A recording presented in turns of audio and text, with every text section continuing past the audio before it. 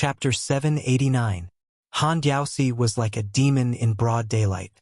He arrived behind a swordsman and slashed down with his finger. Then, with a flick of his thumb and middle finger, he peeled off half of the swordsman's skin. However, he did not kill the swordsman completely. His footsteps floated, allowing the swordsman to wobble and fall. The swordsman screamed at the top of his lungs. The human cat continued to move and hunt for rats. Not far away, Lu Song, who was carrying a quiver of arrows, saw this tragic scene and could not bear to see the swordsman suffer. He took out an arrow from his quiver and shot the swordsman to death. The corpse fell back with blood oozing out of his eyes. Han Diaosi only had about 70 to 80% of the red string snakes left. They were as long as a whip. Once touched by it, it was fortunate that they only lost an arm or a leg. There were dozens of riders who were torn apart at the waist. Their armors were cut like thin paper. Perhaps this demon who had destroyed a generation of Jianghu did not feel good enough. He separated several long snakes with his whip and whipped them wildly. A few feet away from Han Diaosi's center was hell on earth. No one could get close. After Wang Lin lost his arm, he gritted his teeth and bandaged it. He threw out his remaining hammer and it was smashed by the whip. The broken pieces of the hammer flew everywhere like a rainstorm. They were directly shot down by several armored riders around Han Diaosi. One of the pieces even returned. If Wang Lin did not quickly pull out his sword to block it after throwing the hammer, he would have been pierced through the chest and died. However, even though he blocked it, the power of the strike still caused Wang Lin to fall off his horse. Lu Song rode his horse over and bent down to grab Wang Lin's shoulder. He helped him onto his horse and the two of them became one. The cavalrymen who were armed with crossbows were also rendered futile. There were a few times when they fired their arrows between the gaps of the battle formation, but they were like catkins that disturbed the enemy but did not harm them. Instead, they were absorbed by the Handiao temple with the terrifying force of a whale swallowing them whole. It looked like they had been shot into a hedgehog, but in the blink of an eye, they were all shot back in the opposite direction. A circle of war cavalrymen was completely annihilated. Most of the crossbow arrows penetrated a person's body, but their momentum was still swift and violent. Taking the head of a general in an army of millions had always been regarded as a preposterous talk. The sword emperor of Shishu who guarded the country for the emperor could not do it. Before the fall of the country, the sword masters of the Dongyue sword pool of the older generation also could not do it. However, at this time, Han Diaosi was indeed in a place where there was no resistance. Lu Song and Wang Lin who led the troops and managed the army could be considered outstanding, but they really did not have the experience of thousands of people charging to kill one person. They could not come up with a perfect plan for the time being. They could only use the lives of their troops to fight the devil's internal energy. Fortunately, there were martial arts masters like Ren Shanyu who interspersed and supported Han Diaosi. Although Han Diaosi killed casually and leisurely, after all, he did not cause the morale of the two cavalry troops to collapse. Just by helping to stabilize the continuous offensive of the cavalry troops, more than 80 Bailiang men of sacrifice had already been reduced to half. Except for a few people, they were not Han Diaosi's match. Without exception, they were all killed. It had only been less than half an incense stick's time. Ren Shanyu's hair was disheveled. She was not at all charming and charming-like when she was a bandit on the mountain. When she had time to catch her breath, she caught a glimpse of the white-haired young man who was far away from the storm. Women were fickle. Earlier, she admired the handsome Shizi's great achievement in saber skills. Now, she could not help but feel resentful. She resented him for not being a tyrant in Bailiang and provoking such a troublesome living king outside of their territory. The reason why Ren Shanyu clenched her teeth and did not retreat was not that she was risking her life to win some favor. Instead, it was because Su Fengyan's personal servant, the green-clothed woman, was holding a red spear and looking for Han Diaosi to fight to the death. That woman was unafraid of death. Under the shadow of Bailiang, Ren Shanyu, whose life was as fragile as paper, did not dare to retreat even if she was extremely timid. If a general retreated after a fight to the death, even a lowly soldier could be killed. After the green-clothed woman joined the battle, she did not blindly kill with brute force. Instead, She retreated several feet away after she missed her target. Everyone was amazed by her spear art. They did not notice that her lips moved slightly to swallow blood time and time again. Ren Shanyu took a deep breath, calmed herself down, then gave a glance to a few familiar guards around her. Next, they formed a triangle and broke into the battle formation. Han Diaosi held a head with one hand, pulled the head out of the body and threw it backward, smashing one of Ren Shanyu's broad axes into pieces. The woman coughed out a mouthful of blood and kneeled on the ground, covering her mouth with both hands. Blood was dripping down from between her fingers. Some cavalry commanders fought to the death first, while the other two groups of cavalrymen died one after another. 400 died. Nearly half an hour had passed.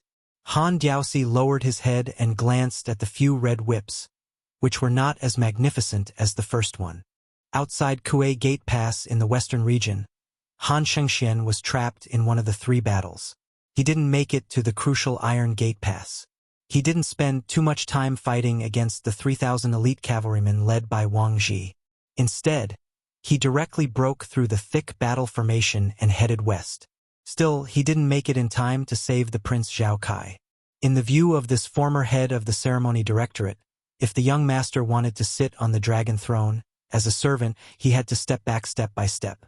First, he had to hand over the head eunuch, and then gradually retreat behind the scenes. From a person with power that could overturn the world, he had to become a living dead, obediently hiding in the shadows behind the scenes, and then die in front of the current emperor. He guarded the Zhao family, and caught countless rats during and after the spring and autumn period. Other than the red armors, there was also a secret celestial state being, who was later made into the golden armors. As for the level 1 Vajra finger, there were over 10 of them.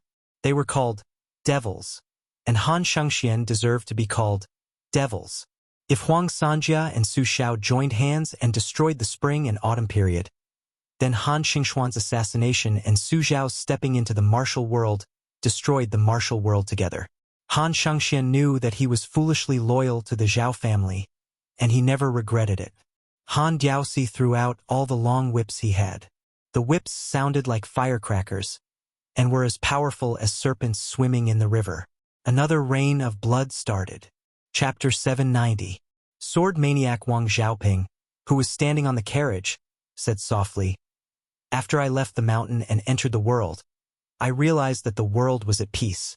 Only the smoke of war in the north smokes the sky every year." She swiped the second box behind her and took out feng shui. The first sword, Xiao Fei, was a big rainbow. The second sword, feng shui, was 10 feet out of the box and didn't rise into the sky. It didn't stab Han Diaosi but moved forward in a treacherous spiritual state. It was like hunting a snake and killed the red whip of the red snake. After killing all the red snakes, feng shui couldn't catch them and had no hope of killing the snake man Han Diaosi. It turned into fine powder at a low altitude and disappeared with the wind. Wang Xiaoping made a gesture with her fingers and the wind and clouds surged into the sword box. The last sword cut off the deer's head and soared into the sky. Han Diaosi, who had a little red rope left on his arm, reached out his left hand and stroked the red snakes that he had spent most of his life with. He looked up at the sky and stepped down, shaking the earth and mountains. All the warhorse riders heard a muffled sound. The young kamikaze on the roof of the carriage sat down. The second iron arrow was hidden but was still crushed by Han Diaosi's foot. Han Diaosi, who had been looking up at the sky, smiled and murmured, "When I was young, I envied the green-robed man who walked the Jianghu with a sword. The cat man who hadn't shown any signs of fatigue even after being surrounded clapped his hands. The red rope peeled off and gathered into a line, showing signs of a sword. A deer's head fell from the sky with a few thick lightning bolts circling around it. A red 3-foot sword in front of Han Diaosi rose into the sky. Han Diao Temple, who was finally free of the red rope, rose from the ground when the string sword blocked the deer's head. Like a comet sweeping its tail, he swept towards Su Fengyan. Bluebird's face was full of energy, and she threw out the instant spear with all her might. She almost exchanged her life for the spear. The thunder pool sword formation was set up 10 feet away. Han Diaosi tore his chest outwards with both hands. The 9 flying swords were torn apart and floated dozens of feet away. They were like ownerless souls, without the slightest bit of vitality, lying on the ground one after another. It was clear that Su Fengyan could not divert his attention to control the swords. Su Fengyan had the cold blade in his left hand and the spring and autumn in his right. The 2-sleeved green snake that was taught by the old man with sheep fur coat rushed out. Compared to the 2-sleeved sword of the Wu family's sword made Cui Hua, Su Fengyan's 2-sleeved sword was more like a sword. Its 2-sleeved swords was more similar to the Wu family's sword. Cui Hua's 2 sleeves. Su Fengyan's.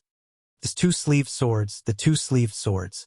When Li Chungang was invincible in the world, he once said that with a single-sleeve sword, he would cut off all swords in the world, and with a single-sleeve sword, he would destroy all beauty's eyebrows. This was the true definition of a romantic. However, Su Fengyan was not the god of swords, Li Chungang, who was invincible in both swordsmanship and sword will. At this moment, the celestial cultivation base and mystic finger techniques that he had stolen were naturally countered by the Handiao temple. The human cat, overflowing with killing intent, did not care about his torn sleeves. His hands slid across the sword and the back of the saber, and his left hand slapped towards Su Fengyan's head. He swayed his head to the right and slapped his right hand again. The otherworldly item in the red robe behind Su Fengyan knelt on the ground. One of its faces was bleeding purple gold blood, while the other was bleeding golden blood. Han Diaoxi said sternly, "Zhao Kai can't sit on the dragon throne. Su Fengyan, do you think you deserve to be the king of Beiliang?"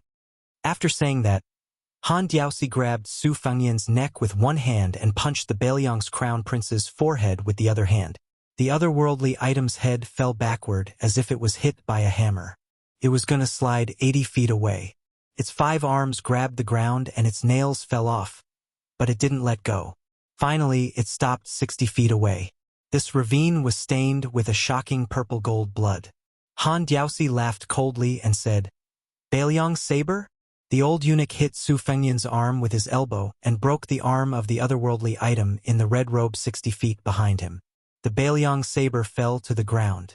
The instant spear pierced the back of the human cat. Han Diaoxi waved his hand casually. The expressionless Su Fengyan took the opportunity to raise his right hand with difficulty. The spring and autumn sword weakly pressed against Han Diaoxi's chest. Han Diaoxi seemed to have lost his mind. He tightened his grip on Su Fengyan's neck and lifted it off the ground. A deep bruise appeared on the neck of the otherworldly item in the red robe.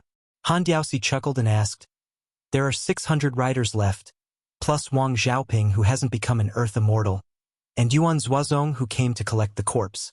If I want to leave, can you hurt me?" The tip of the sword trembled and pointed at the human cat's chest. Han Diaoxi calmed down and said, "Don't worry. After you die, I won't leave. After I kill Wang Xiaoping and Yuan Zuozong, I'll kill you again on the road to the underworld." Looking at the unusually young face and the pair of unusually cold peach blossom eyes, Han Diaoxi was filled with intense hatred.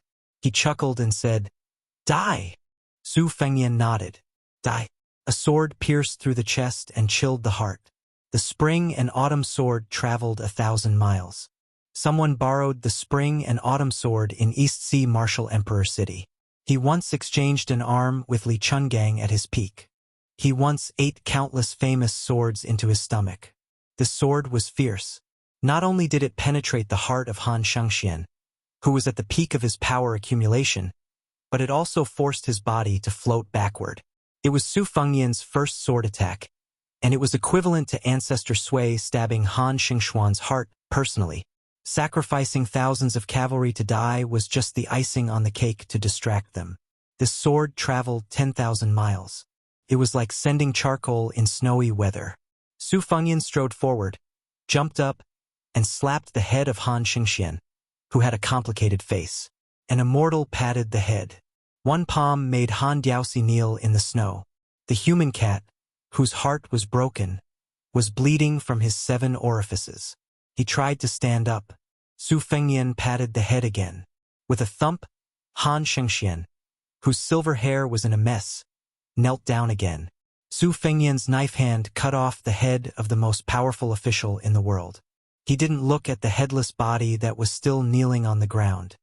He turned around and carried the red-robed, otherworldly item in a pool of blood.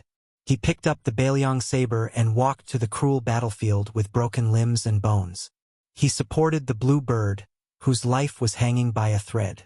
All the armored riders neatly got off their horses. Su Fengyan said in a low voice, "Take off your armor." Bailiang armored soldiers only held Bailiang sabers and wore Bailiang armor. Chapter 791.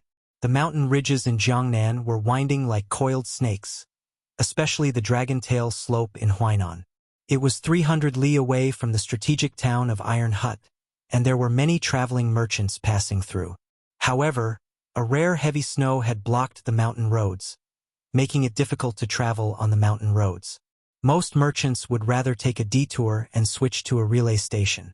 On the Dragon Tail slope, there was a group of travelers who were struggling to travel north. A simple and crude carriage was slowly moving forward. The inferior horse's hooves were in the snow, and it was even more strenuous. The black horse with a dark mane snorted and puffed out clouds of fog. The coachman was a skinny old servant who was reluctant to use his whip to drive the horse. It was said that a fast horse could be whipped, but even the cleverest housewife could not cook without rice. An old horse that had been eliminated from the army, after being whipped too many times, had a rogue temper. 8 or 9 out of 10 times it was unwilling to move. Fortunately, the owner of the carriage was considerate, and from time to time, he would speak a few words of comfort to the coachman, telling him not to be in too much of a hurry. The old man in the carriage had a thin face, wrapped in a tattered fur coat that was probably even older than the old horse. His expression was serene as he held a book and silently read. Outside the carriage, the mountain forest was wrapped in silver. Suddenly, like a spring breeze, thousands of pear trees bloomed. The old man lifted the curtain and looked into the distance. His originally gloomy state of mind also became a bit more relaxed. They were also on the Dragon Tail slope, less than half a li behind the carriage. There were 5 riders closely following behind. Most of them were dressed in black, and there were 3 men and 2 women. The rider in the lead was a slightly chubby, middle-aged man with a pair of round earlobes like a Buddha statue. He should be a person of good fortune. He was covered in an eye-catching white fox fur cloak, giving people a good impression and making it easy for people to feel close to him. Behind him was a young and handsome man with a jade-like face. He carried a golden spear. Even in this cold weather, his breathing was slow, and he was indeed worthy of being described as graceful as a god. Among the 2 women, the older one was like water. In the eyes of the world, she was full of romantic charm, and it was rare that she was charming but not seductive. She had the dignified demeanor of a lady from a respectable family. The young girl riding beside her was overshadowed. She only had the appearance of a middle-aged woman, and she was just like a girl from a humble family who had just grown up. The last rider was a boorish-looking young man. He was dressed shabbily and his horsemanship was poor. Every now and then, he would secretly rub his buttocks, and was caught red-handed by the girl from a humble family in front of him several times. He could not help but roll his eyes, which made the young man's face turn red. He wished he could dig a hole and bury himself in the snow. When the girl who had been fighting with him all the way turned her head and changed her face, she laughed and chatted happily with him. The young man who could not hide his poor and cold aura would secretly look at the graceful back of the older woman. His name was Li Huier, a native of Iron Lu City. His parents had passed away early, and his eldest uncle was a teacher. His name was also given by his eldest uncle. He believed that this was the only decent name he had in his entire life. Li Huier loved martial arts since he was a child, and there was never a lack of Jianghu rumors in the streets and alleys. For example, a busybody ranked the top 10 masters in Iron Lu City. Peng He, who was at the bottom, could lift a horse and throw it several feet away with one hand. The 6th General Ding Su could even shoot a millstone with one arrow. Regarding these, Li Huier, who had always wanted to become famous one day, would rather believe them. Even if he was beaten black and blue every time he got into a street fight, it would not affect his passion for Jianghu. This time, he was able to ride a horse with the 4 people in front of him because he had accidentally stumbled upon a bloody secret in the city 2 days ago. Half a mile away, an old man surnamed Huang, who was said to be a high-ranking official, was on his way to the capital. For some reason, he was assassinated by a group of black-clothed men armed with sabers and crossbows. The old man staggered into a dark and narrow alley and bumped into Li Hui'er. A rain of sabers and arrows, the crossbows buzzed and nailed into the wall. Li Hui'er, who had suffered an unexpected calamity, was also hot-blooded. Mainly because he did not have time to be afraid, he pulled the old man and fled like a rat. Later on, the 4 riders in front of him appeared out of nowhere and met each other on a narrow road. Li Hui'er saw with his own eyes that the handsome man wielding a stick could almost make a long hole in the alley wall with a strike of his stick. He also saw the woman in front of him moving her sword gracefully in the snow. Coincidentally, Li Hui'er saw that cold and beautiful face when she killed people. Li Hui'er knew then that as long as he could make a name for himself, he would marry no one but her. Although Li Hui'er was simple, he was not stupid. It was said that the experts in the world could comprehend swordsmanship by observing the tides. However, there was a river outside Iron Hut City. Whenever Li Hui'er was free, he would go to the riverside and stare at the surging river with wide eyes. He looked at it when there was no wind or waves, he looked at it when there was a storm or a flood. He also looked at it when there was a heavy snowfall a few days ago, but he did not see anything. Unintentionally, he heard that the unworldly experts all lived in seclusion in the mountains and forests, so he went back and forth to the mountains and ridges around Iron Hut several times. Other than taking a dump and peeing, he did not see anything. It was said that Lord Leopard, who was invincible in the nearby streets, had obtained 2 or 3 pages from a peerless secret manual. That was how he became so skilled in martial arts. However, although Li Hui'er had an uncle who was a teacher, his temperament was similar to that of his father, who had spent his entire life dealing with crops. He did not like to read and could not read many words. He knew that even if he obtained a secret manual, he would not be able to understand it. Li Hui'er looked at the men and women in front of him and felt a little discouraged. That immortal sister had said that after Lord Huang was sent to the capital, she would give him some money to return home. At that time, no one in Iron Hut would find trouble with him, and he could continue to live a peaceful life. At that time, Li Hui'er mumbled and did not say anything. He did not dare to say what he was thinking. I just want to roam Jianghu with you. There was an inn at the top of the Dragon's Tail slope. For some reason, it did not have a name. In any case, it had been open for many years and its business was lukewarm. It was just a place to make ends meet. Scholars who were truly willing to spend a fortune were not willing to go there. The snow on the mountaintop had just cleared and the chill was somewhat dispelled. The 5 riders rode to the inn and saw the old man standing beside the carriage to welcome them with a smile. There were 2 other carriages parked nearby. They seemed to be fellow travelers. The stout, middle-aged man wearing a crane cloak rubbed his mink hat helplessly. He dismounted his horse and walked forward quickly.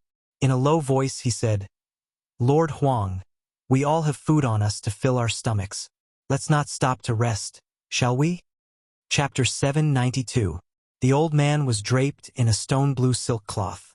After the weather cleared up, it showed a unique reddish-brown luster under the sun. After all, the old man was a ranked official. In addition, he had a scholarly aura. He was somewhat awe-inspiring to the common people. The sable hat man came from a wealthy family. Naturally, it was not because of old Master Huang's status as a secondary 8th-rank official that he personally took the risk and did not hesitate to shed all pretense of cordiality with the officials in the western part of Guangling Path. It was because old Master Huang held an important position and did not have a high rank. Although he had just entered the ranks, the weight of his words could be described as reaching the heavens. The western part of Guangling Path respected old Master Huang's pleading for the people and his outspokenness. This time, when he went to the capital to take up a post, he entered the court together with the northern scholar Zhu Guiyu and was promoted to the position of imperial censor. However, when Lord Huang went to the capital to meet the emperor, he carried memorials that were enough to make several dozens of officials in the western part of Guangling Path go or stay. This brought a fatal disaster to old Master Huang.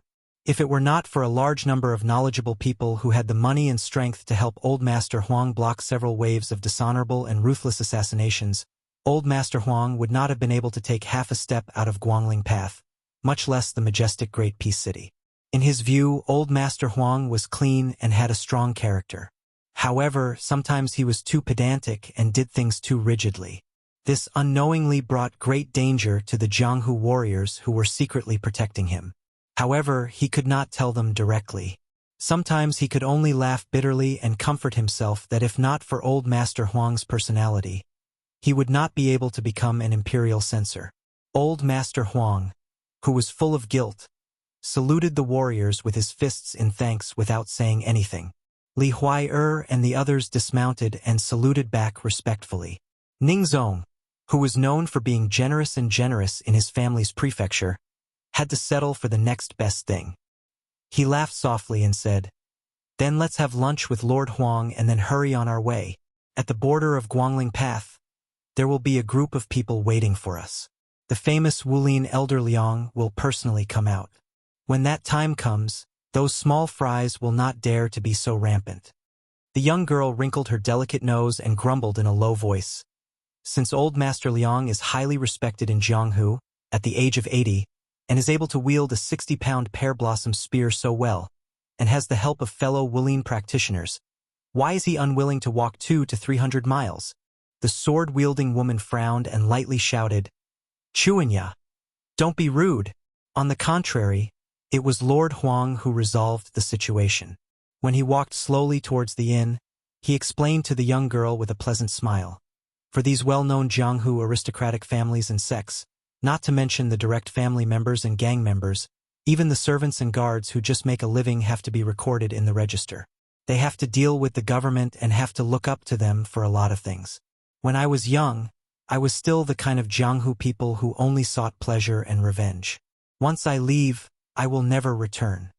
Ning Zong, who felt this the most deeply, smiled and said, "Lord Huang is very knowledgeable. At home, you know everything in the world." The thin old man waved his hand and self-deprecatingly said, "Just reading 10,000 books is not enough. One also has to walk 10,000 li. The principles in books are dead, but people are alive. If I, Huang Shang, don't read for a day, I will not be able to eat or sleep in peace. Over the past few decades, I have indeed read a lot and often visited the countryside. However, I know my own weight. I am too stubborn and do not know how to live as a person. This time, it is Huang Shang who has implicated so many heroes and good men. Of course, there are also Miss Zhou and Miss Hu who are not inferior to men. Other than the books on the first floor that were taken away, Huang Shang is already a penniless pauper. On this journey north, I was thinking that if there was a day when I was no longer an official, I would write a chivalrous tale in hopes of repaying you." Ning Zong's face lit up with joy. "This is a good thing to go down in history." The young girl called Chuanya chirped excitedly, "Lord Huang, please don't forget me. I am called Hu Chuanya." Lord Huang smiled and agreed. The woman surnamed Zhou, who had an otherworldly aura, and the handsome young man who carried a stick looked at each other and smiled faintly. Li Huai, who had nothing to do with him, followed the crowd and stepped over the threshold with his head lowered. He had always thought of himself as a useless burden, self-abased and taciturn. The inn was not big, and every table was covered in oil that had accumulated over the years, giving off a greasy glow. It was not something that could be wiped clean with a rag. Ning Zong, who had rich experience in Jianghu, looked around and felt a little uneasy. There were 5 tables in the inn, and the same group of 5 people occupied 2 of the tables facing the window.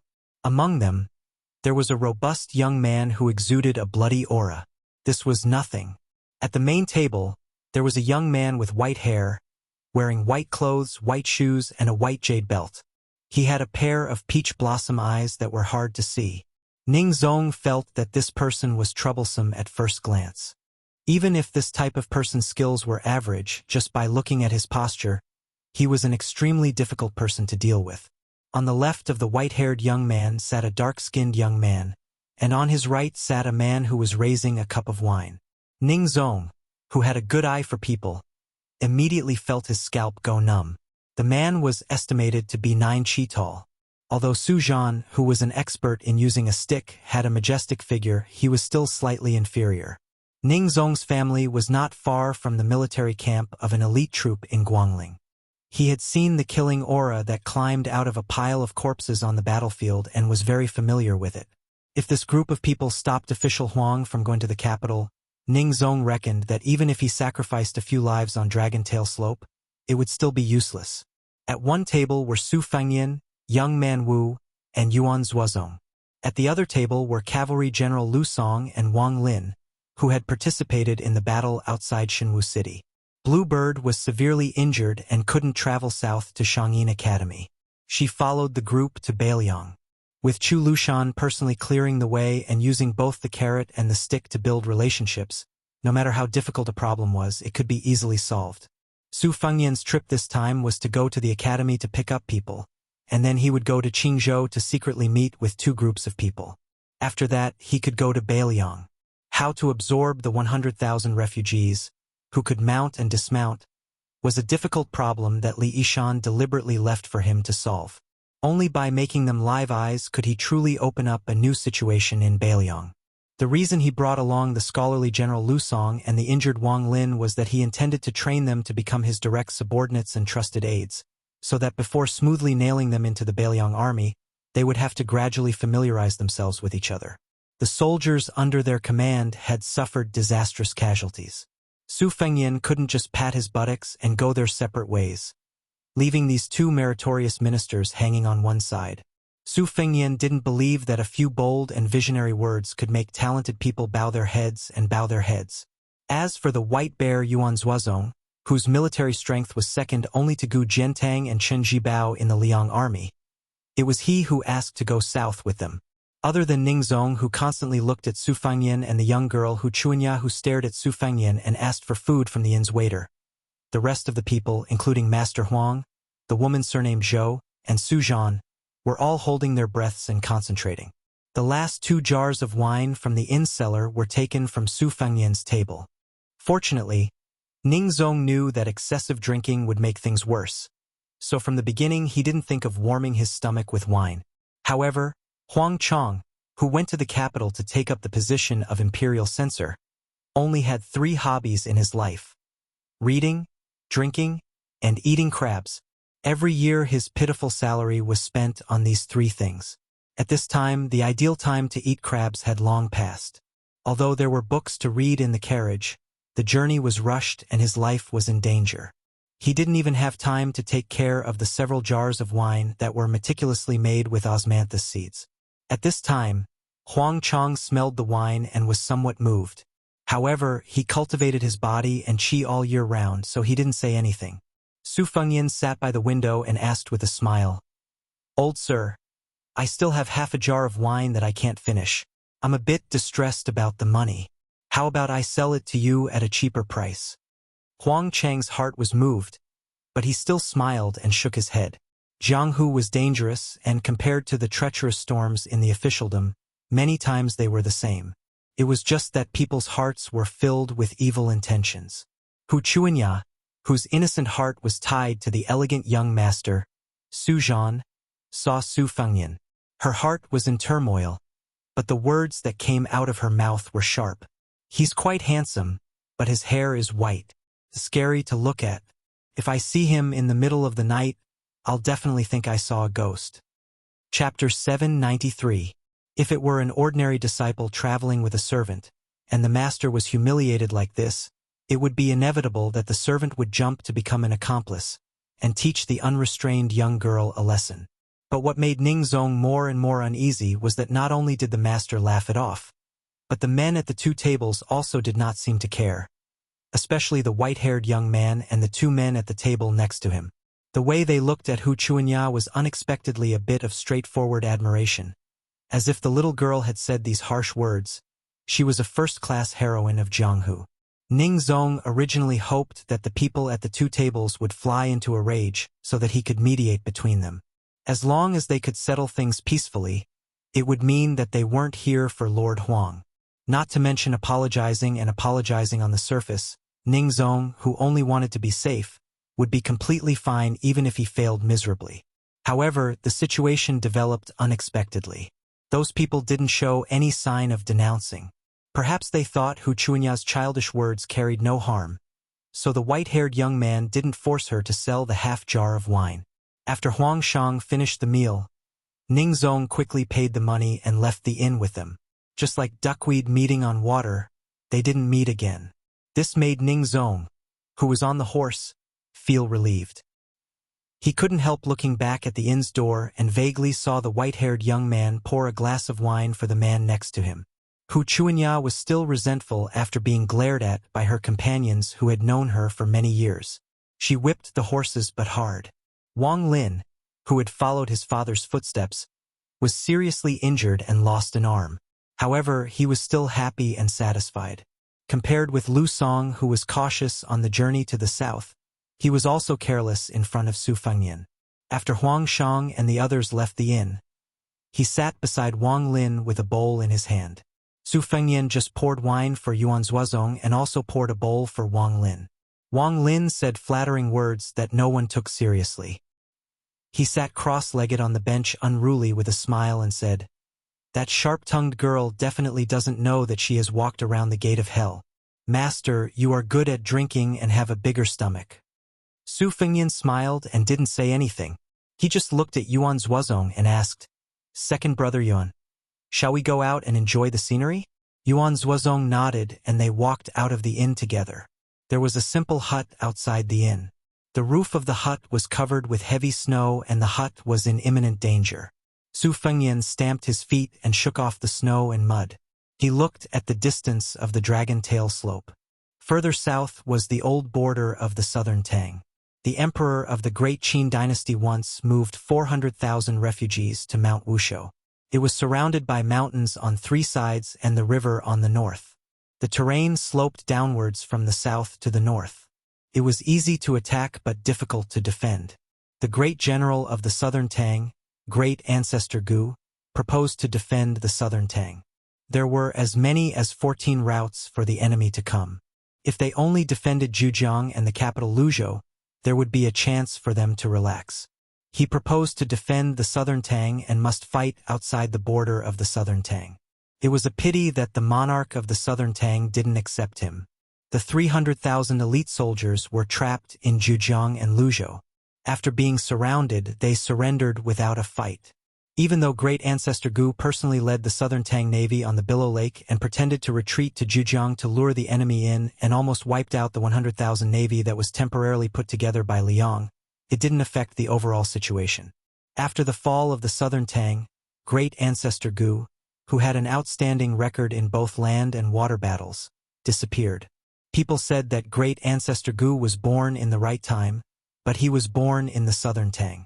If he was a citizen of Liang and had made contributions, he might be able to compete with Su Shao and Gu Jiantang. Su Fengnian shook his head and said softly, Han Shengxian was waiting for the rabbit in the Xinwu city. He was prepared to die. As a eunuch, he reached the Diao Temple and became the head of the ceremony directorate. After all, he was still a eunuch and had no children. I never understood why he chose the Prince Zhao Kai as his loyal subject. Relying on the powerful first Prince Zhao Zhuan or even the Crown Prince Zhao Zhuan was actually a win-win situation. Because the two princes had the same father and mother, they should keep the goodies within the family. If any one of them became the Crown Prince, Han Diaoxi wouldn't take such a risk. I once asked Dean to carry the spring and autumn festival back and forth. I earnestly requested the Sui sword-eating Grand Ancestor to leave a trace of sword intent on the sword. This way, the Grand Ancestor would have a vague idea of when to borrow the sword to go to the East Sea Marshal the Arch-City. If I don't put on a good show, even if Wang Lin and Lu Song's 800 cavalrymen surrendered to the northern Liang, they would not be convinced. Most importantly, the Han Diao Temple would also be wary. In the end, he was too careless to rely on the mysterious finger to kill the celestial phenomenon. The Eastern Sea Sword wasn't as simple as the celestial phenomenon. But now that I think about it, I still feel a little scared.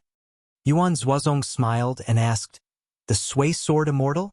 Su Fengnian smiled and said, "I just knew about it.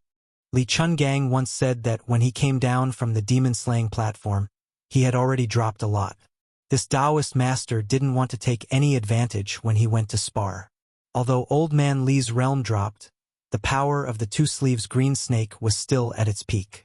The Sui sword-seeking ancestor only asked for the opponent's strongest move. Therefore, they exchanged arms and there was no winner. In today's world, other than the Beimang military god Tuoba, only this old ancestor could fight with Wang Xianji to his heart's content. But for some reason, there hasn't been any news from the martial emperor city. With the Sui sword immortal's way of doing things, he has always disdained to engage in shady business. Speaking of this, Su Fengyan somehow thought of the battle between Dong Tai and the white-clothed demon outside Beimang's Dunhuang city. The latter style was similar to the Sui sword immortal or even better. She clearly didn't use a sword, but she challenged Dong Tai. It was enough to show how conceited she was. Outside the Yellow River Dragon Wall, did she really die in the turbulent river? Yuan Zuozong said with emotion. Counting with one's fingers, Your Highness provoked the sword-crowned swordsman of the Wu clan's sword tomb. The 11th in the world, Wang Mingyi. Later on, you went into the hinterland of Beimang alone and killed the demon Xieling. Then, you fought with Tuoba Chunsun and even brought back the head of the 5th raccoon of Bubang Mountain. This time, you killed Han Diaoxi, so you haven't been idle. I'm afraid there are hundreds of descendants of the Liang vassal kings. None of them are as hard-working as Your Highness. The cold wind was mixed with the unique grassy smell of the mountain, refreshing the mind. Su Fengyan smiled and said, Probably the bigger the melon field, the bigger the thief. The crippled man, the ugly woman, the talented man and the beautiful woman, they are all well-matched. I should feel honored to have these famous rivals in the Jianghu. Second brother Yuan, you've been hiding your strength all these years. Chun Jibao has entered the saint state. It's not right if you don't become a celestial state. Yuan Zuozong laughed and said, I'm far from being comparable to Gu Jiantang of the Thunder of Mind and Chun Jibao of the Plum Wine. However, I'm good at fighting. I wonder when I'll be able to fight side by side with Your Highness on the battlefield? Su Fengyan sighed with his hands in his sleeves. In Beimang, I heard from an old Beiliang soldier that he often dreamt of the Iron Horse Glacier. Yuan Zuozong looked into the distance and said softly, I'm not optimistic about West Chu's restoration. Su Fengyan nodded and said, just like Su Zhao's refusal to rebel in the past. It seemed that he had disappointed many soldiers, but he didn't do it even though he knew it was impossible. It was not easy for him to see the balance of the world. He didn't want to be an emperor. In his words, even if he was an emperor, could he still have 3,000 concubines? Or could he eat a few more bowls of meat in one meal? To conquer the world, one needs to rely on strong men, strong horses, and strong swords. To rule the world, one needs countless scholars from aristocratic families to work together and gather sand to form a tower. Since the hearts of the people are not on Su Zhao's side at all, he will be a short-lived emperor who rules by drawing rivers. I am destined not to live to this day. Yuan Zuozong smiled from the bottom of his heart. My adoptive father never plays tricks. He's wise. Su Fengyan turned his head and said, Fengyan was unscrupulous in the past. I've made a fool of myself in front of second brother Yuan. Yuan Zuozong didn't look at his royal highness. He looked at the white mountain scenery.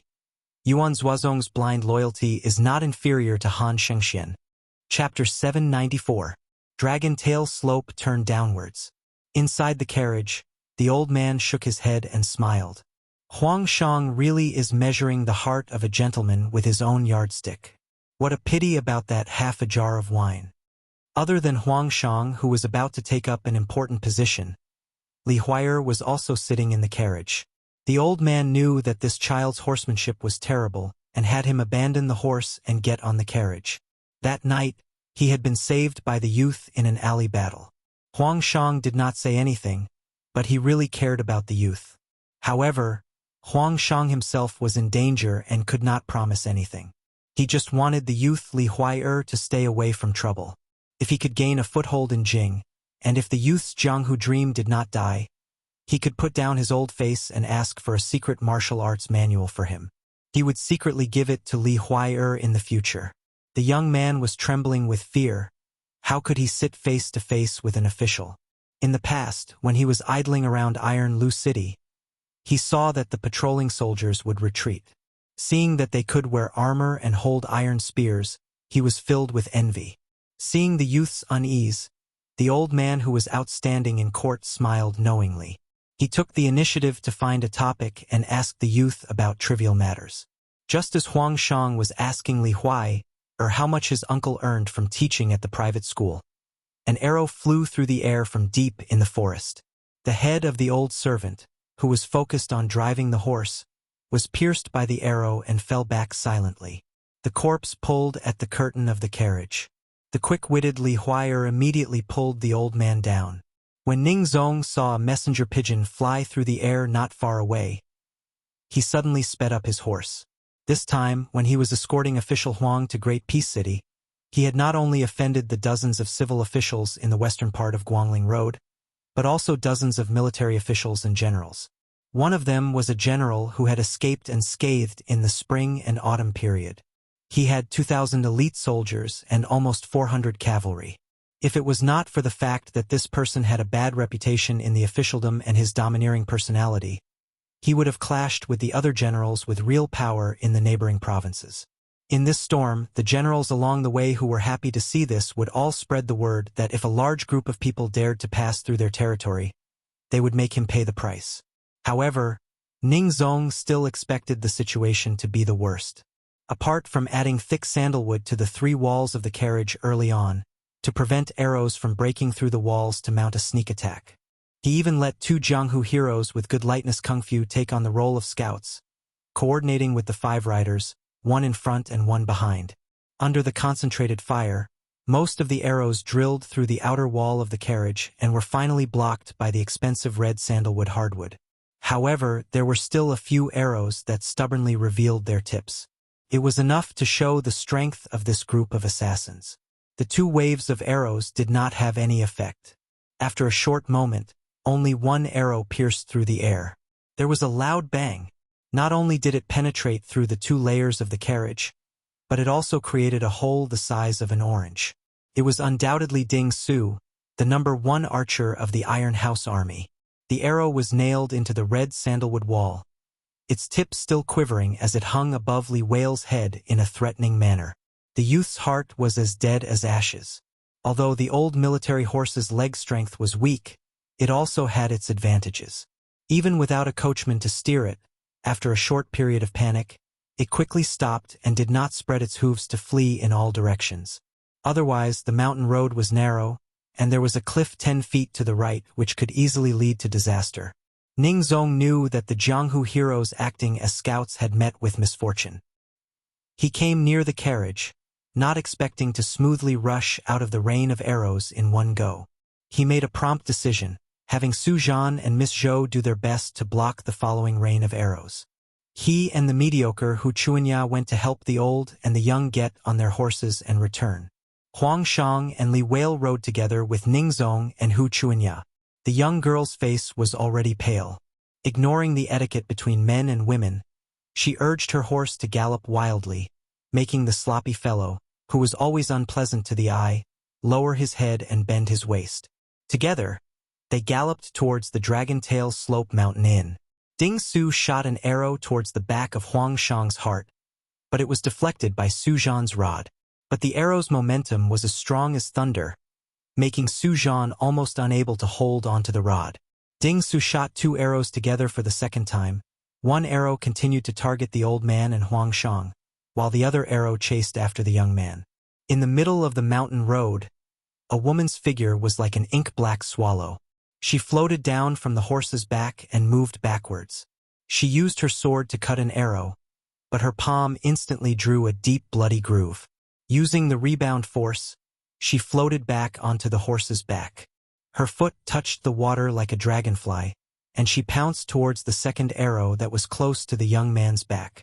Seeing that it was too late to save him, she could only throw her sword out and hit the arrow's tail feather, forcing it to deviate from its target. But without waiting for the graceful woman to gasp for breath, Ding Su once again drew his bow and shot. In the blink of an eye, The arrow pierced between the woman's eyebrows. If she had dodged to the side, this arrow would definitely have killed the red date horse that the young man and woman were riding. The woman gritted her teeth and lowered her head, but stretched out a pair of slender hands with 5 green scallion-like fingers, tightly grasping the arrow. Her 5 fingers were connected to her heart, and a piercing pain spread through her body. The woman who refused to let go was sent sliding back several zhang by the arrow. She maintained her posture from the beginning until now. She could almost feel the tail of the horse hitting her cheeks. Her feet sunk into the mud to dissipate the force of the arrow. When she was finally able to throw away the bloody arrow, her swaying body almost fell to the ground and crashed under the horse's hooves. The woman flew to the red date horse and stood on its back. Seeing that Su Zhan's horse had been shot to death, she could only retreat on foot. Fortunately, Su Zhan's rod technique and internal force complemented each other. Even if he had no choice but to retreat, he didn't lose too much momentum. His speed was almost comparable to that of a galloping horse. Ning Zong lamented in his heart. This time he had no choice but to retreat. He suspected that he had diverted the trouble away. He felt sorry for those strange diners in the inn. He only hoped that those people wouldn't be too implicated. The road was between the hut and the inn. Su Fengyan and Yuan Zuozong were just walking towards the inn. Ning Zong's horse rushed towards them. Yuan Zuozong was shocked and shouted, "Get out of the way!" Su Fengyan gave Yuan Zuozong, who narrowed his eyes with killing intent, a wink to make peace. Both of them retreated towards the hut almost at the same time. In just 2 short steps, their steps were light and elegant. They avoided Ning Zong's horse. Then Hu Chunya's horse happened to pass by. The young man Wu had already heard the sound of the horse's hooves. He strode out to join in the fun. He didn't have a good temper. Seeing such a hateful scene that disturbed the young master, he grinned and rushed into the horse's abdomen. He suddenly stood up, carried the horse, and continued to run forward. In an instant, he overtook Ning Zong's horse. The strong young man still laughed and said, "This horse is too slow. Let me give you a ride." On the Dragon Tail slope, there was a young man carrying a horse. At the door, Lu Song smiled but didn't say anything. Wang Lin sat on the threshold and rolled his eyes. The woman in black standing on the horse's back hesitated for a moment, and then floated down to the ground to support Su Zhan, who was slightly behind. The latter had already leaped over the inn's thatched roof. Seeing her stop, he also stopped to block the assassin, who was clearly a soldier of the Iron House Brigade. More than 30 horses aggressively followed. All of them were snow-white horses wrapped in cotton. The soldiers were wearing white paper armor that was popular in the old southern Tang. They blended in with the snowy weather. The leader was a burly man with a giant bow in his hand. Perhaps it was because of the military order. He didn't want to waste time and create more problems before killing Huang Shang. The general rushed over and only coldly glanced at the annoying white-haired young man standing in front of the hut. Then, he turned to the damned woman who had ruined his plans several times. Yuan Zuozong smiled and asked, "What do you say?" Su Fengyan shook his head and said, "If we can avoid it, we won't." The archer Ding Su didn't want to be distracted. He only wanted to take Huang Shang's head to receive the military merit that guaranteed him a promotion. Some of his subordinates who were itching for a fight didn't mind warming up their hands. Almost at the same time, 2 waves of arrows shot towards Su Fengyan, Yuan Zuozong, Lu Song, and Wang Lin. Lu Song shook his head and used one hand to remove the arrow. Wang Lin was full and had nothing to do. He held the arrow with one hand and deliberately shouted and fell back. Lu Song's eyes had some pity. He looked at the group of ruthless soldiers. It was almost the new year. They didn't know how to let the king of hell relax. They were all in a hurry to reincarnate. Chapter 795. However, before Su Fengyan and Yuan Zuozong could make a move, a tall and sturdy figure arrived with large strides. With his back to the two, he grabbed an arrow in one hand and glared at the armored soldiers. "I am Duan Chun from Huainan. How dare you hurt me?" Ding Su reined in his horse and stopped. He turned his horse around with a malicious expression. Toward the heroes of Jianghu, this divine archer with a military position had always viewed them as grass, pigs, and dogs. Originally, the few arrows from his subordinates were just to warn the miscellaneous people to watch with folded arms. If they could avoid the arrows, then they were considered capable. Their Iron House army was too lazy to get to the bottom of the matter.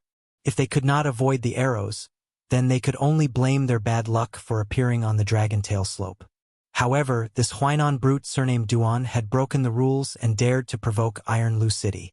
Ding Si's ears were sharp, and he had already heard that another cavalry unit had charged up the Dragon Tail slope to block their path of retreat. Huang Shang and the others were destined to be wiped out. He was happy to take the time to play with this group of people. With one hand holding the bow, he took out a special arrow from the whaleskin quiver. Looking down from above, he sneered, "Which I saw us hurting people. It's obvious that you're interfering with the Iron Lu City's mission to suppress the bandits. If you're not a landowning household, you'll be banished 1,000 miles away or beheaded on the spot." The 8-feet-tall man's face turned red, and he said angrily, "You're lying through your teeth. How hateful. Today, I am—" Without waiting for the man to finish speaking, Ding Su, who didn't want to listen to him, shot an arrow. The Huainan Jianghu man wanted to grab the arrow with his bare hands. However, after thinking it over, the arrow pierced through the air with a thunderous momentum. He didn't dare to take the arrow head-on and dodged it with a lingering fear in his heart. Without waiting for him to calm his mind, Ding Su, who was wearing a high-grade paper armor left behind from the old Southern Tang's national treasury, shook his hand and shot out 2 arrows, one in front and one behind. Their trajectory appeared to be swaying and falling, as if they were spiritual living creatures, extremely crafty. The Wulin man, who had a small reputation in the Wulin world of Lianghuai, groaned inwardly. Just as he was about to shamelessly bend down and roll on the ground like a donkey, he saw a blur in front of his eyes. He straightened his back and focused his eyes. He did not know when the white-faced man had taken a step forward, but he did not know what kind of mysterious technique he used. But there were 4 broken arrows on the ground. The majestic man stamped his foot. The 4 arrows jumped up. Ding Su's countenance changed dramatically. He pulled out 4 eagle plume arrows and shot them out, but the 4 broken arrows still pierced through the hearts of the 4 domineering archers. It was so quiet that one could hear a pin drop. Ding Su's expression was dark. He spat out word by word from between his teeth. "Killing armored soldiers? 9 familial extermination." Su Fengyan put his hands in his sleeves and said with a smile, "This one is from Jing, surnamed Su Qi. I have interacted with the 2 assistant ministers of the Ministry of War, Lu Baijie and Lu Shengxiang. Whether 9 familial extermination is 9 familial extermination, you, a general with a nameless title, cannot decide. I have to ask if the Ministry of War has such a military law." Ding Su's brow furrowed, his expression uncertain. His thoughts turned quickly. The Su family of Jing? There were millions of people in Great Peace City. There were many families with the surname Su. Not to mention dozens of families that had the right to enter the court. They definitely could not be counted with 2 hands. If they really had a relationship with the 2 assistant ministers, even if it was just a faint nod, they were not people that a nameless field officer like him could easily shake. No matter how obedient and careful the officials of Jing were in Jing, when they were outside, they always thought they were better than others. The military of Guangling Road was like a forest, and they were independent. It wasn't that no one dared to not give them face, but Ding Su was not one of them. The moment he heard that they were the sons of officials from the capital, Duan Chun, and's gratitude towards them for saving his life immediately faded. His desire to befriend them vanished like smoke in thin air. He had originally been the nameless disciple of the leader of the Huai Wulin, Old Master Liang. This time, he had secretly escorted official Huang to the north. Unless it was absolutely necessary, he would not show himself. Everyone in the Jianghu knew of Old Master Liang's good intentions. The spring and autumn families had been destroyed, and the Jianghu was in tatters. The ones who had the right to be called local tyrants were the big shots that held the power of the military towns. It was okay to provoke the government, but to provoke the military towns that liked to talk about suppressing bandits, then it was like a puddle of mud was stuffed into one's pants.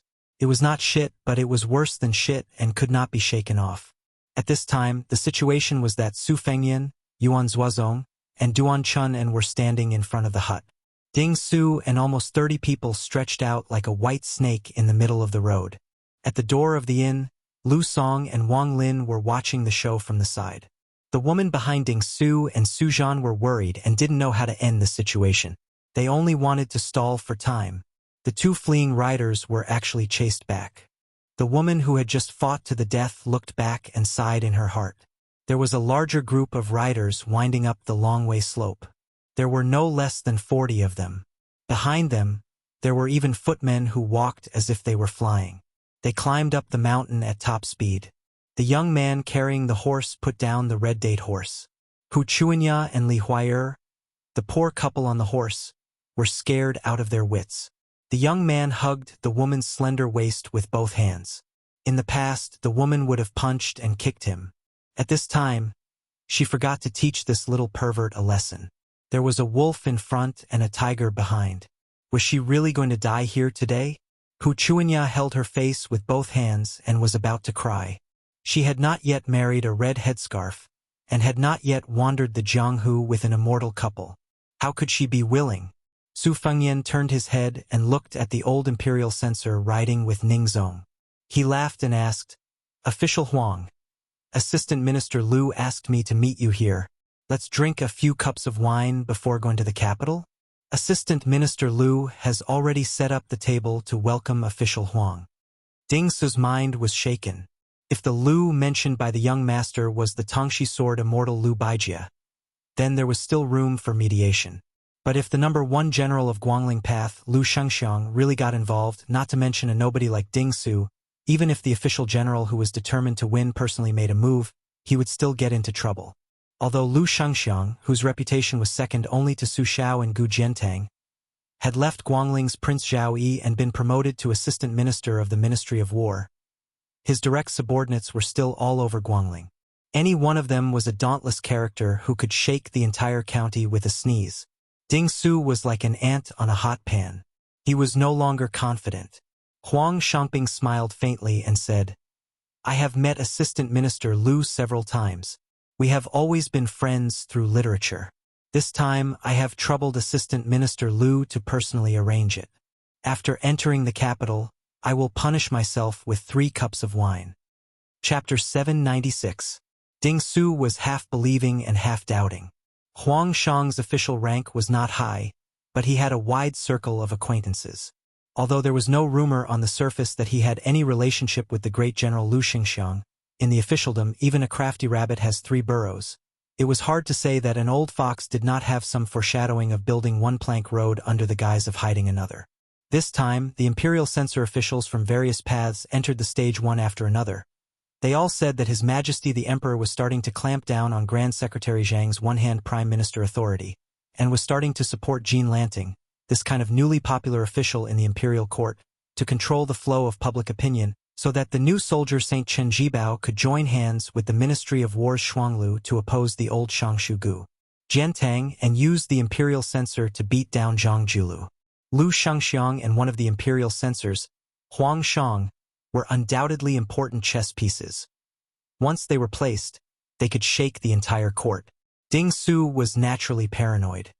He was more and more frightened by the unreasonable attack of the white-haired young master, who claimed to be the son of an aristocratic family in Jing City. A smart person would be fooled by his own cleverness. For a moment, he was at a loss of what to do and what to do. He was afraid that if he offended Lu Shengxiang, the great bodhisattva who could make the Guangling Taoist sect go crazy even though he was far away in Taiyan City, Ding Su's several lives would not be enough to make amends. But if they returned without accomplishing anything, it was inevitable that they would be made to suffer in the future. If they were careless and fell for the empty city stratagem, it would be even more difficult to clean up the mess. As long as Huang Chang entered the capital, the western provinces of Guangling Road would definitely shed a few layers of skin, and quite a few heads wearing official hats would fall. Su Fengyan smiled and didn't add fuel to the fire. Instead, he took the initiative to give Ding Su a way out. "Take your time to discuss. Lord Huang and I will go to the inn to have a drink. After you've discussed, you will be sent out of the country as a gift. Su Qi will remember this favor. If they weren't willing to let him go, then they would lay out a path. First, they would leave dozens of corpses and send them to the Ministry of War in the capital. Then, they would compete to see who their backer was. But I think that in Guangling, other than the vassal King Zhao Yi, there is no one with a higher official position than Assistant Minister Lu. He heard the name Zhao Yi. Ding Si's eyelids trembled. This boy dared to call the king by his name. Was he really one of those arrogant young masters of Great Peace City? These bastards who relied on their father's grace were known to only recognize the king and not the vassals. Su! Leaving Wu and Lu Shengxiang, and Lu Shengxiang led Yuan Zuozong, and Wang brought Yuan Zua and Wang Lin over the threshold. With and under of Wu and to bring to earlier. Old Master left in a hurry and didn't have time to drink.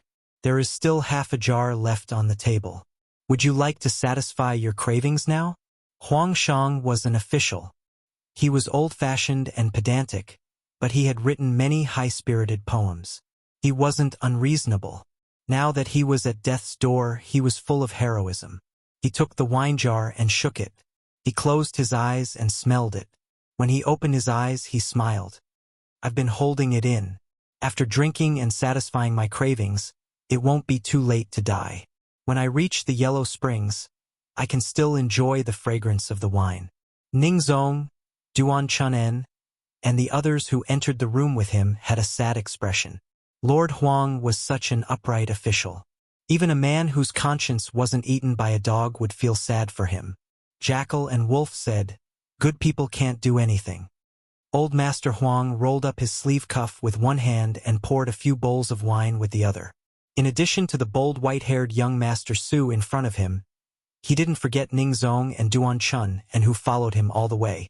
Looking up, he saw that the stalwart man who killed with a broken arrow didn't sit down. He just stood behind young Master Su. Old Master Huang smiled. "Won't this hero drink a bowl?" Yuan Zuozong smiled and shook his head gently. "Hu Chuanya, who just got out of danger," whispered Lord Huang. "Be careful. These people are the same as the government. They collude with each other and play a trick on us. If there is knockout drug in the wine."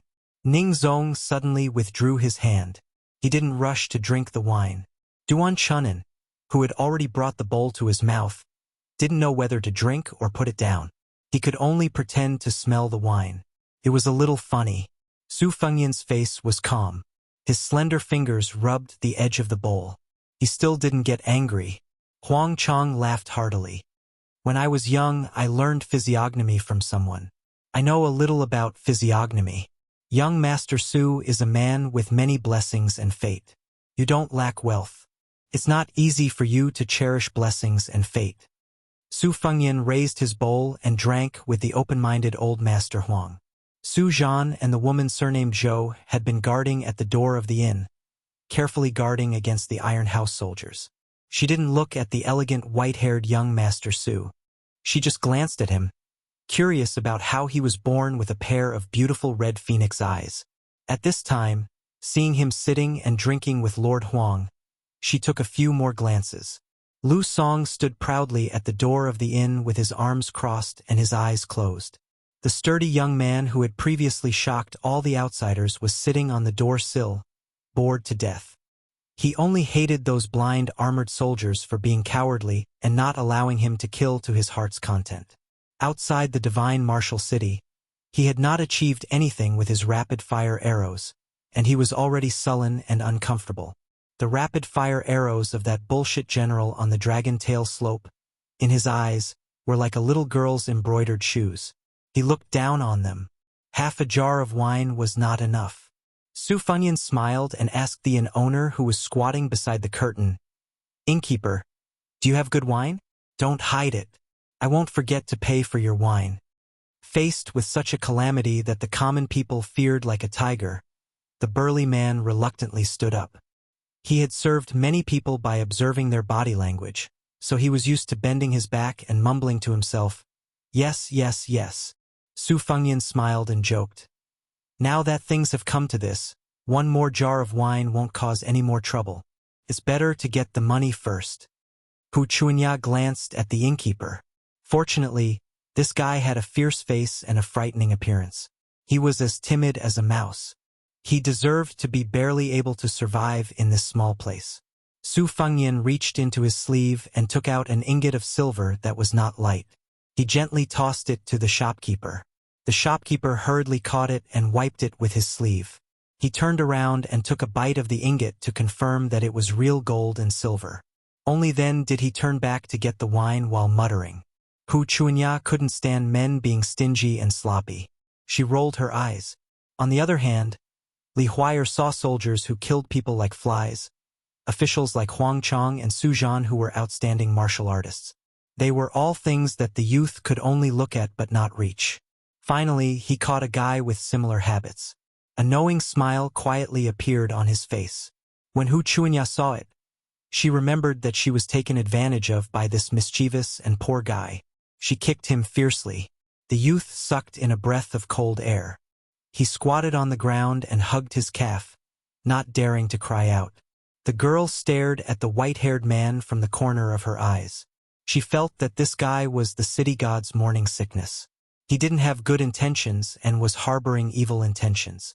Duan Chun and got up and left the table. He took a jar of wine from the innkeeper and tore off the seal. It was a common rice wine in Jiangnan. It had a refreshing fragrance and was soft in the mouth. It was not easy to get drunk. He took the initiative to pour wine for everyone. Huang Chong even had the mood to laugh at himself. The taste of waiting for death is not good. But if you don't die, you can still drink a few bowls of wine. Wang Lin didn't dare to sit at the same table as Su Fengyan. Just smelling the wine made him confused. He shamelessly asked for a bowl and went to the next table to drink slowly. Su Fengyan drank a mouthful and raised the bowl high. He frowned and shouted, "Innkeeper!" The man squatting under the curtain stood up with a nervous face. He straightened his neck and said firmly, "This guest, we didn't add water to the wine. We won't refund the money." Su Fengyan said with a serious face, "There's something wrong with this wine." Huang Chong was confused. Ning Zong and Duan Chun, and thought that the wine was poisoned. They immediately turned hostile and prepared to fight. Su Zhan, who was a little further away, also clenched his stick. He didn't expect Su Fengyan to laugh and say, "There's a murderous aura in the wine. The money is too little." The sturdy man who had been the innkeeper of Longwei Slope for many years was confused. Su Fengyan threw another ingot of silver. Su Xiao said that there was a guy in southern Tang who was full of guts and had no eyes. He should be rewarded. Except for Yuan Zuozong, who knew what was going on, everyone looked at each other in dismay, as if they had fallen into a sea of fog. Huang Chong was the first to recover, but he didn't show any strange emotions. He lowered his head and drank a mouthful of wine. He sighed and said, "The wine does have a murderous aura. After all, it's the souls of the hundreds of thousands of Navy in Boyang Lake. They all fell into this bowl." Chapter 797. Su Fengyan and Huang Chong were speaking in riddles. Other than Ning Zong, who was not young, who could vaguely grasp the clues, most people felt that the two of them were too bored to just drink. So they imitated the scholar and poet to deliberately mystify things. Especially in the ears of a boorish person like Duan Chunin, he only felt uncomfortable all over. He treated it as a passing wind and lowered his head to drink. Drinking more was more profitable. There were close to 80 elite cavalrymen of the Iron Hut outside the door, not to mention the large number of infantrymen. What a good catch. Thinking of this, Duan Chun and had some complaints about the young master who led his group into the inn. He felt that, instead of being on tenterhooks, it was better to kill his way out in one go than to sit and wait for death. The boorish man who got 2 ingots of silver was expressionless, as if he did not understand the meaning of the words at all. His eyes were dull. The white-haired young man was still unwilling to stop. He drank and laughed. After recruiting the Dongyuan Navy Admiral Gu Zhuan, the Liang Navy was like a tiger that had grown wings. They were unstoppable. Hundreds of thousands of troops killed their way to Lake Boyang. There were more than 60 large warships, riding dragons and supporting crabs parked outside the mouth of the lake. The Liang Navy misunderstood that the Boyang Navy was determined to break out of the encirclement and escape. Every division fought for military merit, so the heavy and difficult-to-float riding crabs and supporting crabs were parked outside the river and only allowed the light and agile boats to sail into the inner lake. Little did they know that the Boyang Navy who was guarding Lake Boyang was resurrected, Du Jiankong, who had come back from the dead. This person even personally led 3,000 men of sacrifice to block the narrow channel at the mouth of the lake, causing the Liang Navy to be cut in half at the waist, unable to respond to each other. He then let his 2 sons rush into the riding crabs and riding dragons, filling their boats with oil. They set fire to the boats and perished together with the giant ships. Finally, the unstoppable Liang Navy was intercepted on Lake Boyang. The fire that was rumored to be visible to the entire southern Tang burned for 3 days and 3 nights. This person did not say a word about the death of his sons. Even his 2 daughters-in-law who came from Jianghu aristocratic families went into battle and died together at Lake Boyang. It could be said that one person sent all the black-haired people in vain. If the family line was cut off, it would be considered unfilial. After the success of this battle, the navy of Lake Boyang disembarked, ready to die to reinforce the capital. While they were on their way to the capital, they did not know that the southern Tang sovereign had long been tempted by the Liang Zhao's bestowal of the Duke of Nangua. He angrily rebuked this man for being disloyal and sent a secret envoy to bestow him with 2 pots of poisoned wine. The navy of Lake Boyang surrendered without a fight. The 80-year-old General Du Jiankong was beheaded after his death and placed in a box. The king of the southern Tang kingdom wore a hemp robe and opened the city gate. He held the box in his hands and begged for forgiveness. He then knelt down to welcome the imperial advisor. That day, the southern Tang kingdom was destroyed. Huang Shang added oil to the fire and said, after the matter, the southern Tang, that failed ruler, rushed to Great Peace City with his brothers from the other countries of the spring and autumn period. Liang Xindi laughed and said that tens of thousands of sailors had died in battle, so he took Du Jiankong's life to pay for it. He still owes me a head. That day, he was conferred the title of Southern Duke. That day, he died in the Southern Duke's residence and became a joke. This old man of the Song family wrote the history of the spring and autumn period. He had a dispute with the old Grand Secretary over whether the Southern Duke should be bestowed an evil or a beautiful title. In the end, he compromised and only bestowed an ordinary title that was neither evil nor beautiful. Southern Tang's surname was Hong, which was the national surname back then. Now everyone is ashamed to be surnamed Hong. The fierce-looking face of the innkeeper twitched a few times. He wanted to say something but stopped. He wiped his face and smiled. His eyes were no longer muddy. He walked lightly to the table and asked with a smile, "Guests, would you like to reward this country bumpkin with a bowl of wine to drink?" Su Fengyan spread out his hands and said, "Sit." The innkeeper rubbed his hands and sat down. He looked at Su Fengyan and said, "Young master, are you the important person in charge of Zhaogo in Liang? You are truly young and promising. Normal people can't enter this place." Su Fengyan shook his head and said with a smile, "I've barely fought with Zhaogo, and I've also had dealings with Beimang's spiderweb. They are all difficult to deal with. If I can avoid them, I won't touch them. Don't worry. On this trip of mine, I just happened to pass by Longway Slope. At first, I was just curious as to why someone would open an inn in this kind of desolate wilderness. If they were looking for wealth, then their eyesight was too poor. If they were looking for stability, then that's more like it." Huang Darren said he knew some physiognomy. "I actually know a thing or two about physiognomy." The innkeeper's physiognomy was 60 years old, but his physiognomy was still too tender. Coincidentally, there was someone in the manor who was skilled in the weaving of facial skin. When I first met him, I was somewhat puzzled. To be honest, maintaining a face is the opposite of maintaining jade. The more jade is maintained, the more mellow and smooth it will be. However, a face that is hard to buy with 1,000 gold won't be easy to wear for 20 years. However, regarding this, I can only treat it as every family having their own difficulties. Meeting was fate, so it was fine after drinking wine. However, When I walked out of the inn and went to the thatched shed to enjoy the scenery, I guessed that when the weather was clear, I could see Nantang Boyong Lake. As for the innkeeper's vocabulary, although he deliberately concealed it when he struck up a conversation earlier, it was no different from a local accent. However, there were a few words that were somewhat deep-rooted. It was clearly an old Nantang accent. Don't you think it's a coincidence? I'm just a hedonistic son of a rich family who pretends to be cultured. I don't learn the good, but I know the bad. Coincidentally, I also have some understanding of Nantang music, so I became more and more curious. The old innkeeper glanced at the ignorant Duan Chun En and then laughed heartily. Young master is learned and skilled, and your knowledge is diverse. It really makes an old man like me, who has half of my body in the yellow mud, admit that I'm old. The younger generation will surpass us in time. Chapter 798. Huang Shang, who had been paying attention to the shopkeeper's expression, saw his glance and was horrified. He hurriedly said to Ning Zong and Duan Chun, "Brother Ning, take Master Duan to the door to see what's going on outside." Ning Zong, who was covered in cold sweat, stood up and pulled Duan Chun's arm to drag him to the door. The old shopkeeper no longer had the air of a merchant. He smiled and said, "Let me ask you an annoying question.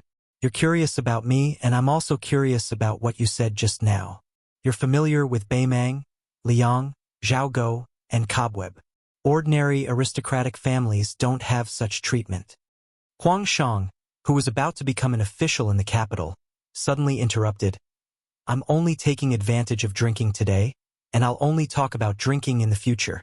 If you two trust me, I'll continue to sit here and drink. If you don't trust me..." Before Master Huang finished, Su Fengyan picked up the wine jar with a smile and filled Huang Shang's half-bowl with wine. They were all smart people and didn't need to say anything. The shopkeeper's eyes softened.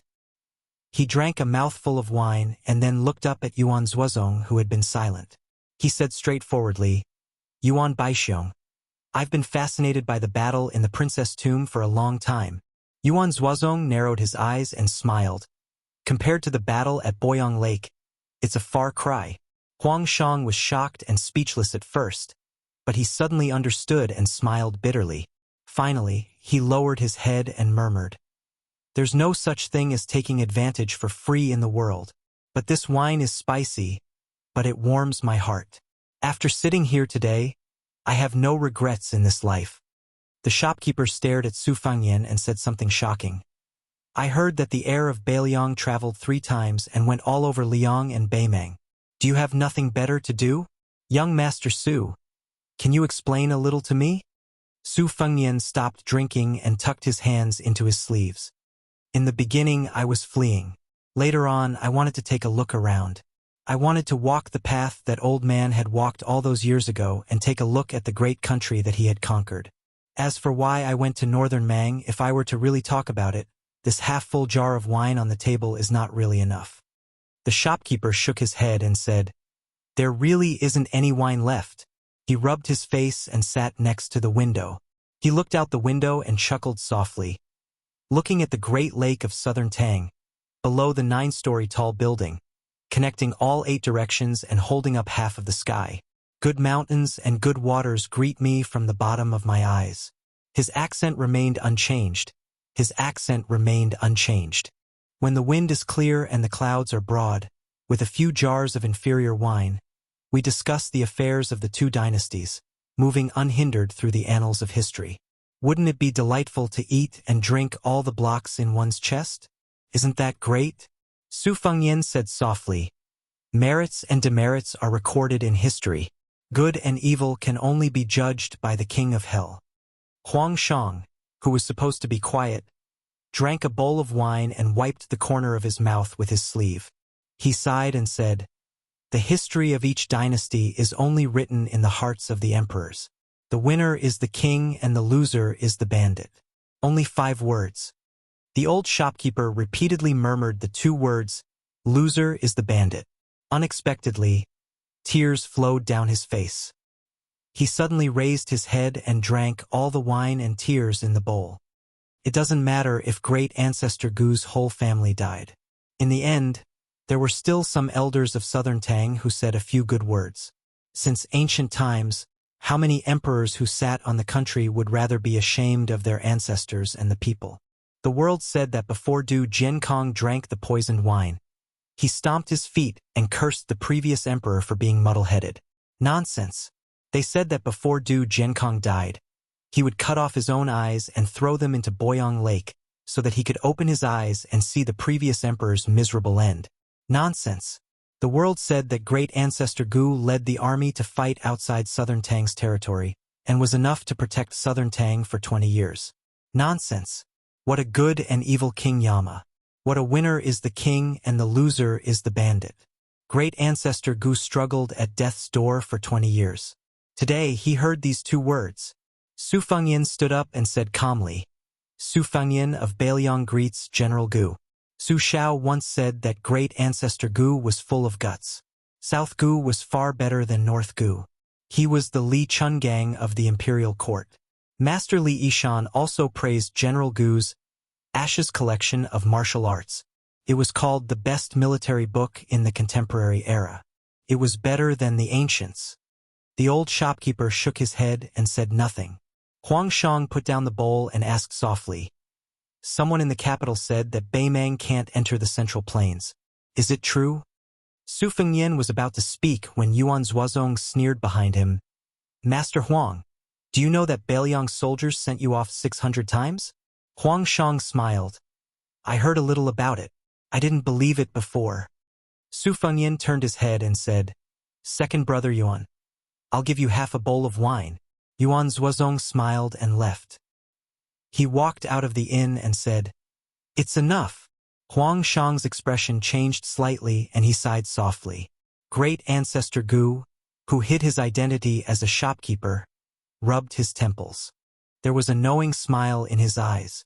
Su Fengyin's next words were like throwing a huge rock into the lake. Beiliang's infantry still lacks a deputy commander. General Gu has received 2 ingots of silver. You have to give me an explanation. As for Master Huang, don't go to the capital to die. You can choose a civil official position in Beiliang. It was not up to Lord Huang to decide whether to go or not. Su Fengyin was determined to use force before courtesy. Even if he had to knock him unconscious, he would still tie him up. Anyway, the soldiers of the Iron Hut died because of you. Even if Master Huang jumped into Boyang Lake 100 times, he wouldn't be able to clear his name. It's better to go to Beiliang with me. Great ancestor Gu laughed. You're straightforward. You're worthy of being Su Zhao's son. I like you. Let's make things clear first. You get what you pay for. What deputy commander? What infantry commander? Let that Yan Wenluan, who squats in the latrine and doesn't shit in it, do odd jobs for me. Huang Shang said helplessly. Then I beg His Royal Highness to knock me out first. Su Fengyin put his hands in his sleeves and smiled like a fox. Chapter 799. The fire on the Dragon-Tail slope burned the simple inn and the corpses of the soldiers. Su Fengyin squatted at the side and spread his hands lazily to warm himself. Looking at the ashes on the ground, he could not help but think of great ancestor Gu's military book, Ashes. There were 16 volumes which detailed ancient and modern strategies, the situation of the territory, the importance of public lands, naval warfare, river defense, and many other elements. It first proposed that the land was the foundation of the country's military strategy, and gave an incisive overview of the world. Xiangfan was the land of the world, and Beiliang was the land where lions hunted rabbits. In fact, they all came from the same ashes. Secondly, the situation and the imperial government complemented each other, and neither could be missing. Especially the emphasis on the exploration of mountain sand mines, it could be said to be all-encompassing. Li Yishan's vision was very high, and he sincerely admired Ashes, praising it as a new paradise for the military strategists of later generations. Unfortunately, the Southern Tang dynasty collapsed, and half of the 16 volumes were confiscated by the national treasury. Most of them were pocketed by Gu Jiantang, and the remaining 8 volumes were scattered among the people. Beiliang only had 3 volumes. When Su Fengyin was young, he was often punished by Li Yishan to copy miscellaneous books. The 3 volumes of Ashes undoubtedly made him suffer a lot. At that time, he would never have thought that today he would be drinking at the same table with the military book's author, and that they would return to Bailiang together. If they met earlier, perhaps his master would have had another drinking buddy. Hu Chuanya stared blankly at this sloppy guy. Not only did he order his retainers to kill the dragon tail slope, he even had the mood to leisurely warm himself by the fire. Why didn't he hurry up and run away? She did not even have a good impression of this guy in white. After escaping from death, she did not even think of thanking him, let alone repaying his kindness. She just felt that he was not pleasing to the eye. It would be nice if she could step on his snow-white body a few times and leave a few black mud marks on the soles of her shoes. However, Hu Chuanya subconsciously glanced at the 9-feet-tall man not far away. It was this person who walked out of the inn. After a few sips of wine, it was completely quiet outside. He dragged the corpse of the Iron Lu City's master archer general into the burning inn like a dead dog. Seeing this, Hu Chuanya, who was hiding in the thatched shed, almost vomited. As for the young Li Huier, who was ignorant of worldly affairs, his eyes were wide open from the beginning to the end, foolishly watching people collect the corpses. He firmly believed that this group of elite armored soldiers had been punished by the heavens, and refused to believe that they had been killed by humans. The hut was not burned down. Great Ancestor Gu and Huang Shang stood in the hut and looked to the south together, sighing. Birds of a feather flock together. Ning Zong, Su Zhan, and the woman surnamed Zhou naturally gathered together. The woman took advantage of the fire to retrieve her sword. Her hands were badly mangled, but fortunately, her muscles and bones were not injured. She applied an exclusive golden sword medicine and wrapped it in a clean silk cloth, and did not care about it anymore. No matter if one traveled alone or in a group, gold, silver, and soft goods were a necessity in Jianghu. The delicate bottle to hold the ointment was even more indispensable. The woman surnamed Zhou was not old, but she was already experienced in Jianghu. She relied on herself to reach the 3rd level of strength. For a woman who could not be said to have any family inheritance, it could be said to be a miracle. Hu Chuanya had always been rude when speaking, and this time was no exception. She heartlessly asked a question that made Ning Zong's eyelids tremble. "Will this guy kill us to silence us?" The woman surnamed Zhou put her palm on the sword hilt and remained silent. To a swordsman, a sword was not only a lover's beauty, but also a lover's love. Sometimes it was also a strict senior. Looking at a sword was like looking at a person, reminding people that Li Chungang once held a wooden horse and ox with a sword. Dong Tai also twisted a peach branch like holding a sword, and the 9 swords of the Wu family held a sword until they died in the wilderness of Beimang. In Jianghu, there were many sabersmen who turned to swordsmanship, and few swordsmen who turned to other weapons.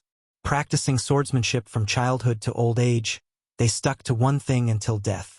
Even if they could not achieve anything in their lifetime, they would not abandon the sword midway. Although Su Zhan's family had declined, a dead camel was still bigger than a horse, and his family was still not thin. His father, Su Dachu, wrote the Observing Skill Scripture, which could be said to be a comprehensive collection of staff techniques. When the Su family of Lianghuai was mentioned, even the bandits who disregarded human life would give them a thumbs up. It was only because it was said that when Su Dachu was young, he was fortunate enough to meet the spear immortal Wang Xiu. At that time, the famous great guru saw that Su Dachu's foundation was not bad, and taught him a secret formula. In the eyes of the Wulin people of Lianghuai, it was tantamount to building a friendship with a real immortal on the earth. It was just that fortune and misfortune came together. After Wang Xiu was killed by Chun Jibao, the foundation of the Su family, which had been relying on the spear immortal for many years, began to decline day by day. It was no longer the same as before. Su Dachu died depressed, and Su Zhan was used to seeing the fickleness of human nature, so his temperament became colder. Compared to Hu Chuanya's pure disgust, which came from instinct, Su Zhan had a few more hidden feelings of jealousy and reverence for that enigmatic young master. However, he did not want to be noticed by Zhou Qinghuai, so he was suffocating. Zhou Qinghuai said calmly, "I only heard that Master Huang will not be going to the capital for the time being, and will be going to Shangyin Academy to visit a friend. I don't trust this group of people, so I will accompany them. Uncle Ning and young Master Su, what do you plan to do? Chapter 800. Ning Zong shook his head. He didn't dare to puff himself up at his own cost. More than 100 of his soldiers had died and all his belongings were there. He had to hurry back to remedy the situation. Since Sir Huang was safe for the time being, Ning Zong wasn't so chivalrous that he didn't care about the survival of his family. Ning Zong didn't hide it and said directly, Qin Hu, I can't go to Shangyin Academy with such a big thing happening. Su Zhan said in a low voice, Uncle Ning, don't worry. I'll do my best to protect Sir Huang with Qin Hu. Ning Zong was relieved and patted Su Zhan's shoulder. Hu Chuanya said excitedly, Sister Zhou, young Master Su, you can come to my house. Ning Zong smiled. The reason why he had brought this girl along this time was partly because she had insisted on joining them, and partly because Ning Zong had a plan in mind. Hu Chuanya was the only daughter of the Kaisher Mountain's master. The Kaisher Mountain had a high prestige in the Lianhui region, and was second to none in the Zhejiang region. Zhao Hongdan of the Kaisher Mountain wielded the drunken sword, and when she sparred with others, she liked to drink. The more intoxicated she was, the better her swordsmanship would be, and it was rare for her to meet a worthy opponent.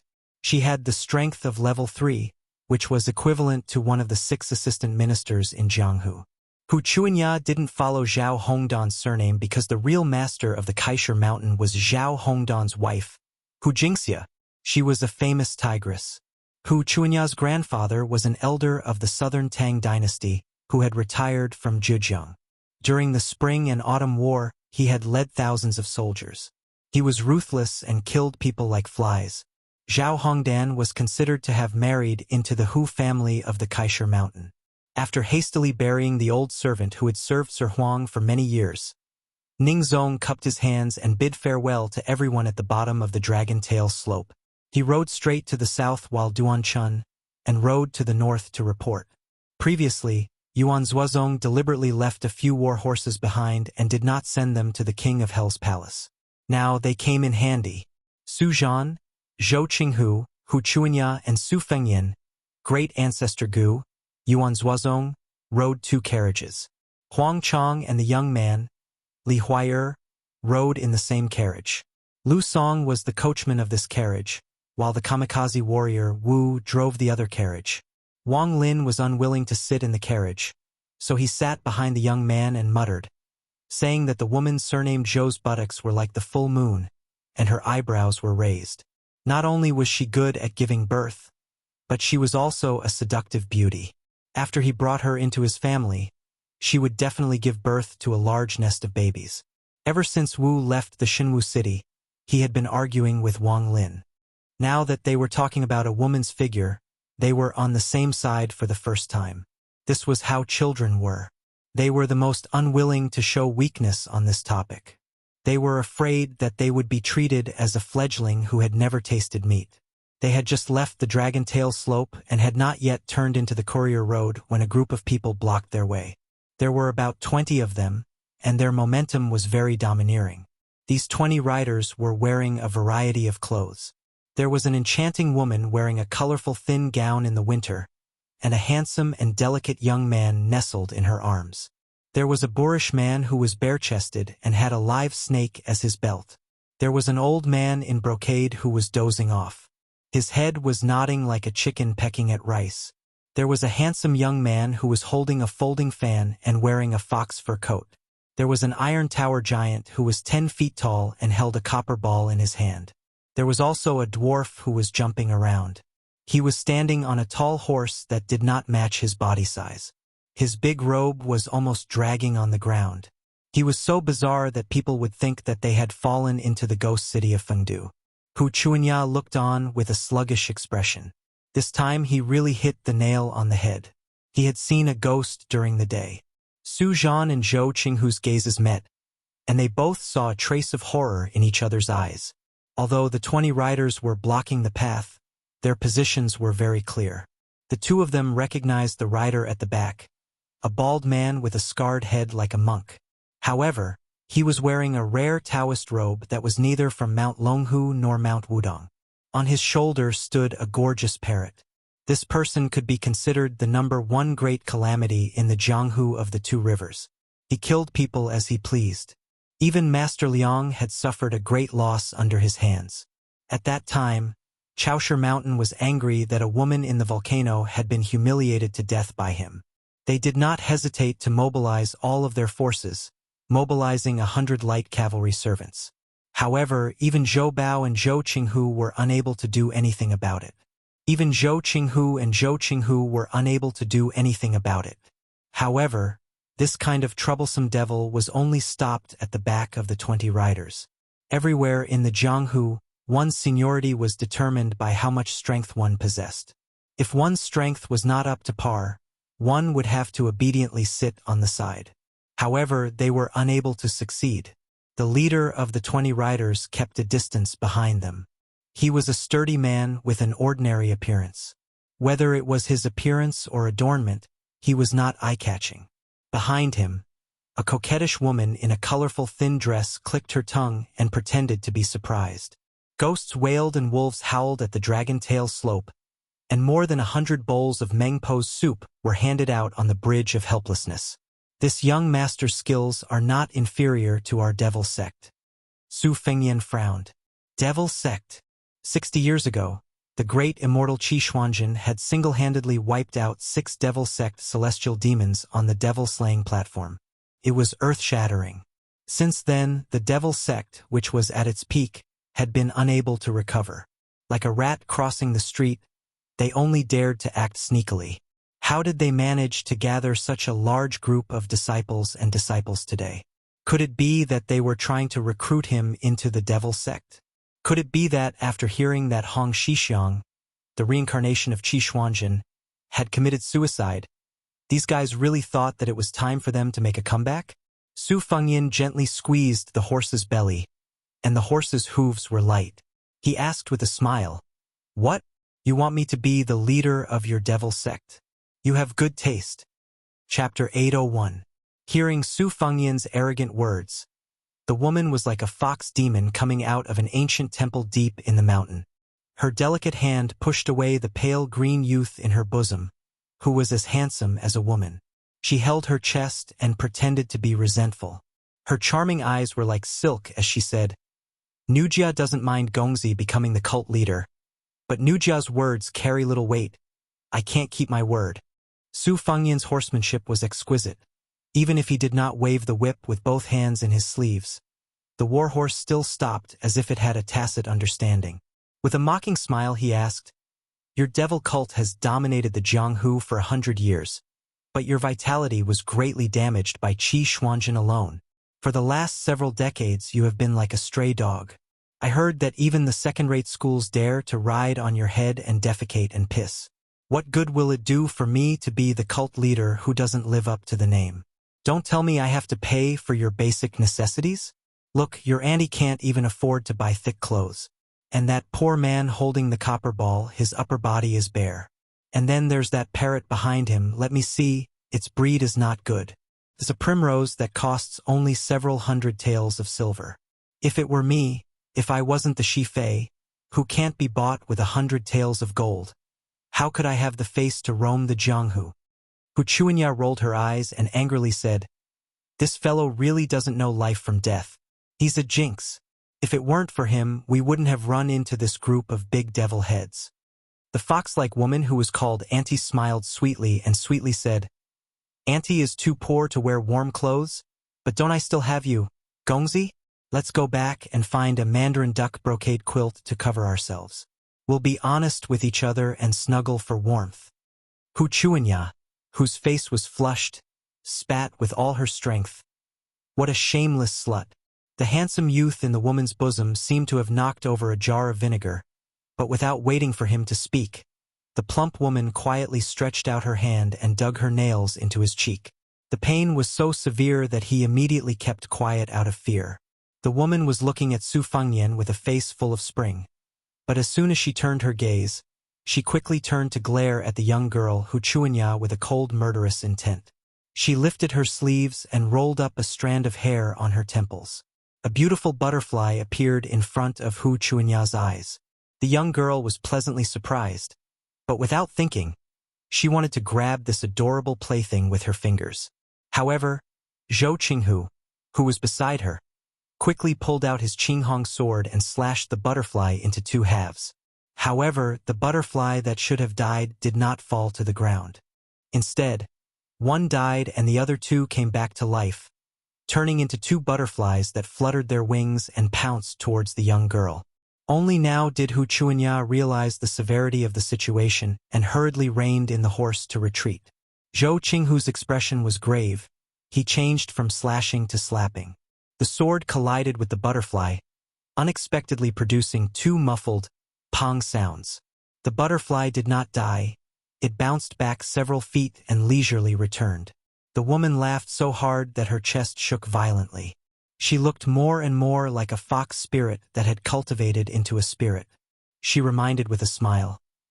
This maiden who uses a sword, even if an ordinary sword can cut through iron like mud, it can't kill the laughing silly butterfly that I've carefully raised. If it's not a Taoist sword, don't waste your energy. A good girl like you shouldn't practice the sword. Don't you know that all the men in the world have swords hanging on their waists? That sword is the real good sword. Alas, it's a pity that you haven't tasted it and don't know how powerful it is. After tasting it a few times, you'll definitely feel like dying. You'll tactfully beg for mercy and willingly admit defeat. The woman turned her head to look at Su Fanyan and asked, "Young master, don't you think so?" The leader of the horsemen said flatly, "Enough." The woman playing with the butterfly immediately shut her mouth. The horseman who had the least presence of an expert in the devil cult looked at Su Fanyan and said, "I'm Lu Ling Gui, the right protector of the so-called devil cult. This time, I'm under the orders of the cult leader to welcome young master into the cult." Su Fanyan laughed and said, "Zhulu Mountain has been without a leader for more than 60 years. How come there's a new master? The Zhulu Mountain is like a temple with 2 kings and 4 dukes and marquises. The 6 of them have always boasted of being external demons, and you protectors are merely lackeys who serve them tea and water. It seems like the Zhulu Mountain's sincerity is not enough." Lu Ling Gui, the devil cult's protector, did not get angry. He said calmly, "As long as young master enters the mountain, you can be directly conferred the title of Marquis if nothing unexpected happens. As long as you make a great contribution to Zhulu Mountain in the future, the day of being conferred the title of king is just around the corner." It seemed that this was the first time that the horsemen behind Lu Ling Gui heard about this. When they looked at Su Fengyan again, their eyes were filled with sincere envy and respect. Even the old man in brocade clothes who was dozing off suddenly opened his eyes. When the devil cult was at its peak, it was rumored that there were 30,000 people. There were many talents and experts. It was said that they could compete with a small country. The Jianghu 60 years ago was the history of the righteous faction fighting with Zhulu Mountain to the death. Almost 70 to 80% of the Wulin Alliance chiefs in history died in the hands of the devil cult. After one died, another was elected, one after another. Later, this popular position became a chicken rib that all the Jianghu people knew well. Chao Chongqing's drunken shouting and taking off his boots, Li Chuangong's sword, Dong Tai's donkey riding to see the world, and Wang Xinji's second in the world. These outstanding figures gave the younger generation the feeling that there were so many beauties in Jianghu. Every time they thought about it, their minds would waver. As for the big and small demons involved with Zhulu Mountain, they seemed to have a lot of bad deeds. They either drank people's hearts and livers, plucked in to nourish young, or killed an entire family with a snap of their fingers. This was especially true for the past leaders of Zhulu Mountain and the 6 sky demons. It seemed that it wasn't enough to dominate Jianghu. They also wanted to conquer the world. When the Central Plains lost the deer, all the heroes in the world would chase after it. This was the meaning of Zhulu Mountain. When Su Shao led the iron horse into Jianghu, the target of his attack was Zhulu Mountain, which was shrouded in clouds and fog. It was said that the mountain had been accumulating gold and silver for hundreds of years. It was so rich that it could rival a country. Unfortunately, the Bailiang cavalry stopped at Dragon Tiger Mountain. Su Fengyan was absent-minded for a while, so the spirit turtle didn't rush him. However, the brute with the bronze ball who was ridiculed by Su Fengnian didn't have the leisure to wait for the cold in the winter. He raised his palm high above his head and lifted the huge bronze ball weighing hundreds of kilograms. He shouted angrily and threw it at the pretty boy with a disgusting smile. The bronze ball was as heavy as a mountain. Yuan Zuozong rushed out with an iron spear in his right hand. He waved his left hand and easily knocked away the bronze ball. One man, one horse and one spear galloped forward. The spirit turtle was a little annoyed and didn't care about Yuan Zuozong's ability to knock away the heavy bronze ball. But when he rushed forward with a spear in his hand, the spirit turtle became serious. The woman who was playing with butterflies was the first to dodge. Obviously, she didn't want to join in the fun. The spirit turtle wanted to test the white-haired young man's real strength. After a little hesitation, it reined its horse and dodged. The other horses did the same. So only Yuan Zuozong was left to confront the man who lost the bronze ball. The brute sneered to boost his courage. The muscles in his arms swelled up like dragons. He was about to grab the spear with his bare hands. However, the next moment, his body was suspended in the air. The spear penetrated the brute's strong body. Not only that, but the huge force also knocked him off the horse and lifted him in the air. The strong brute fell to the ground and died. Yuan Zuozong with the spear turned his horse around in the encirclement of the demons. No one dared to provoke him. Hu Chuanya opened her mouth in horror. That's it? Shouldn't the demons beat the white-haired young man until he was rolling on the ground? Su Zhan's eyes were strange. There was an ancient saying in Jianghu that said 3 parts of the stick technique and 7 parts of the spear. The stick, and the spear were all connected. Generally speaking, the spear was a line, and the circle was wonderful. The stick could hit a large area, and it was like torrential rain. Su Zhan had been immersed in the stick technique for many years. His father's generation was famous in this area. For the casual spear of Yuan Zuozong, there was nothing unusual about it. However, Su Zhan knew the meaning of this spear. It was the peak state of the observing skill scripture of his father, Su Dachu. People who practiced martial arts were always confused by the dense and complicated moves in the secret manuals. However, once they crossed the threshold and broke through the paper window, it became easier and easier to understand. There was no need to memorize many words, and there was no need to use hundreds of fancy moves. When a master faced an enemy, life and death were often decided. The living would have a bad reputation, and the dead would be reincarnated. The spirit turtle was indifferent to the dead man. He praised indifferently. No wonder you are known as the most powerful general Yuan Baixiong on the spring and autumn horse. Yuan Zuozong pulled the spear and retreated slowly. He was unparalleled. Even Hu Chuanya, a girl who was obsessed with insignificant things, was in a trance. He was so cool and unrestrained. She continued to curse in her heart. It was really a pity that such a valiant hero was actually a servant of someone who only knew how to talk fast. Su Fengnian laughed. Fortunately, Wang Xiaoping of Wudong is not here. Otherwise, none of you can leave. As he spoke, a middle-aged Taoist with a brand new peach-wood sword appeared behind the 20 riders. After the battle in Divine Martial Arts City, the elusive Wudong sword maniac had set up a formation as if he was the Oriole behind the mantis. Su Fengnian laughed shamelessly. I said I was a jinx. Sure enough, it comes true every time. The Taoist was 1 foot tall, and the devil was 10 feet tall. But today, the Taoist was 3,000 feet tall. Chapter 802. With Yuan Zuozong and Wang Xiaoping at the back, the people of Zhulu Mountain were all cultivators. Most of them had lost the will to fight. The beautiful woman saw that the situation was not good, so she decisively took back the pair of colorful butterflies. The butterflies flew around her and returned to her sleeves. The world recognized Wudong's Shinto sword and Gu Jiantang's Nanhua saber as the #1 talisman weapon in the world. Gu Jiantang was in the center of the imperial court and was just an unreachable statue in Jianghu. Wang Xiaoping was different, especially for devils like women who studied unorthodox methods. She was the bane of their lives. Playing witchcraft in front of Wang Xiaoping was like courting death. Wang Xiaoping's talisman sword could break 10,000 spells. But the land spirit turtle and several other powerful figures in Julu Mountain did not lose their color even when they saw the Wudong sword maniac. The land spirit turtle was even more calm and said softly, "Julu Mountain is waiting for you at the foot of the Dragon Tail Slope. We only want to welcome you to be conferred the title of Marquis. We don't want to provoke you.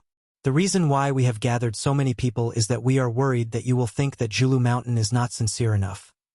The spirit tortoise, who was not good with words, was carefully weighing its words when it was interrupted by Hu Chuanya's crisp laughter. However, this time, Zhou Qinghu and the others did not blame the little girl too much. The scene in front of them was simply too unexpected. The nearly 20 riders behind the spirit tortoise also reacted and whispered among themselves. Su Fengnian didn't know whether to laugh or cry. The Wudong Taoist with the peach-wood sword on his back came in a hurry, leaving everyone aside. Probably because he didn't like Su Fengnian's pretense. Su Fengnian, who had his hands in his sleeves, casually raised his cuffs and wiped his cheeks.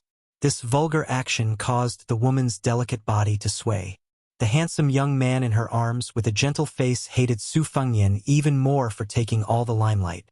Su Fengnian was in a good mood today and did not mind these people from the devil cult blocking his way. He said, "If Julu Mountain is sincere, ask your hierarch to come and see me in person. Otherwise, there is no need to talk." Conferred the title of Marquis? I can't believe you have the guts to take it out. Those demons, who had been prejudiced by their first impressions, were used to sitting on a mountain and watching the world. At this moment, they also remembered that the young man in front of them would one day become the king of Bailiang. The vassal kings of Liang were powerful and influential. Who could defeat the king of Bailiang? This time, deer-chasing Mountain was indeed a little petty. Lu Lingue was truly a good-tempered clay bodhisattva. He did not object to the request, but a strange smile appeared on his lips. "I was fortunate enough to meet Sect Master in the mountain. Sect Master once said that he had some connections with you, young master. Since that's the case, I dare not act on my own. I'll return to the mountain to meet Sect Master and pass on your request." Su Fengnian smiled and asked, "From your tone, it sounds like your cult master has a great background?"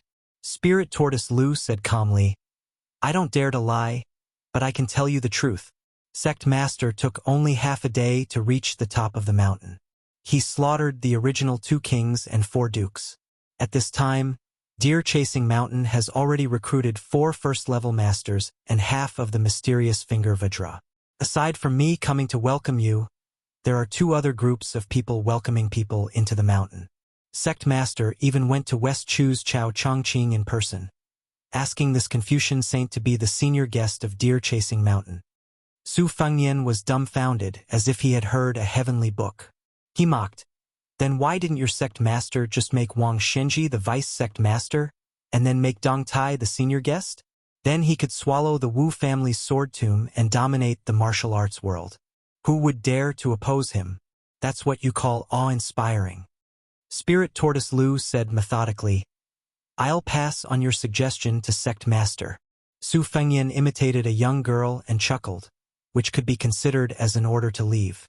Spirit Tortoise Lu was quite efficient. He did not waste any more words and turned his horse around to leave with his people. The scantily clad beautiful woman didn't forget to glance back and smile. Su Fengnian stood there in a daze. He didn't care much about the devils of Deer Chasing Mountain, whose strength couldn't be underestimated. However, he was a bit wary of the cult master who was like a flood dragon in the clouds. Although Su Fengnian didn't believe Spirit Tortoise Lu's words at all, he didn't lower his guard at all. Deer Chasing Mountain had stood in Jianghu for 800 years.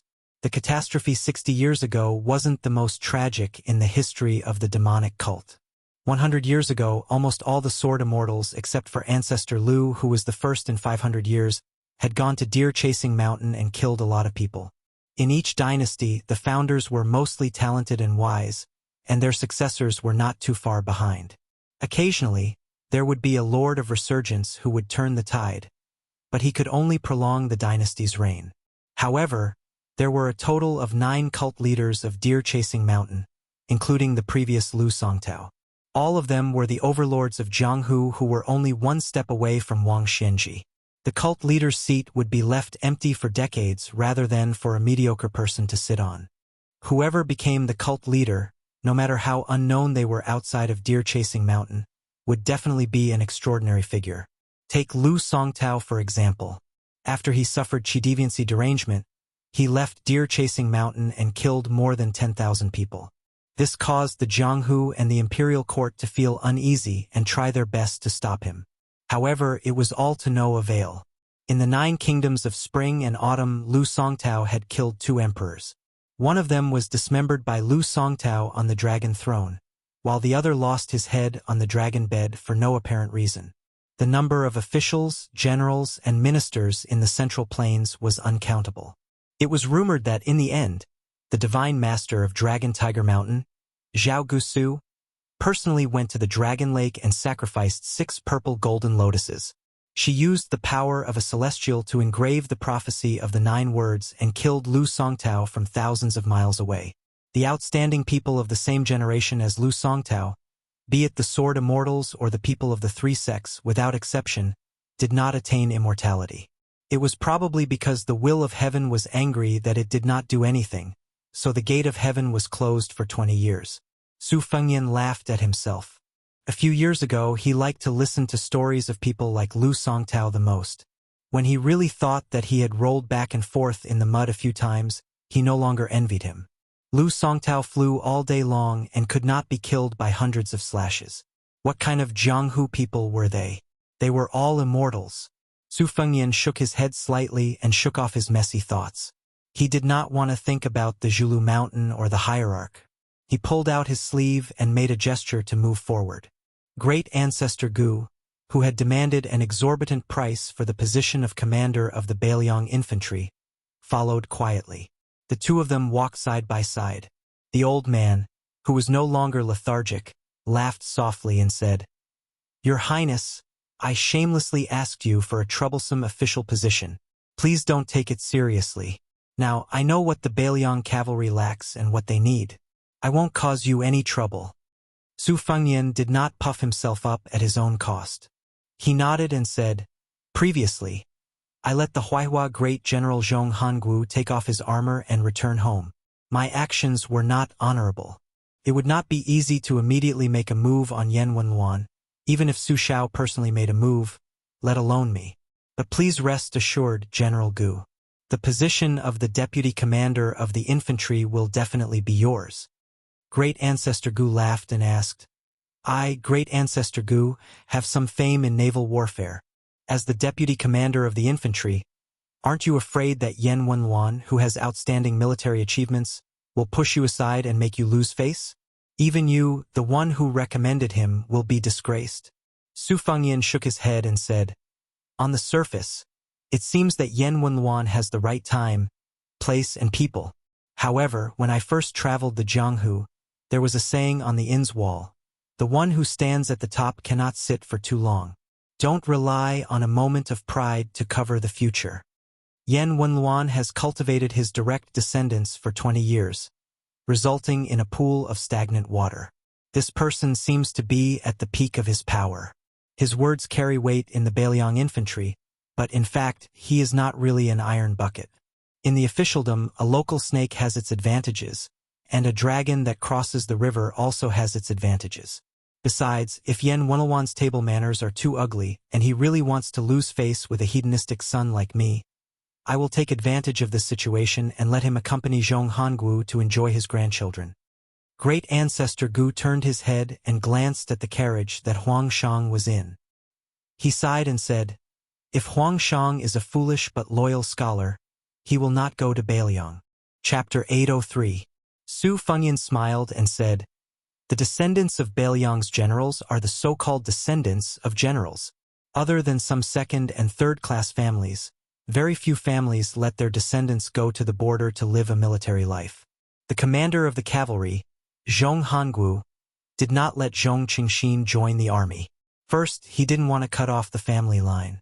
Second, he had a sinister eye. He believed that the military had ruled for 20 years and had accumulated a lot of corruption. In the end, it would be a civil official who was familiar with politics to take over. But these years, The imperial court has been waving its hoe vigorously and sparing no effort in poaching people. In the past, it was Yen Jieshi who became a relative of the imperial family. Following that, it was Jean Lanting who gained power. Now, it was the great scholar Yao Baifeng who entered the capital to become an official. Actually, to me, it doesn't matter how much ability Huang Shang, who is about to go to the capital and enter Taiwan, has. The key is that he is willing to go to Beiliang to become an official. That's enough. The imperial court has disgusted Beiliang for 20 years. In the future, the tables will turn. Hearing this, great ancestor Gu laughed heartily. Some of the tentative moves he had made in his heart also disappeared at this moment. The white-haired boy was so young, but he was already so generous. Why should he, an old man, be so narrow-minded? Perhaps it was because after the soldiers of Longway Slope intercepted them and the devil cult blocked their way, the group walked unusually calmly. They steadily approached Kaisher Mountain. Before entering the mountain, there was a wine stall by the side of the road. When the old wine seller saw Hu Chuanya, it was as if he had seen his own daughter. He refused to pay for the wine and took out good wine to greet the group. Hu Chuanya didn't put on any airs and personally poured wine for Huang Darren, Su Zhan, Zhou Qinghu, and the others. As for Su Fengnian and his group of people, she ignored them. Su Fengnian didn't have a good impression of this unruly woman. At this moment, he thought that no matter how annoying a woman was, she still had a soft heart. Perhaps Hu Chuanya would never know that her most likable moment was not when she wore heavy makeup to get married or when she was high-spirited in Jianghu. Maybe it was this kind of insignificant frown and smile. Su Fengnian sat and drank. Great ancestor Gu drank a bowl of wine and was in high spirits. He looked up at the mountain and saw the green after the snow melted. He said loudly, "Heaven and earth don't care, but the wine does." Huang Shang drank it all in one gulp. He wiped his mouth and smiled. It doesn't matter if it's good or not. Su Fengnian didn't join in the fun. He just smiled and clinked bowls with Yuan Zuozong and took a sip. It was reasonable that Kaisher Mountain was far away from the downtown area. The 40 miles of road into the mountain was narrow and difficult to pass. Otherwise, it would have been suppressed by the government. However, the next 20 miles gave people a feeling of suddenly opening up. The road was paved with large bluestone slabs, which could allow 3 carriages to drive side by side. Could be seen that Kaisher Mountain was very rich. The road was surrounded by green mountains and clear waters. Hu Chuanya was talking in a low voice with a middle-aged man who had a high position on the mountain. She turned her head and pointed at Su Fengnian from time to time. The man's face was deep and his eyes were fierce. Obviously, he didn't have a good impression of this uninvited guest. Su Zhan and Zhou Qinghu naturally didn't want to make trouble. However, in Kaisher Mountain, Hu Chuanya was a well-deserved golden branch and jade leaf. Su Zhan could remind her, but he didn't want to. Zhou Qinghu wanted to say something, but he knew it was not appropriate. For a moment, the atmosphere on the road was a little strange. As more and more people came to greet Hu Chuanya, dozens of riders galloped. Their momentum was not inferior to the soldiers on the Dragon Tail slope. The voices of young lady rose one after another, which made Hu Chuanya proud, especially when a green-robed swordsman with an elegant look rode down the mountain alone and appeared in her sight. Hu Chuanya's eyes were wet as if she had been greatly wronged. The swordsman with a good temperament was like a man in his 40s. The older he was, the more popular he was. There was an ancient long sword at his waist with 2 hanging tassels. In addition to the sword, there was also an eye-catching wine pot. The green-robed man bent down on the horse and patted his daughter's head lovingly. Then he cupped his fists and bowed to the crowd. Su Zhan and Zhou Qinghu, the 2 juniors, hurriedly bowed back respectfully. Kaisher Mountain was rich and had a lot of people. They roamed Jianghu alone and couldn't afford to offend them. Relying on friends outside, especially nameless soldiers roaming Jianghu, was the same principle as a young scholar hoping to make a name for himself in the literary world. They all paid attention to the fact that many hands picked up firewood to make a name for themselves. It was a blessing to be able to form a good relationship. One's reputation depended on one's own efforts and even more so on the support of seniors. Zhao Hongdan, who had married into Kaisher Mountain, knew his daughter's character. She didn't seem to believe in the slandering words at all. Instead, she paid special attention to Su Qi. When he went up the mountain, he took the initiative to rein in his horse and said gently, "Chuanya is still young. Thanks to young Master Su for taking care of her on this trip. I hope young Master Su can be frank with me on this visit to Kaisher Mountain. Since we've met, we're all brothers and can treat Kaisher Mountain as our home." Su Fengyan smiled and said, "Su Qi has been famous in Quarry Mountain for a long time. Hero Zhao's 96 drunken swordsmanship is even more well-known in Jianghu." Su Qi was really a little nervous before entering the mountain this time. "After meeting Hero Zhao, I can finally relax." Zhao Hongdan laughed heartily and repeated the compliment a few times. On the sunny side of the mountain, there was a continuous stretch of secluded small buildings with bamboo groves. The scenery was elegant and elegant. It was for the guests of Kaisher Mountain to stay. The small buildings were built with small water bamboos. It was warm in winter and cool in summer. Most of the furniture in the buildings were also made with bamboo. There were bamboo flutes, bamboo beds, bamboo tables, and even some bamboo root carvings that were made by masters. Zhao Hongdan personally helped the group settle down. Only then did he bring his daughter, Hu Chuanya, up the mountain to meet the real owner of Kaisher Mountain. After leaving the building, Su Fengyan walked along a stone path into the bamboo groves. There were wooden fences on both sides of the path. Along the path, there were large red lanterns hanging on the bamboo groves. Presumably, after the sky turned yellow, the lights stretched out in two continuous lines. It was a rare and beautiful scene. Su Fengyan walked and walked until he arrived in front of an ancient temple. The spring water gurgled. The ancient temple was worshipped by the Hu family of Kaisher Mountain. Probably wasn't open to visitors outside the mountain. There was a plaque with the words, "Multicolored Zen Temple," written on it. The couplet on the door was also very interesting.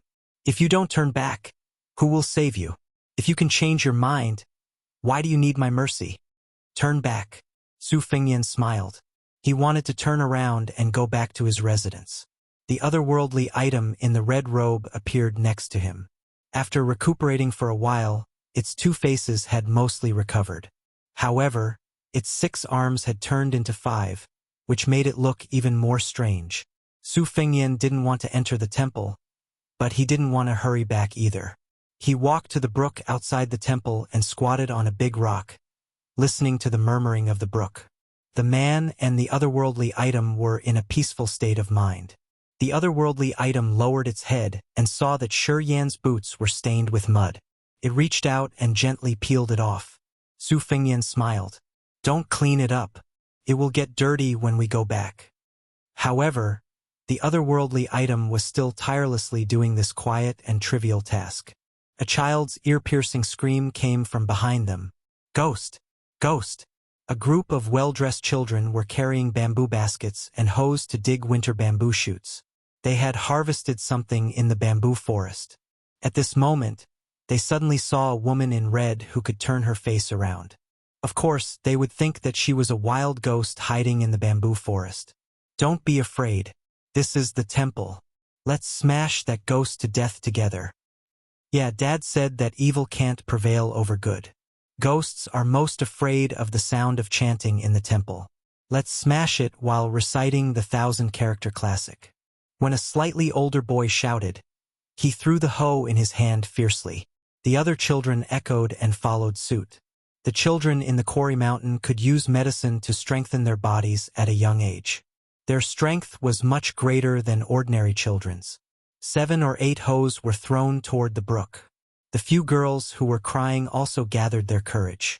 Their arm strength was relatively weak, so they couldn't throw their hoes to the stream bank. They began to recite the 1,000-character classic that almost all private schools would make their children memorize when they entered the school. After throwing the hoes, none of them hit the target. The boys began to bend down to pick up lighter stones. Unfortunately, for some reason, whether it was the hoes or the stones, their trajectories were changed.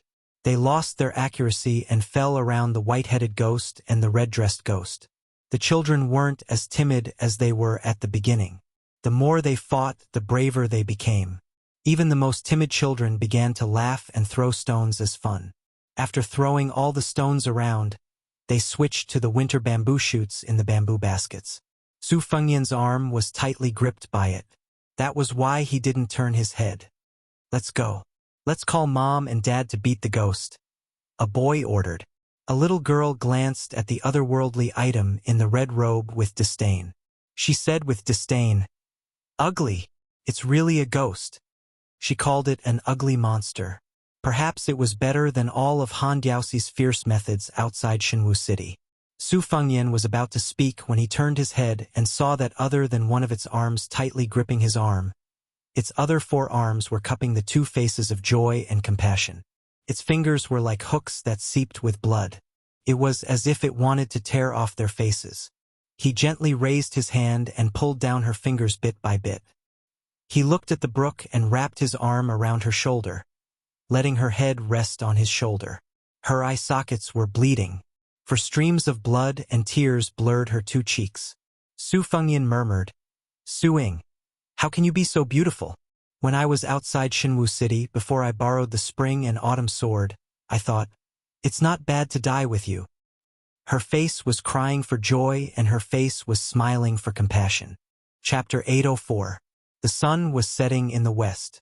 At the peak of Mount Lantua, there was a mound of soil that had been used as a prison for almost 40 years. Suddenly, a golden light shone from it, as if a clay bodhisattva had cracked open, revealing an invincible golden body. Other than this mound of soil, there was an old monk sitting cross-legged on the ground, wearing a tattered kasaya. He was old, his snow-white eyebrows drooping down to his knees. He spun around on the ground, exposed to the sun and wind, causing his skin to be dark and wrinkled. It was like a dried-up field, making his white eyebrows look even paler. When he saw the mound of soil loosening and dirt falling to the ground, it was almost imperceptible. However, in the ears of this Tantric Buddhism Dharmaraja, it was as if thunder was ringing in his ears. His long eyebrows fluttered in the wind, and his body became as still as a mountain. As a great monk of Mount Lantua who claimed to have never lied in his life, he and another senior monk had been taking turns to wait here for more than 20 years. The white-browed old monk stood up and lowered his head submissively.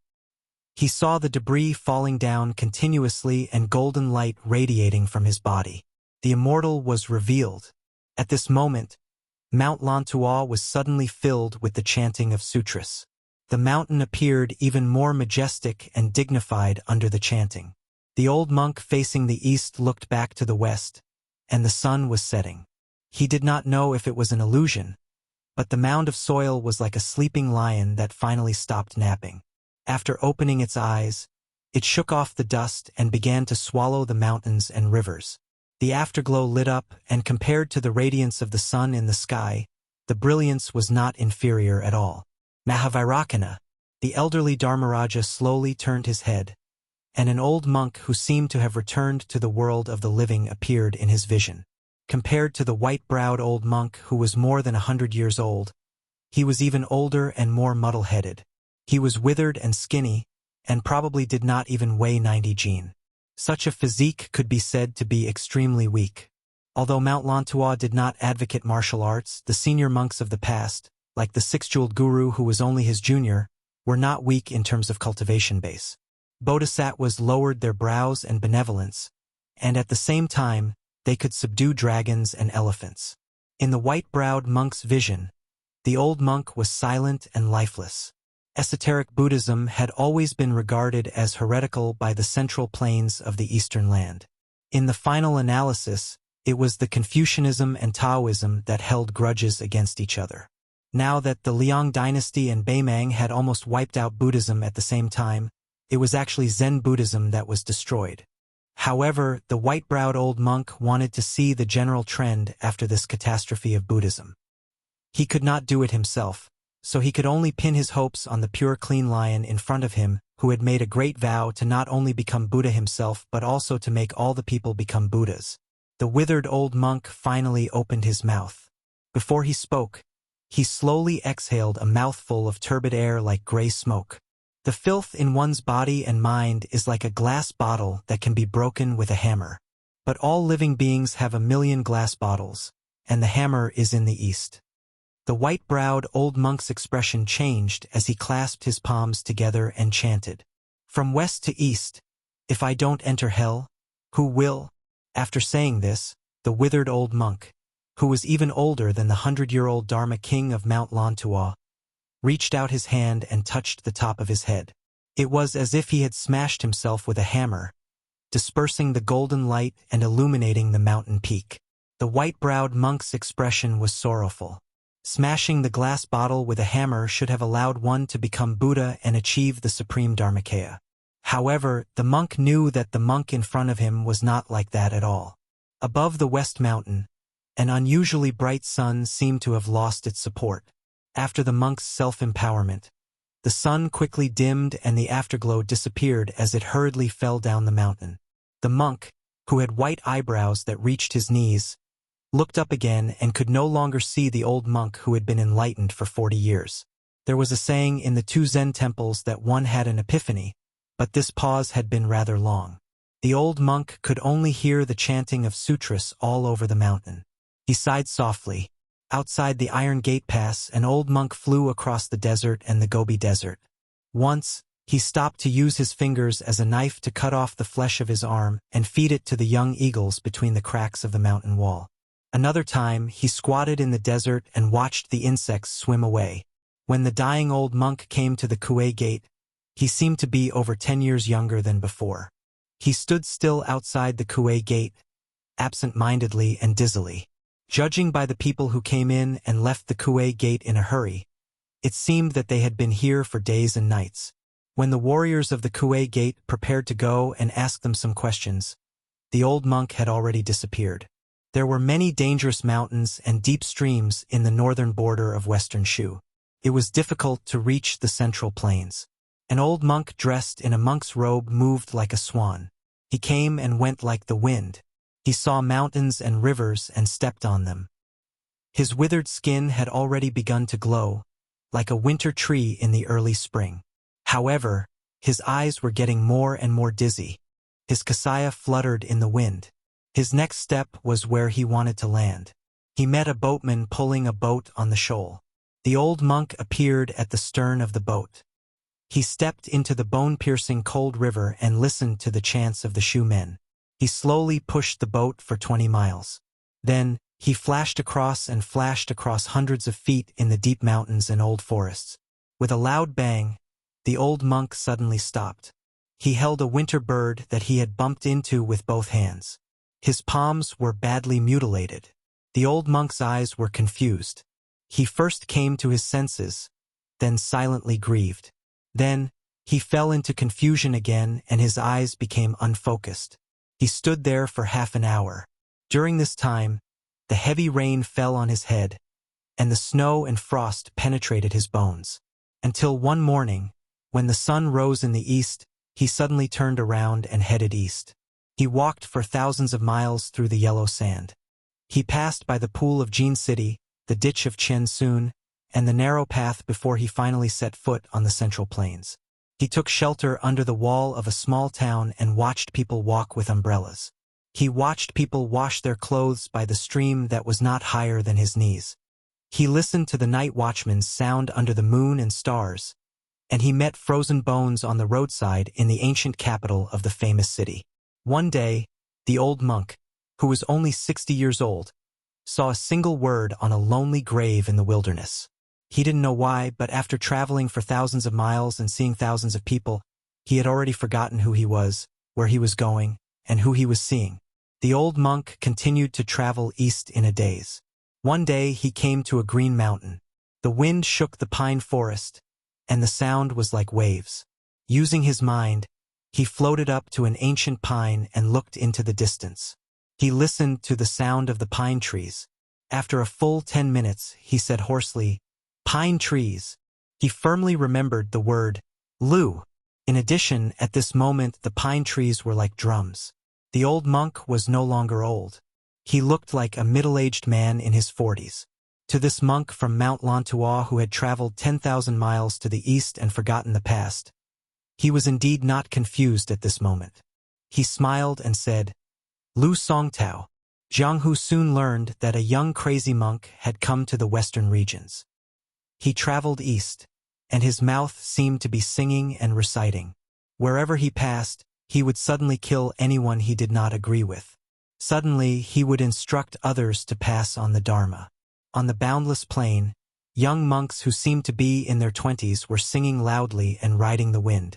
It was still the same useless song that had begun to spread across the central plains. Heaven and earth are useless. They are not worthy of my attention. The sun and moon are useless. They cannot exist together. Kunlun is useless. If it does not come, then it is me. Compassion is useless. I am sanctimonious. Peace is useless. My sleeves are empty. The great river is useless. It goes east and never returns. Wind and snow are useless. They cannot fill one's stomach. Grass is useless. It withers with each passing year. Meditation is useless. How can one become a Buddha? The young monk who was swaggering forward suddenly stopped and looked into the distance as if he was looking at the scenery hundreds of miles away.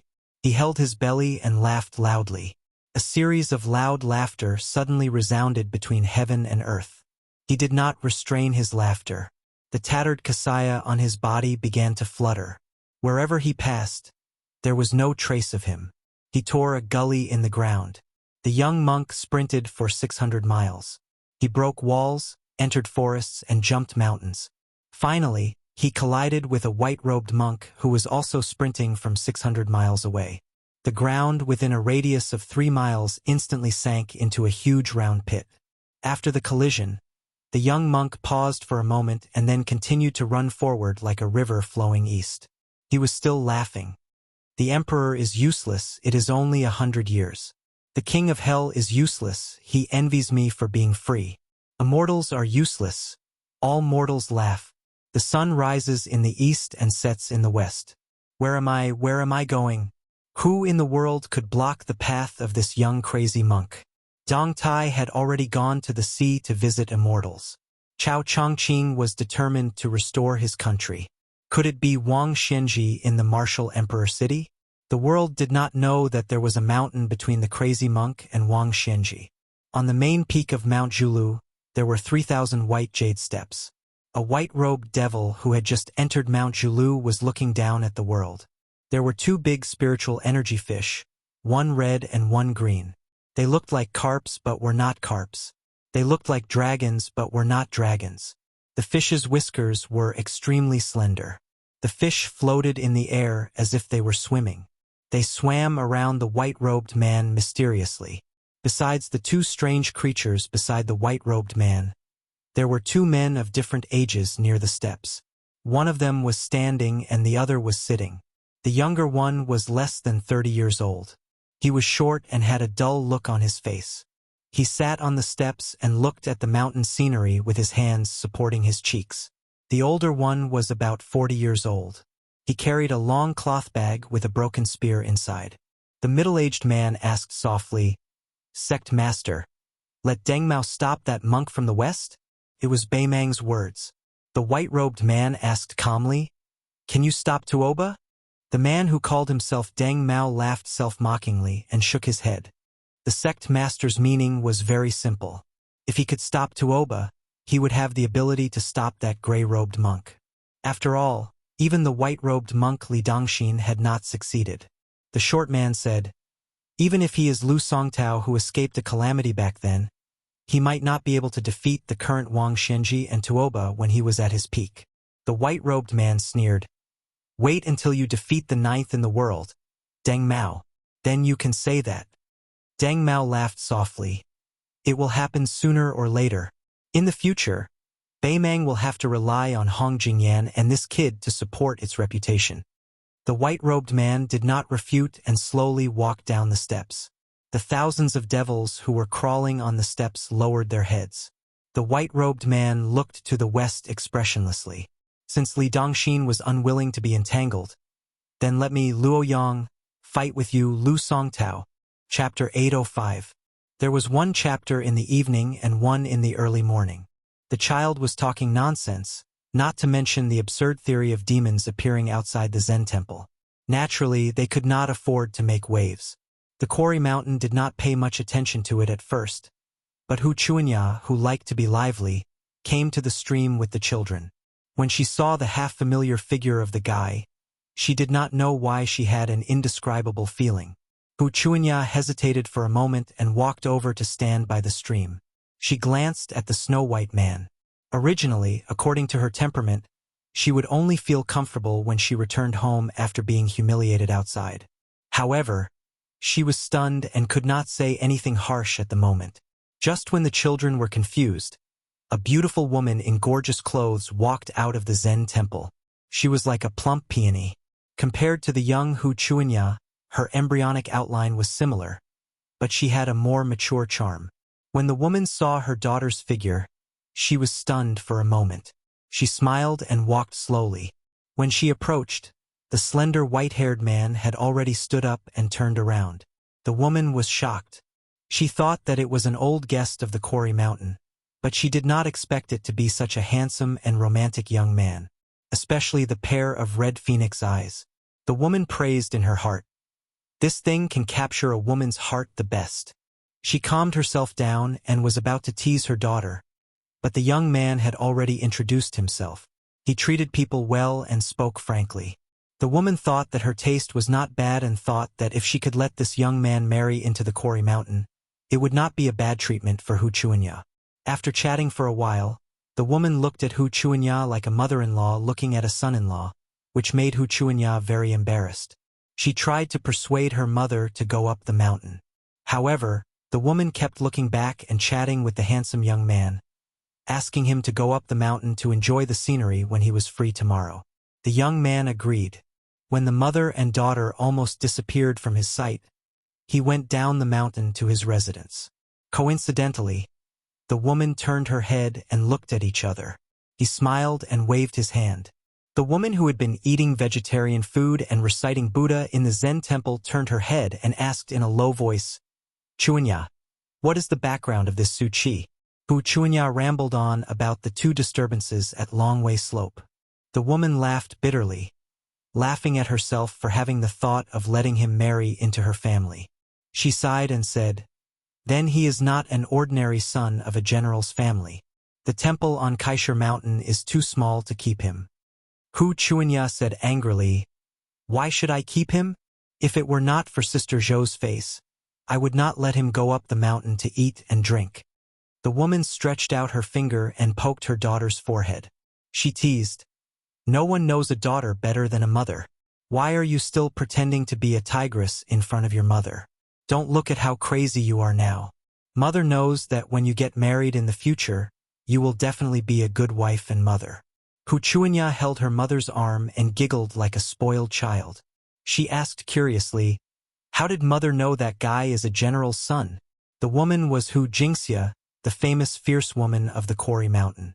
She said softly, "This young man has the same momentum as your grandfather. He must be a man who has rolled in blood and bones. Even if the government officials are polite to you on the surface and arrogant in their bones, they are not like this.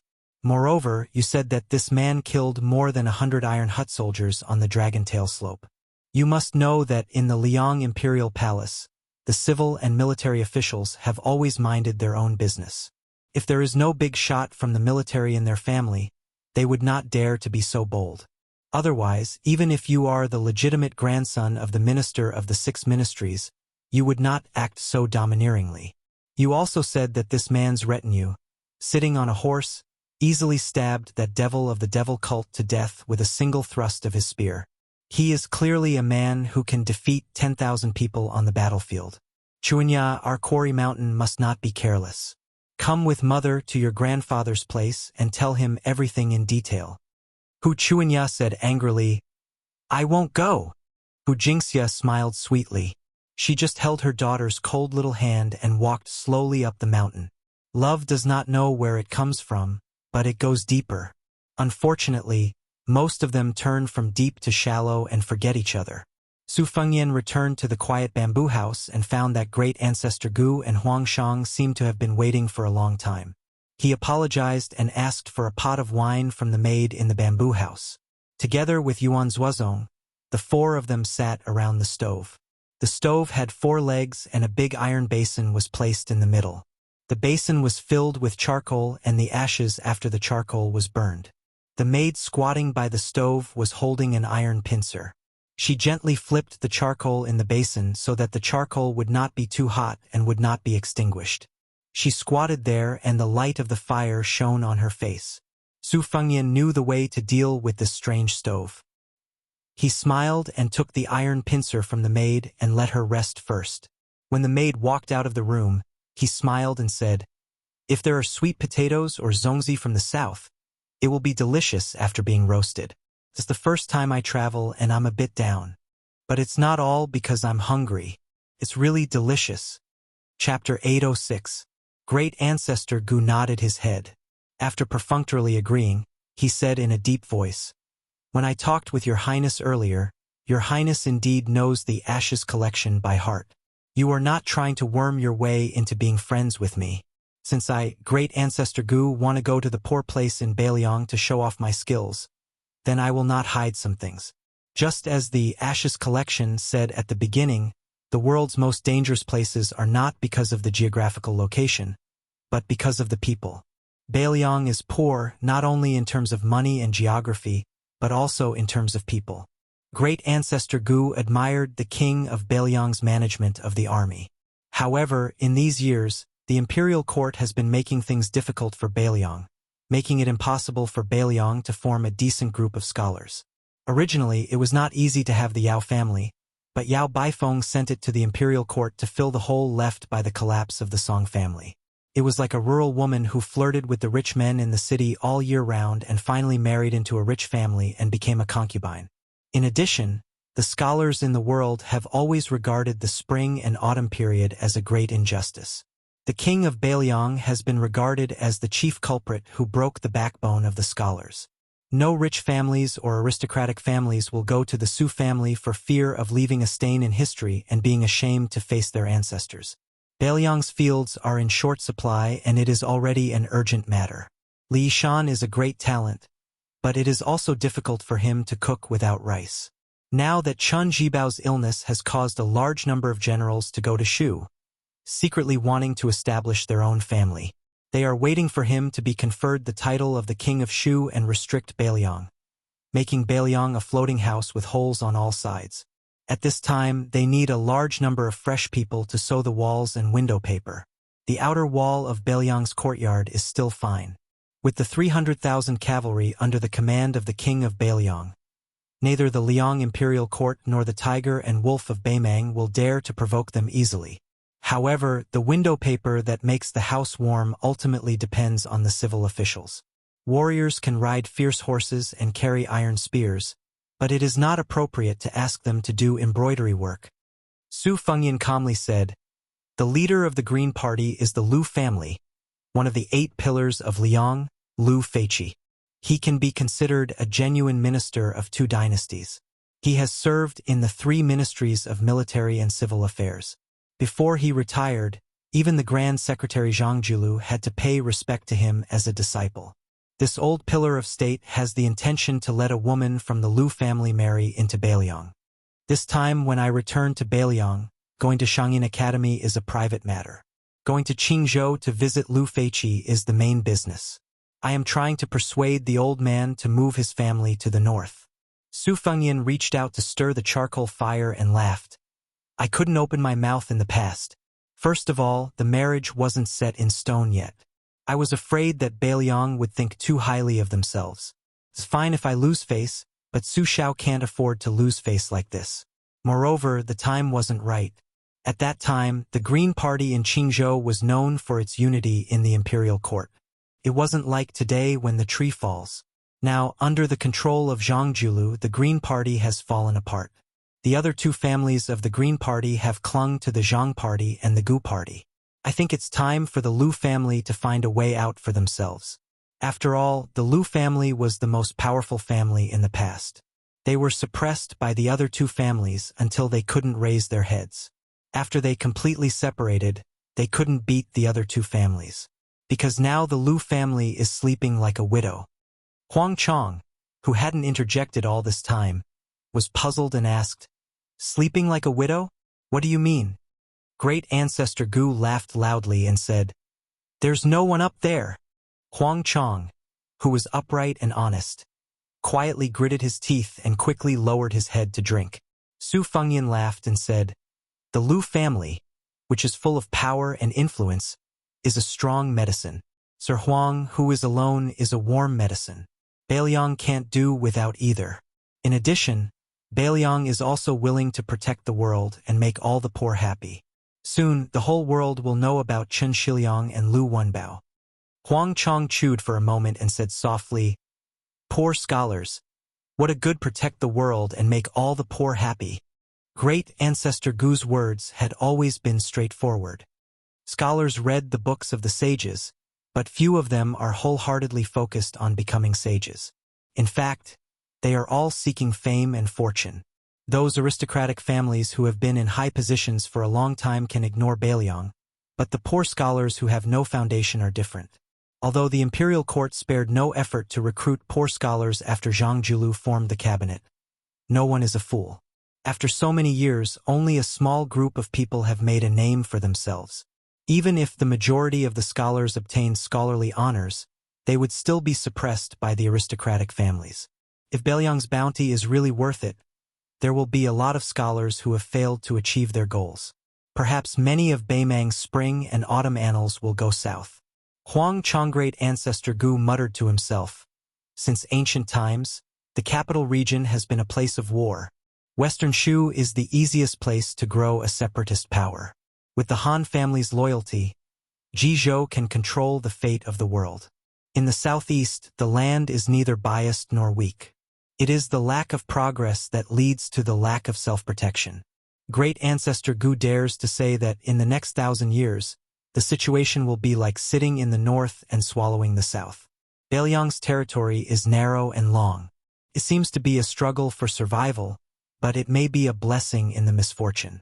Raising an army in a cold land is not the same as raising an army in the south.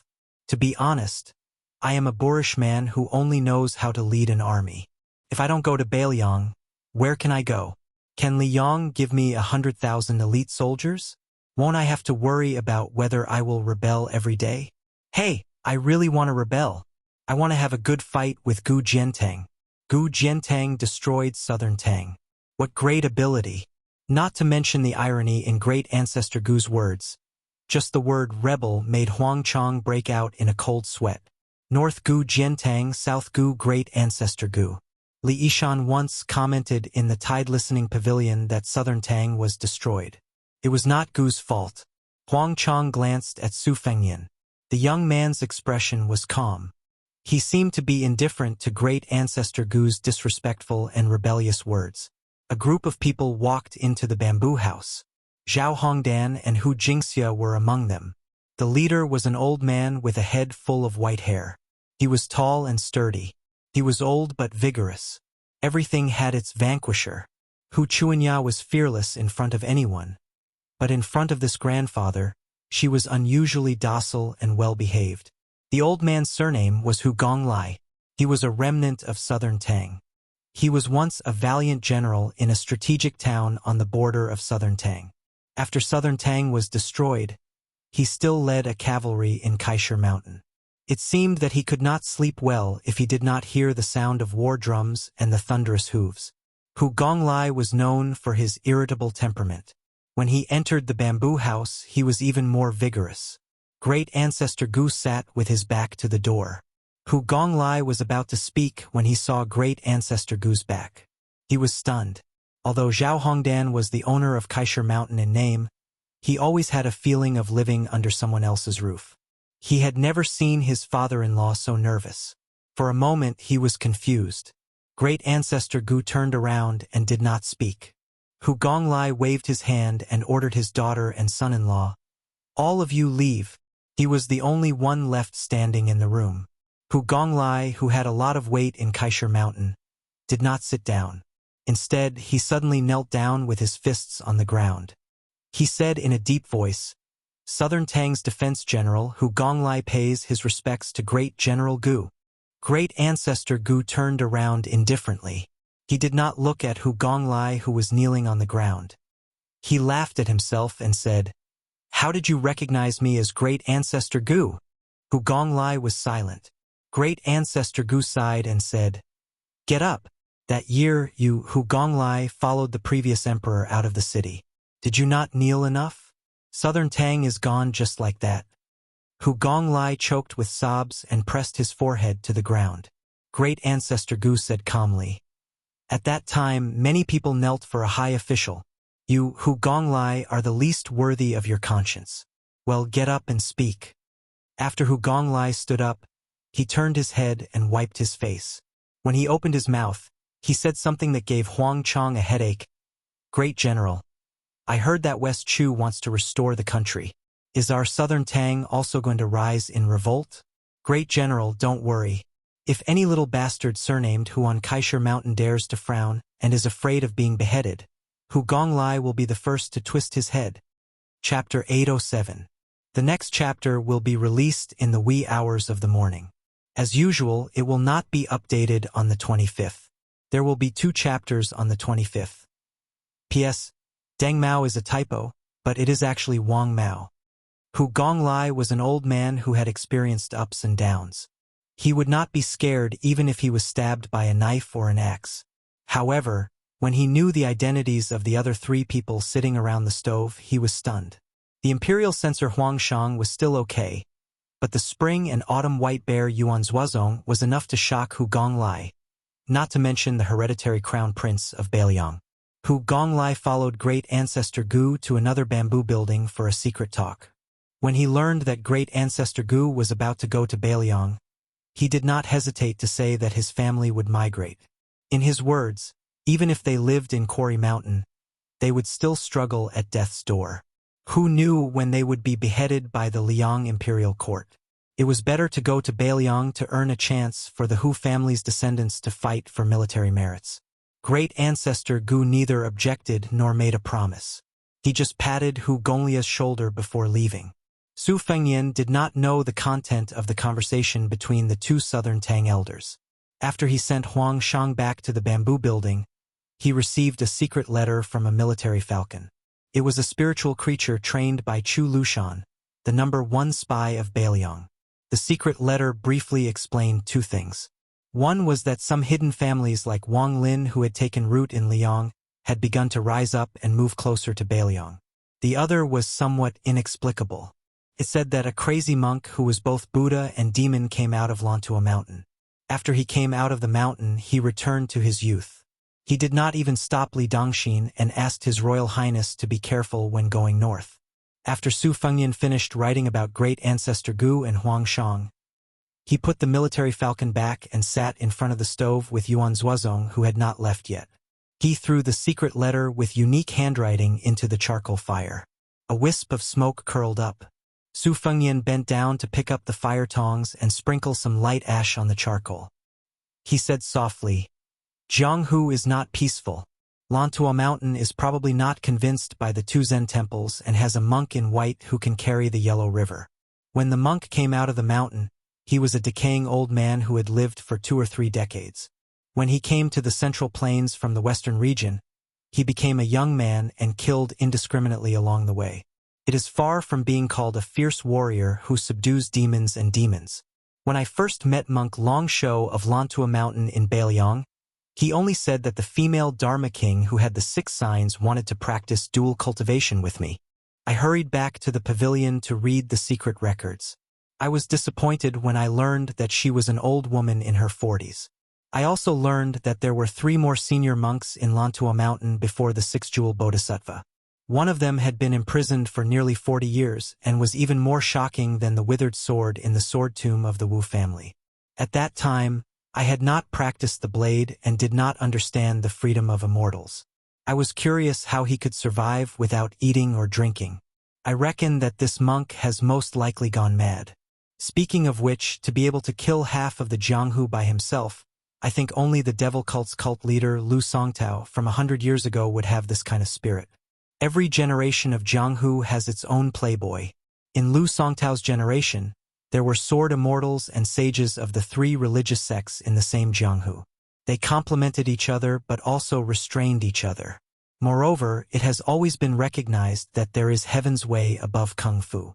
Since those who had gone through untold hardships to stand at the peak of Kung Fu, most of them were righteous figures like the old man in the sheepskin fur coat and Dong Tai. Even Wang Xianji, who was praised to be able to fight with ancestor Lu, was not an evil person. Lu Songtao and the crazy monk dared to risk universal condemnation and were not afraid of being punished by heaven.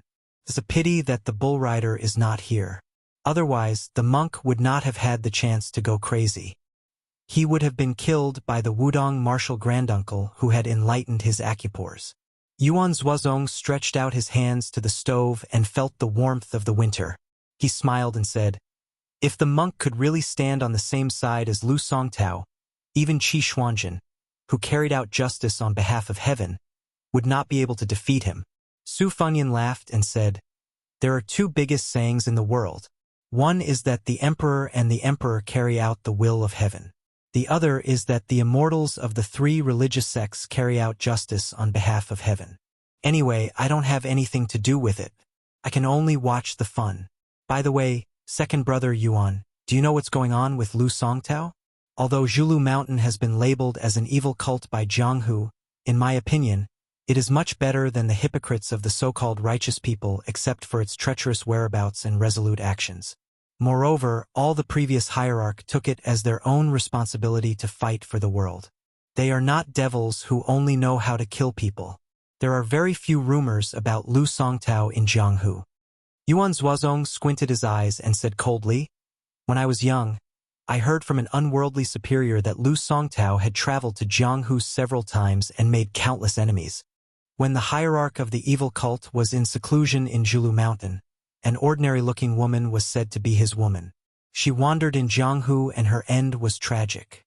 In short, not only the righteous Jianghu people but also many emperors and ministers had a share of the pie.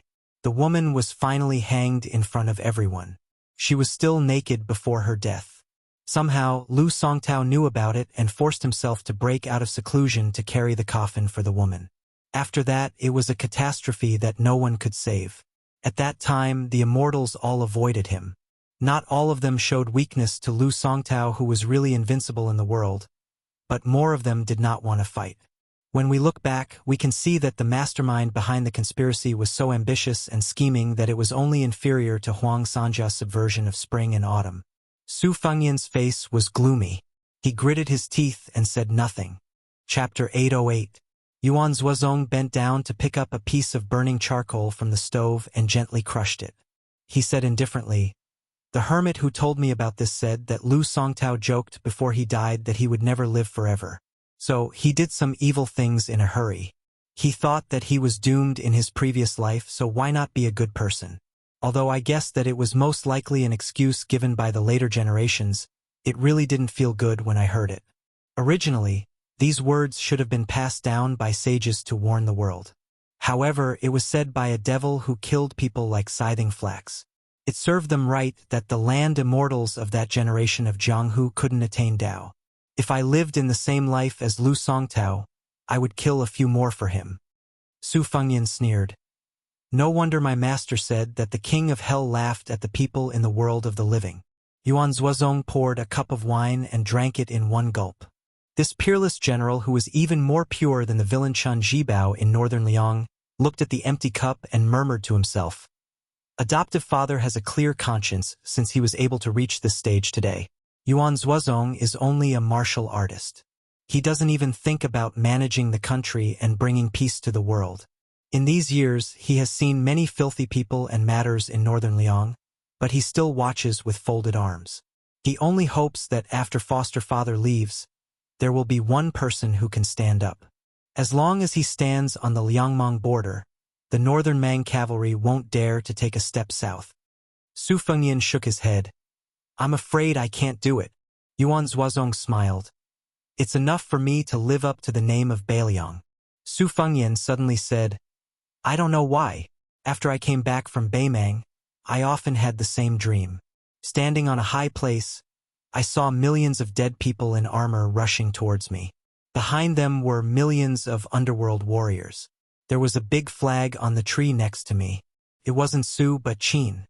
Yuan Zuozong said helplessly, "It's okay to fight in a battle, but I can't interpret dreams."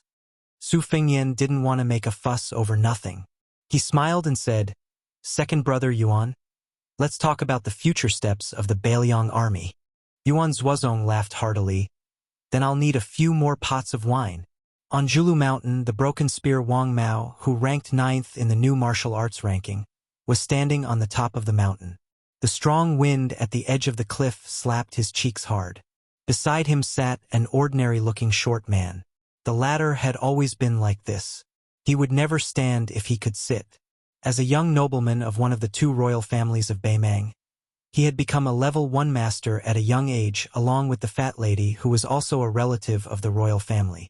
They had become the top martial artists after Murong Baoding in the royal family of Beimang. The reason why Wang Mao followed the female devil to the central plains of Liang was that he had lost to her. It was not strange that the 9th in the world lost to the 4th in the world who had fought with Dong Tai and Tuoba. However, if he were Wang Mao, he would definitely not admit defeat. The reason why he had shamelessly come to the south was because he had heard that there was a young man younger than him who had made a trip to their northern Mang, and had even slaughtered the 5th raccoon. He felt that no matter what, he should kill a finger-profound realm expert in Liang to vent his anger. That bloated woman who was fatter than him, and even more damnable, who was 2 heads taller than him, always mocked him for only having the ability to be a tyrant at home. He only thought about how to make a name for himself here, so that he could make that woman obediently admit defeat when he returned. The short young man crossed his arms and asked seriously, "Wang Mao, do you think Luo Yang can stop that crazy monk?" Wang Mao exhaled a long breath. 50-50. The young man glanced at Wang Mao. The 6th jewel master of Mount Lantua is only at the Grand Vajra stage, which is not even considered complete. He is still far from Li Dongxin, who is truly at the invincible Vajra stage. How can this monk be so powerful? Luo Yang almost ruined the good thing that Tuoba had been brewing for 20 years in the northern icefield. Obviously, compared to the battle with Dong Tai in Dunhuang City, Luo Yang's strength had gone up another level. For someone like her, not to mention climbing up a level, even lifting her foot would be as difficult as ascending to the heavens. Since she has already reached such a level, how can the odds of victory still be 50-50? Wang Mao smiled. "If we can stop her, the demon sect's leader will fight and the world will know. If we can't stop her, we can wait for Wang Shenji to leave the city before we leave Liang." The young man sighed. "Then it's better to stop her." Both of them knew that the number 1 demonic cultivator in Beimang, Luo Yang, had become the 10th leader of the demon sect, but they didn't know that the person Luo Yang was going to stop was the former 9th leader. The grandeur of this battle might not necessarily lose to the battle between Wang Shenji and Li Chungang on the Eastern Sea. The muddle-headed young mad monk not only knew his own name, he also knew that he was really crazy. When he killed people, he had no regrets. He only felt that these people deserved to die. When he thought about the cause and effect, he had a splitting headache. It was so painful that he almost wanted to roll on the ground. He knew that he was crazy, so he couldn't help crying and laughing along the way. Every time he passed a place and saw a person, he quickly forgot that place and that person. Every time he wanted to stop and look back, he couldn't do it. It was as if he was supposed to travel to the west, but he went east. The Buddhist country was in the west, but he went in the opposite direction. In the end, he went further and further away. With only a trace of clarity left, he only wanted to know what he had put down in the west and what he had to pick up in the east. A useless song evolved from 4 words to more than 100 words. He didn't memorize it, but he could always blurt it out. Mad Monk might have forgotten, but the Jianghu of the Central Plains was already in a state of panic. Other than the world-famous white-robed monk who tried to stop the young monk, Wu Luding, the current sword crown of the sword tomb of the Wu family, tried to stop the young monk with a sword. Mad Monk crashed into him and scattered his sword momentum. Then he ran faster than the Wu family's sword. After that, the most outstanding young celestial master of the Dragon Tiger Mountain, Zhao Ningxian, also made a move. The monk and the celestial master faced each other face to face, but they didn't collide. The monk kept his head down and ran forward. Zhao Ningxin, who was rumored to be the reincarnation of the first celestial master of the mansion of the celestial master, retreated at the same time. After 80 miles, Zhao Ningxin stepped aside and let the mad monk continue to move forward while laughing.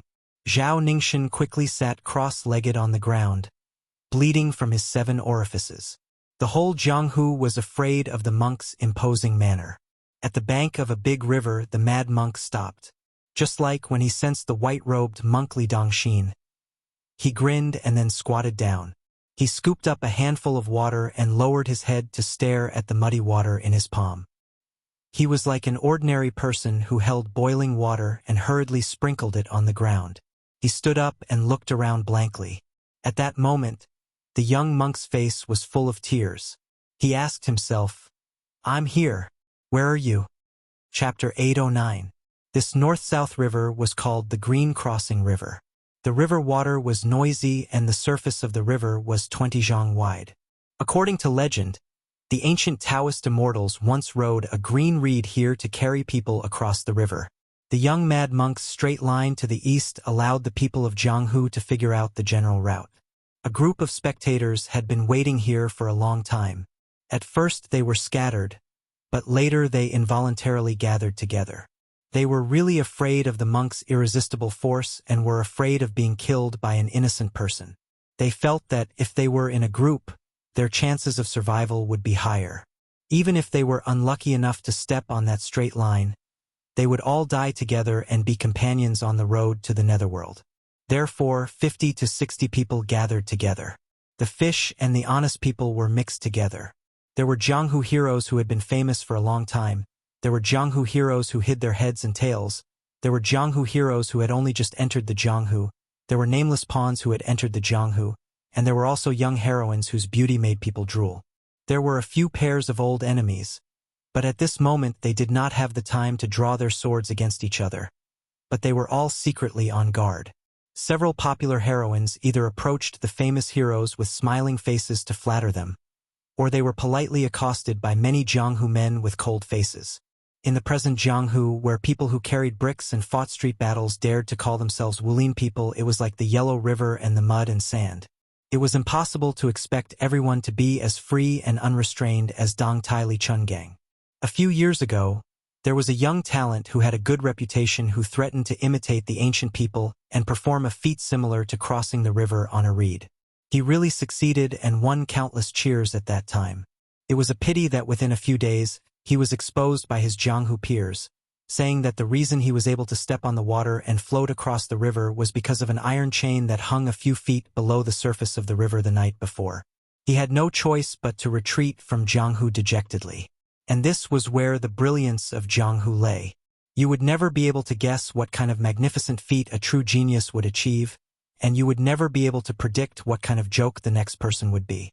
The sudden stop of the young monk, who had already made a name for himself, made those onlookers who thought that the useless monk would directly cross the river tremble. They were afraid that he would be like a pedestrian who saw an eyesore and would stretch out his foot to crush the nest of ants. However, what happened next not only relieved the onlookers, but also gave them a great surprise. They saw a stranger in white coming from the opposite bank of the Qingdu River. The stranger's vision was blurred, and it was hard to tell whether the stranger was a man or a woman. The stranger crossed the river, and the young monk just happened to come back to his senses after holding the water and looking at himself in the mirror. He tapped the ground with the tip of his foot and rushed to the river surface. The two people separated as soon as they touched each other.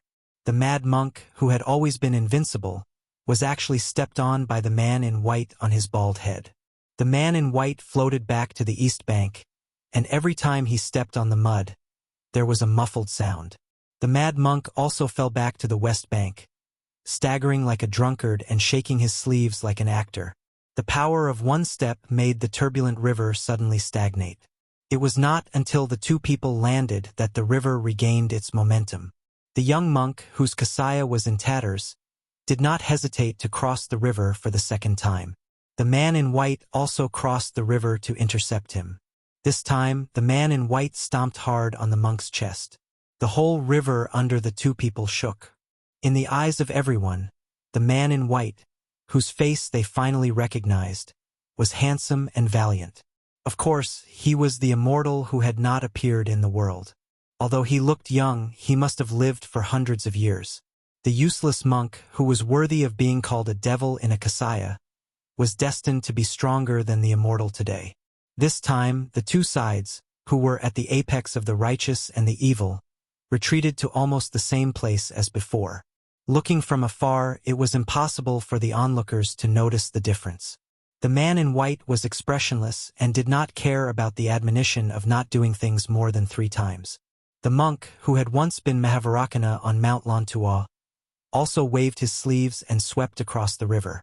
This time, the young monk, who was wearing a pair of tattered straw sandals, pushed out his palm and pressed it against the sole of the man in white's shoes.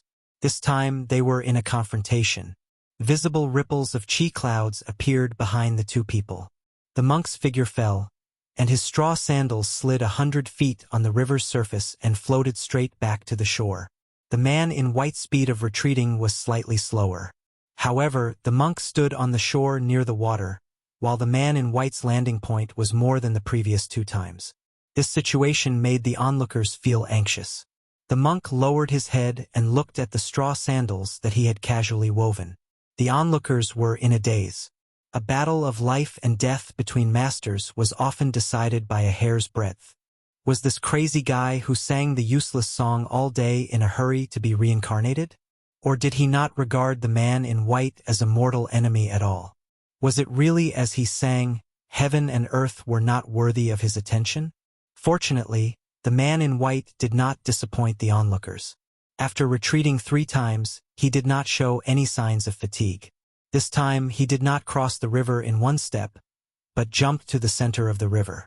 With the tip of his foot, he picked up a water column as thick as a bucket. The water sword pierced forward fiercely, and the man in white followed behind it. The nameless monk with tattered straw sandals and a torn kasaya gently raised his head and raised an arm to cover his hand.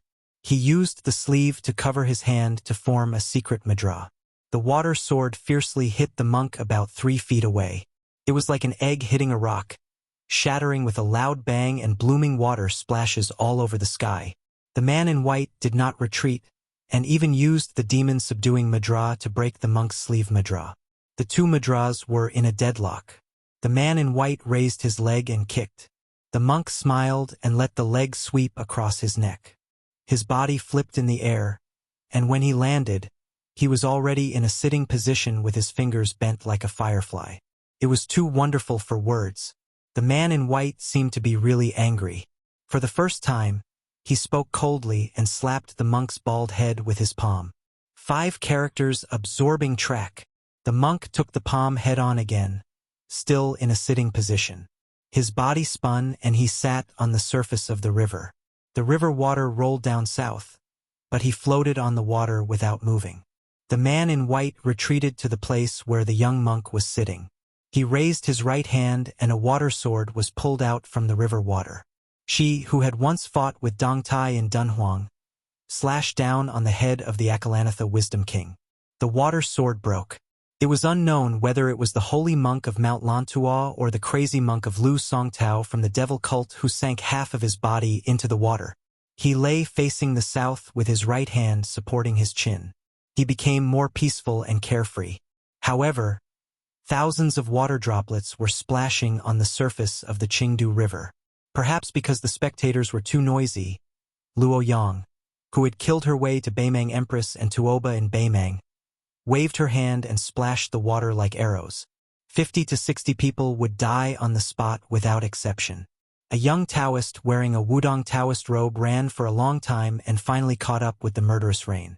He stood between the spectators and the splashing water. He drew a circle with his hands and gathered all the water droplets in the big circle between his hands. It turned into a water ball that was almost as tall as a person and then pushed it into the river water. Luo Yang frowned.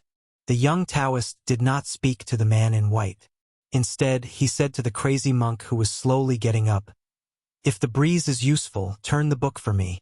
If the Kunlun is useful, I will go down the mountain. If the grass is useful, I will know whether it flourishes or withers.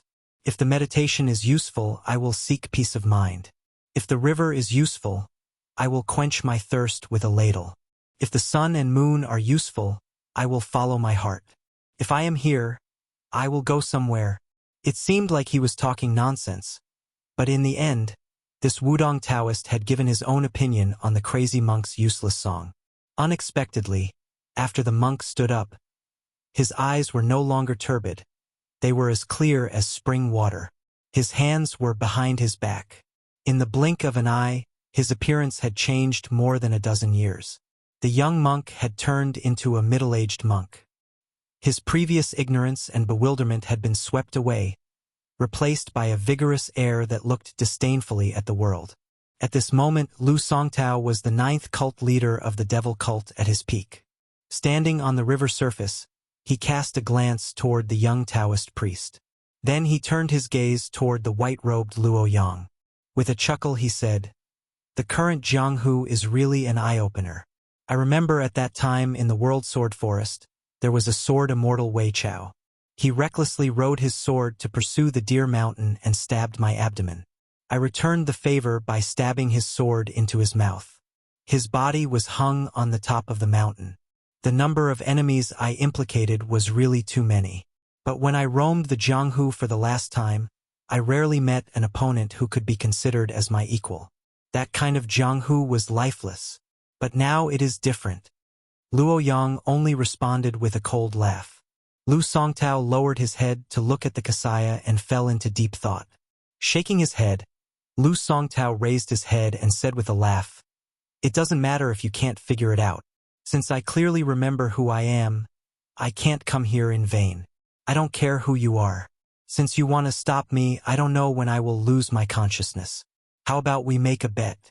Let's bet if I can make it 300 li to the east. If you lose, I will go to Zhulu Mountain. If I lose, you will be the cult leader of the devil cult after Lu Songtao." Luo Yang calmly said, "If you hide, don't talk about 300 li. You won't even be able to make it 30 li." Behind her, a big red fish with a carp's body and dragon's whiskers appeared. Lu Songtao laughed loudly and raised his hand to borrow a sword from the waist of a spectator. He held the sword horizontally across his chest and flicked his finger. The sound didn't come from in front of him, but from the 9th heaven. The world only knows that Lu Songtao is a devil who willfully slaughters the innocent. He has always liked to kill people with his bare hands. Only one person knows the difference between Lu Songtao with a sword and without one. It's funny that in that generation of Jianghu, including Wei Chao and Wei Chao, there were at least 5 land immortals. After I came out of seclusion, none of them were worthy of Lu Songtao drawing his sword. Lu Songtao looked at Zhulu Mountain 300 li away, his gaze gentle and intoxicated. "You said you wanted to see the elegance of a sword immortal with your own eyes. So here I am. That time I was late by 6 days. This time I might be late by a whole 100 years. Chapter 8:10. Occasionally, a huge koi fish would jump out of the water and fall back into the river. The 50 or 60 Jianghu people who survived the disaster did not make a sound for a long time, even if they saw the man in white and the monk in gray leave. They were afraid of the unexpected disaster until the young Taoist turned around and bowed. When they heard that the Taoist called himself Li Yufu of Wudong, it was like thunder in their ears. After Wang Zhongluo and Hong Shixiang, the new chief of Wudong, Wang Zhongluo was recognized as a late bloomer. He gradually entered a good state in the cultivation of Tiandao until he reached the big yellow court. As for the immortal Hong Shixiang, he rode a crane to Jiangnan, went to Dragon Tiger Mountain with a sword, and drove out of Taiyan City. These were all mysterious deeds that even the immortals would envy. As the youngest chief in the history of Wudong Mountain, Li Yufu's future achievements might not be as high as Tianmen. Li Yufu looked elegant and had a high social status. He was easy to get along with people, which was the opposite of the arrogant Taoist of Dragon Tiger Mountain. While he was talking with someone, Li Yufu looked happy and apologized. He turned around and greeted a middle-aged Taoist who had landed on the bank of Green Crossing River. "Why are you here, Junior Uncle Wang?" Sword maniac Wang Xiaoping looked to the east and said seriously, "The killing intent of this crazy monk is too strong. It's like Lu Songtao of the devil cult mentioned by Senior Brother Song. I want to confirm it. If it's really him, Wang Xianji is unwilling to leave the city. Deng Tai has already gone out to the sea to visit the immortals. Chao Zhangqing is busy with the restoration of West Chu, Gu Jiantang, Chun Jibao, and the others are loyal officials of the imperial court, so they won't make a move. Li Dongxin has already made a move once, so he probably won't stop him again. Shangyin Academy is 260 miles ahead, so I have to come. Li Yufu said guiltily. Yufu overestimated himself and made martial uncle little Wang worry. Wang Xiaoping, who was also unapproachable on the mountain, smiled for the first time. He walked slowly along the bank of the river and said to the young chief beside him, "It's okay. This is the responsibility of Wudong Mountain." Back then, little junior brother said that ordinary martial artists strive to be alone in the world when they cultivate. However, for us Taoists, cultivation is like carrying a burden and climbing a mountain. That's why little junior brother can carry the martial Tao and the heavenly Tao with one shoulder. Sect leader, your foundation is not bad. You are similar to Xiao Shidi's, your temperament is even more similar to his. It's just that you need to think more about the true meaning of these words. Right now, Mount Wudong is flourishing with incense, almost catching up to the scene of several hundred years ago. Headmaster, the more you can't just raise your head and look at the people in the sky. After all, youngest Shidi's cultivation is indeed profound and unfathomable. But where the cultivation came from is even more important. Li Yufu said warmly, "Junior Wang, I will remember your words." The breeze on the river made Wang Xiaoping's simple and unadorned Taoist robes flutter in the wind, making her look even more like a swordsman. The sword maniac stopped in his tracks and said with a smile, "If junior apprentice brother listens to my nagging, he will definitely have to flatter him a little. Only then will he have the face to steal winter bamboo shoots from my purple bamboo forest. Otherwise, he will chop bamboo to make a fishing rod. Chief, you should learn more from your junior apprentice uncle's laziness and rashness. Although the heavy burden of Mount Wudong is on your shoulders, you can do whatever you want as long as you don't go against your heart. As martial uncles, we don't have great abilities. We have the will but not the strength. We can only ask junior apprentice brother to bear more with you. In fact, although we don't say it out loud, we have been feeling sorry for all these years." Li Yufu's expression changed slightly. Taoist cultivation originally pursued the concept of knowing the autumn of the world when a leaf fell and the spring of the world when a bud sprouted. Wang Xiaoping went straight to the point and said, "Although I'm not strong enough, I should still use some of my strength to shoulder some of the burden. This is also going with the flow. If that white-robed man can't stop Mad Monk, he will most likely run into that man. Since I promised junior brother, I should also go and stop him. I've been obsessed with the sword all my life, but I've never felt that I could use my sword to my heart's content. Last time outside the divine martial arts city, I had a lot of enlightenment. Previously, when I saw Su Fengnian cultivating his will at the bottom of the lake, I learned a lot from him. This mad monk can help me sharpen my swordsmanship. If I'm not as good as him and die with my sword broken, you don't have to worry about me, master." Li Yufu said in a trembling voice. "Junior apprentice Uncle Wang, can you let me do a divination?" Wang Xiaoping laughed heartily and flew away. Today, Wang Xiaoping will have a narrow escape. Li Yufu sat by the river dejectedly. Even if Li Yufu could see his own life and death indifferently, he could not see others' life and death indifferently. This was a big cage. Drawing a circle on Mount Lantua and the withered sword in the Wu family's sword tomb had the same effect. They were both self-satisfied, but Mount Wudong was never like that. The great hammer of Buddhism was used to break through obsession. However, when obsession broke through obsession, it fell into the inferior category. Taoist cultivators pursued Tao and asked. Li Yufu used to ask himself what would happen after attaining immortality and passing through the gate of heaven. It was said that the world was full of hardships, but the immortals were happy. Li Yufu looked sad and looked at the yellow water of the river. There were many heroes in history, including immortals, Buddhas, and sages. A real man could stand on his own ground, his family, his country, and the world. The wind blew and the river water hit the shore, soaking the young chief of Wudong's Taoist robe and shoes. The crowd of Jianghu spectators in the distance, including the swordsman whose sword was borrowed by the crazy monk Lu Songtao, did not come back to his senses for a long time. He suddenly cried tears of joy and shouted loudly, wishing that the world would know that the strange monk borrowed his sword. Lu Songtao borrowed his sword without any warning, and his status in Jianghu suddenly rose. Several Jianghu seniors and big shots took the initiative to get close to him and said some polite greetings and warm words. Li Yufu turned a deaf ear to them. A bright red river carp jumped out of the river and jumped into the young Taoist's arms. It really matched the couplet of a small Taoist temple on Mount Wudong. The heavenly designed ginseng in the carp's arms was lively, and the man was free from worldly worries and comprehends coolness. Li Yufu held the carp and lowered his head to look at the lively carp in his arms. He was in a daze and suddenly smiled. "I'm Li Yufu. You and I are fated. I hope you won't be greedy and take the bait. If all things can really cultivate, I'll be able to cultivate. You and I should work together to cultivate Tao." Li Yufu held the carp with both hands and gently threw it into the river. "I hope we can meet again after hundreds of years." The computer beside Qingdu River was mysterious.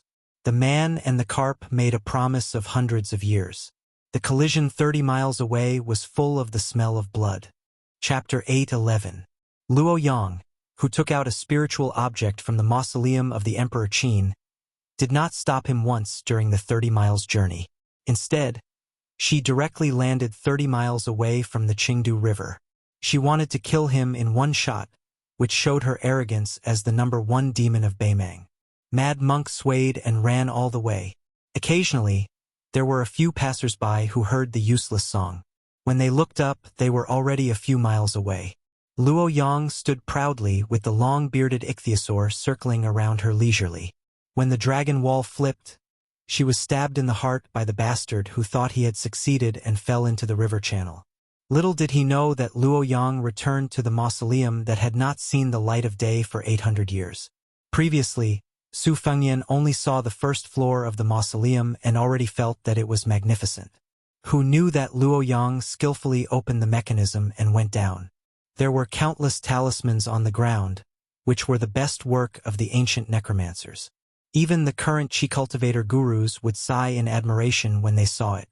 The two ichthyosaurs circled around a coffin for nearly 1,000 years. After Luo Yang left the mausoleum of the Emperor Qin under the Yellow River, she secretly went to the Arctic tundra. She just happened to catch the big fish of the North Sea transforming from the Kuan to the Peng. Tuoba waited for dozens of years, but she still ruined half of the good thing. Tuoba once told the Empress in secret that when he took the weapon, it would be the day when hundreds of thousands of soldiers of Tuoba's personal army marched south. As a result, not to mention Tuoba Bodhisattva was enraged, even the Empress, the Son of Heaven, who originally had high regard for Luoyang, was enraged. For the spider web in Li Mixi's hand, not to mention 100 catchers and 30 butterflies were dispatched. Other than a section of willow, all the other 6 lifting poles and double cocoons were dispatched in full force. Li Mixi personally arranged all the details of the hunt and kill. Beheading Luoyang was a must. Unfortunately, back then, Luoyang had slaughtered his way to northern Mang's capital. That time, he had even slaughtered his way all the way to the border. He had even taken a detour midway to meet Li Mixi, who was protected by layers upon layers of armored cavalry, from afar. Luoyang's actions, compared to Lu Songtao's roaming of the Jianghu 100 years ago, could be said to be in no way inferior. It was just that the Jianghu far away in Liang did not have the chance to hear about this secret history. Lu Songtao did not carry his sword. The long sword made of ordinary material floated in the air and walked side by side with him. One day he would become an immortal swordsman of the land. It was said that there was nothing in the world that could not be used as a sword. However, when he really had a sword in his hand, regardless of whether it was a bamboo sword, a wooden sword, or an iron sword, they all had a completely different aura. Especially in a fight between people of the same realm, the difference between having a sword in hand and not having a sword in hand was even more incomparable. The sword was a spiritual object. Otherwise, the essence of the Wu family's sword would not be the Rui sword embryo. Even when a skilled swordsmith forged a sword, the Rui sword embryo was only the first layer. The Rui sword embryo was the most important part. It was unknown which senior had joked about the fight between experts. It was like two shrews dressed in silk clothes fighting. Both of them wanted to tear the other's clothes apart, but silk clothes were dense and sturdy. The reason why swordsmen could become a glamorous profession in Jianghu for thousands of years was because they had a pair of scissors in their hands. They could tear the clothes apart with half the effort. If they were barehanded, they would first have to break the dense satin with their fists and loosen the threads. One of the four grandmasters of the previous generation, Fu Jianghongjia, was not in the three sections. However, he possessed the physique of the great Vajra realm and the comprehension of the celestial state. Furthermore, he wore a talisman armor. It was tantamount to wearing the thickest clothes in the world. The ferocity of Han Diaoxi lay in his ability to peel silk from a cocoon. Not only could he tear a Vajra realm physique with his bare hands, he could also cut off the resonance between a celestial state expert and the world. For martial artists outside the three sects, there was no doubt that the four realms of first pin were ascending in order. The Shen finger was lower than the celestial state, and the difference was far greater than the Vajra finger and the Shen finger.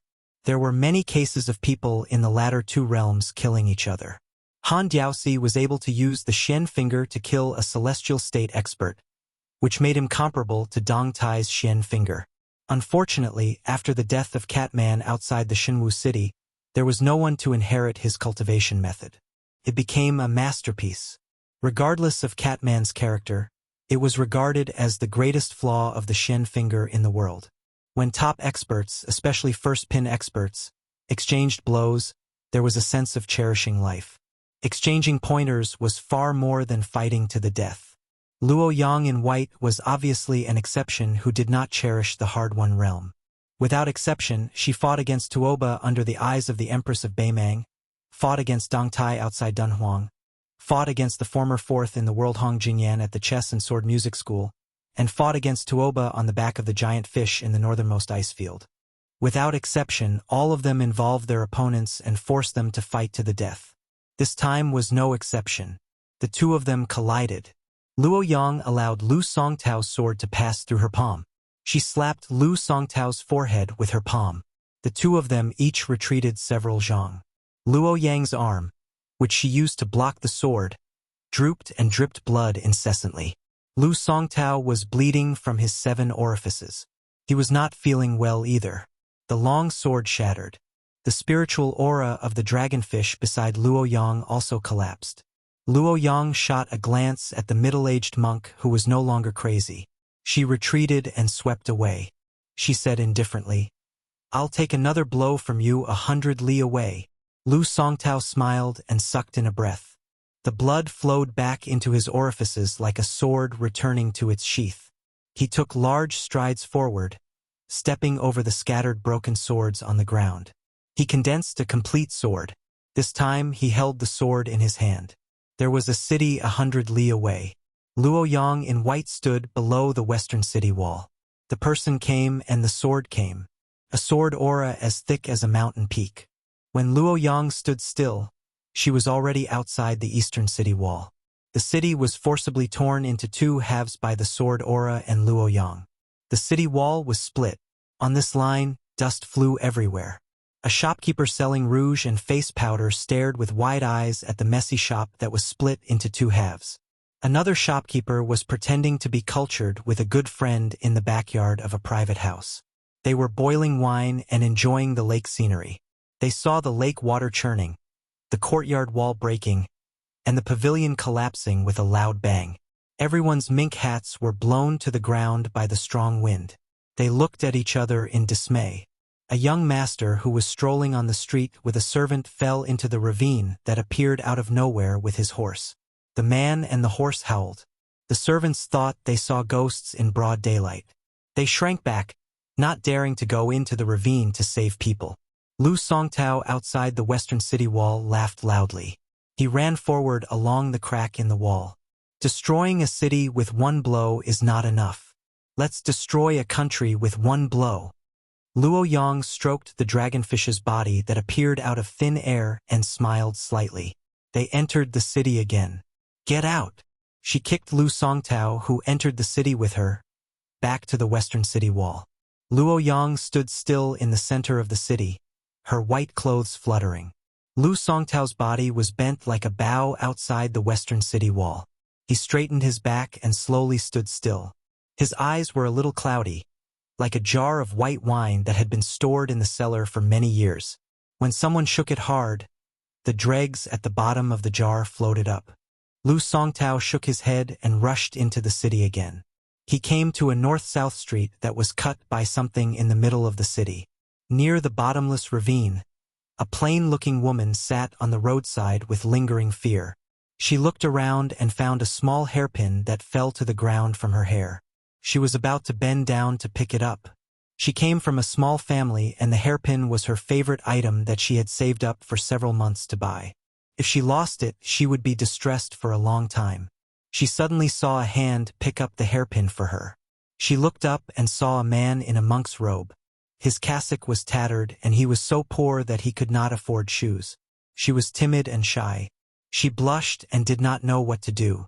The monk smiled and handed the hairpin back to her.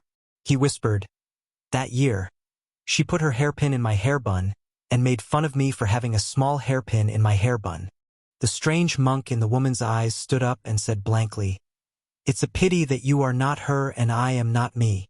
Lu Songtao, who was in a trance, exhaled a long breath and lowered his head. There was no sword in his hand. That year, he saw her too late and put her naked body in his arms. He took off his clothes and wrapped her up, then carried her back to Zhulu. Lu Songtao tore off one of his sleeves and shook his wrist. A sword appeared in his hand.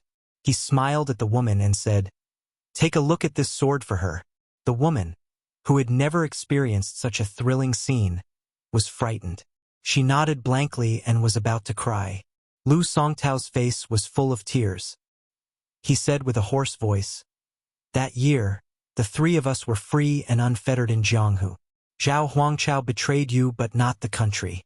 You betrayed Lu Songtao. Lu Songtao betrayed Zhulu Mountain but not you." Chapter 8:12. Lu Songtao raised his arm and lifted his sword. His two fingers on his other hand gently brushed the sword with a determined gaze. In the city, Luo Yang broke off a strand of dragon whisker from a dragonfish. She twirled her fingers and the dragon whisker wrapped around her arm. It was obvious that even she did not have much confidence in blocking the sword with her bare hands. At this moment, a person appeared at the end of the street where Lu Songtao was standing.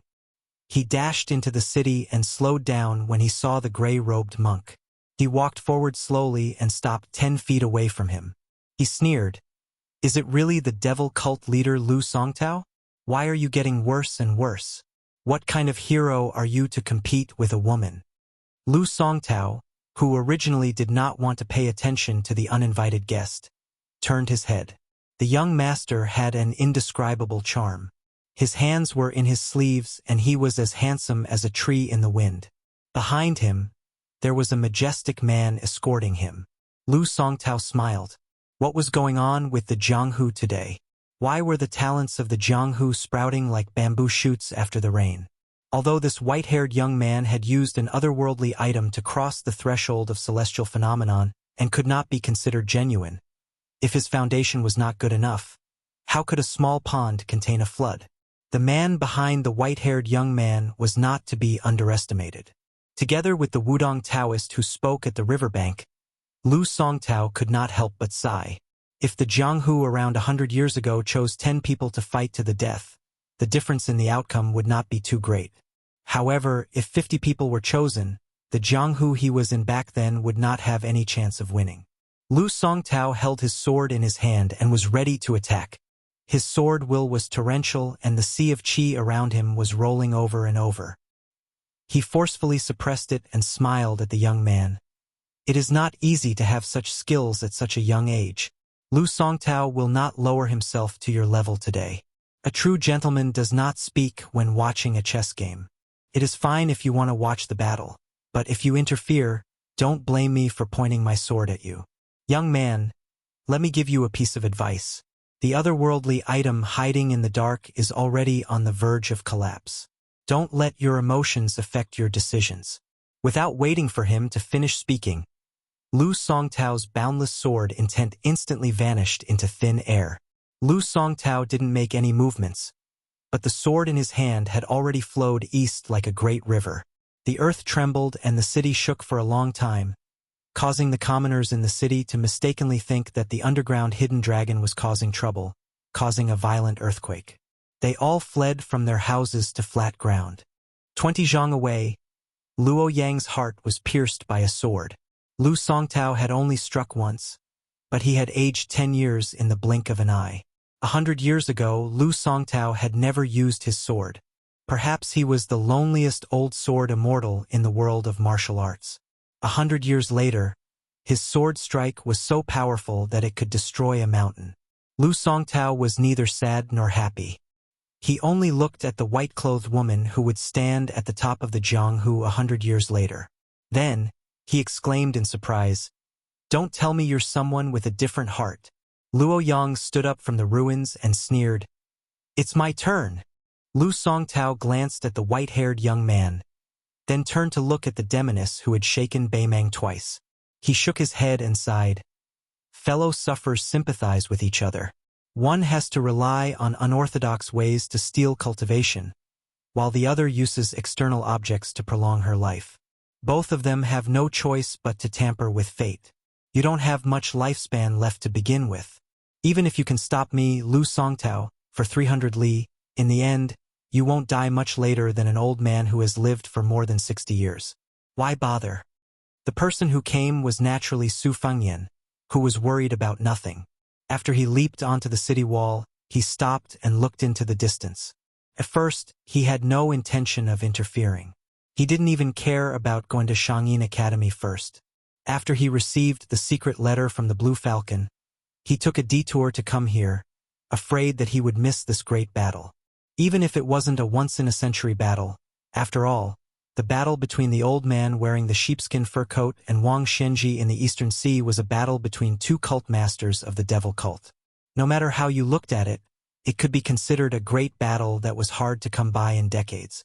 However, he didn't expect that the so-called white-clothed man from Zhulu Mountain in the letter was the Luoyang woman who died in the Dragon Wall River channel in the northern Mang.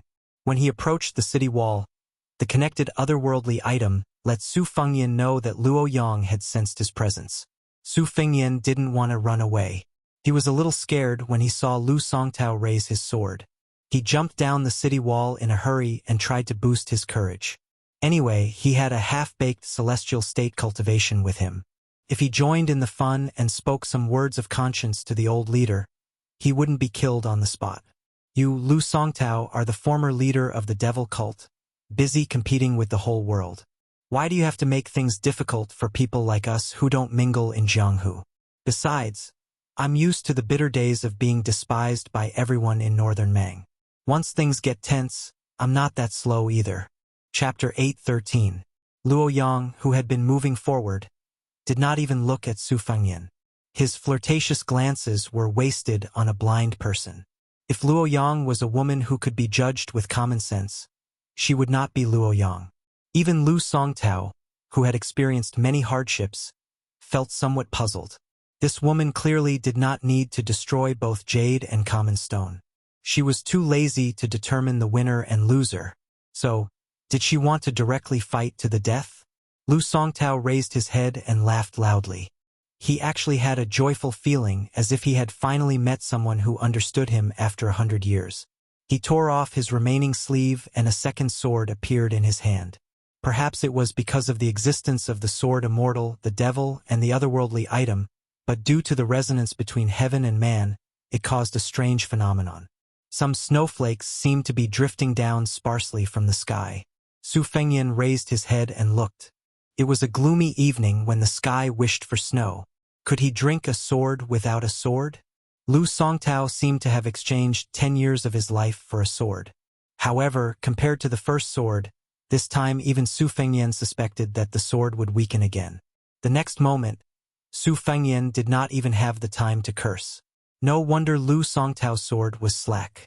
The tip of the sword pointed at Luo Yang at first, but when it was only a few feet away from her hand, it turned around and rushed towards him. Yuan Zuozong moved even earlier than Su Fengyan. He grabbed a wooden stick from the street to make a spear and ran forward in big strides. However, the flying sword was faster than thunder. Several of Su Fengyan's 12 swords were destroyed by Han Diaoxi, but it was not difficult to build a sword formation thunder pool. Before Yuan Zuozong arrived, Lu Songtao's fast invisible sword had already broken the thunder pool that was said to be insurmountable. For a moment the flying sword was flying randomly. Su Fengyan's state of mind was as calm as water. He raised his hand to shake the Kunlun Mountains. This mountain-destroying sword made Su Fengyan, who had almost perfect defense, slide back continuously.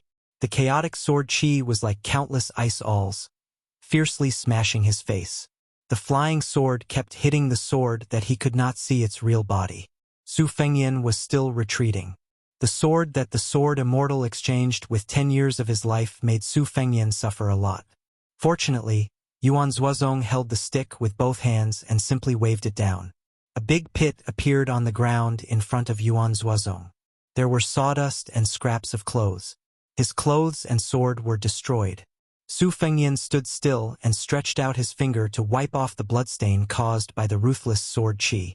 Lu Songtao, who had made up his mind at the last minute to switch people to kill, was not feeling good either. He exchanged a kick with Luo Yang, but Luo Yang's figure did not retreat at all. Lu Songtao had already fallen more than 10 zhang away, landing heavily on the ground. He rolled several times before slapping the ground with his palm. He swayed and floated up. Luo Yang was like a gangrene attached to the bone. Lu Songtao had just stabilized himself when her arm swept across his abdomen. His body was several feet above the ground. Without waiting for him to fly out horizontally, Luo Yang stomped on his abdomen again. The kite with a broken string was directly 7, 8 zhang away. This time, Lu Songtao did not fall. His toes hovered in the air a few times like a dragonfly skimming the surface of the water, gently landing on the edge of the gully. One wrong step, one wrong step, one wrong step, one wrong step, one wrong step after another. Luo Yang's palm pushed out during the long sweep. Lu Songtao's expression turned serious. He leaned back, dodging Luo Yang's flying sword, which had fallen into the palm of his hand at some unknown time. Luo Yang's palm turned into an elbow, often knocking Lu Songtao to the ground. With a kick, Lu Songtao directly crashed into a distant wall. When he stood up from the dust, the corner of his mouth was oozing with a ghastly black clot of blood. He smiled freely. With 2 fingers, he cut open his abdomen. Gripping the tip of the sword, he pulled out the treacherous flying sword that had pierced his body from behind. Lu Songtao looked at the white-haired young man with a profound mind. Indeed, I did not waste my sword strike on you. Lu Songtao did not look angry at all. Instead, he looked delighted. He gently tossed the translucent flying sword back to Su Fengyan. It was not easy to nurture a sword embryo. Wei Chao could not be called a sword immortal. Sui Xiegu, who was as young as you, was not vulgar. Unfortunately, I did not know if he was dead or alive. Otherwise, you could have learned the sword from him. Most people in the pugilistic world believe that there is no second place in martial arts. They are afraid of being stepped on by others and losing their integrity in their later years. However, the great swordsmen are not afraid of being overtaken by their juniors. They are only afraid that the swordsman's legacy will deteriorate from generation to generation. Kid, what's your name? Su Fengyan asked carefully. Sui Xiegu, do you like to eat swords? Lu Songtao smiled and nodded. Back then, this kid said that he wanted to challenge all the strongest swordsmen in the world and eat all the best swords in the world. When I went into seclusion to practice my swordplay, it was this defeated opponent who became braver with every setback that guarded my seclusion. Su Fengyan took a deep breath. Old man Sui has a great enmity with me. However, he clearly distinguishes between kindness and hatred. I am indebted to him for his sword strike. Lu Songtao waved his hand. That's between the two of you. It has nothing to do with me. Luo Yang glanced at Su Fengyan. The latter immediately fell silent. Luo Yang flicked her finger lightly and an item flew towards Lu Songtao. The latter caught the item with a complicated expression. He asked softly, "It's you? How is that possible?" Luo Yang was expressionless. Lu Songtao, who had originally planned to fight to the death, sighed and flicked the item back. He had a strange expression. So what if I see him? He won't be that person anymore. Luo Yang's expression was still cold. If there's nothing else, then get lost. Lu Songtao clutched his stomach and laughed. Then he disappeared in a flash. As he left the city and headed east, this demon who had stirred up a reign of terror 100 years ago muttered to himself, "So there's someone more foolish than me." Luo Yang put on a fake smile and stared at Su Fengyan. "Woman, you really hold a grudge. Why don't you say that I took Lu Songtao's sword strike for you for no reason?" Su Fengyan was thinking about how to escape when Luo Yang opened her mouth and said with a smile, "The Yellow River Strike. This little girl will engrave it in her heart." Su Fengyan's hair stood on end when he heard the words, "little girl." Unexpectedly, the demoness Beimang lowered her head and covered her chest with her hand. She mocked herself. Where did the heart come from? Chapter 8:14. Perhaps because it was close to the Shangyin Academy, the tea houses and taverns in the city all had elegant names. It was said that on the walls of any old inn, there were fragments of poems written by Confucians of different dynasties. The Sharp Snow restaurant was located in a secluded area in the city. When it snowed, few people went out to suffer. Plus, there was an unknown natural disaster or man-made disaster in the city, so the business was naturally bleak. The shopkeeper was depressed, thinking about when he could save enough money to buy the small house he had chosen long ago. This era was peaceful, without the turmoil of the spring and autumn period, so it was not a bad idea to buy more houses. His wife always complained that the dowry he prepared for his daughter was too little and could not support their reputation. Compared with the neighboring Song family, the shopkeeper was too far behind. As the head of the family, although he worked hard all year round to make a living, he could not say much. However, after working hard every day, he could go home and drink a cup of tea made by his daughter, so he did not complain anymore. He hesitated whether he should sell the calligraphy and painting that he had treasured for many years. He bought it from a southern Tang survivor who had wandered to another place at a high price. Now it could be sold at a high price, but he still liked it from the bottom of his heart. The shopkeeper sighed. Now that he was middle-aged, everything seemed to have come to an end. He looked up at the snowy street outside the building and pulled up his sleeves. When he saw the two of them enter the tea house, the shopkeeper hurriedly welcomed them, afraid that he would miss out on this deal that was made out of nothing. He didn't care about his reputation and smiled warmly. "In addition to the best tea before the rain, we don't lack good wine. What would you like to drink?" When the shopkeeper recognized the faces of the two people, he was somewhat stunned. The handsome young man was still all right. He had a warm smile on his face and looked very warm in the winter. With one look, one could tell that he was from a good family. However, the woman with a frosty face was frightening. The shopkeeper subconsciously shrank his neck. Fortunately, for some reason, the white-haired young man was very understanding. After patting the snow off his shoulder, he said with a gentle smile, "Shopkeeper, I'll have to trouble you to warm up a jar of wine. Make it as strong as you can. If you have a stove, bring it over and put it under the table. We can add some money." The shopkeeper quickly rubbed his hands and said with a smile, "It's free. It's free. It's only right." Su Fengyan and Luo Yang were sitting by the window. Lu Songtao had left the city inexplicably. It seemed that Luo Yang was about to deal with him. But when he and Yuan Zuozong were about to fight to the death, she said she was going to drink. Su Fengyan didn't let Yuan Zuozong follow them. Since she said to drink, Su Fengyan would drink generously. Drinking with a gentleman would most likely lead to death. However, drinking with Luo Yang would most likely lead to a better life. The wine was served on the table and the stove was set up. The two of them drank together. Su Fengyan raised his cup and took a small sip. With a slurp, he leaned lazily against the back of the chair and asked softly, "Bodhisattva Tuoba has been waiting for 30 years for you to spoil the good thing? What's going on?" Luo Yang didn't raise her glass to drink. She remained silent.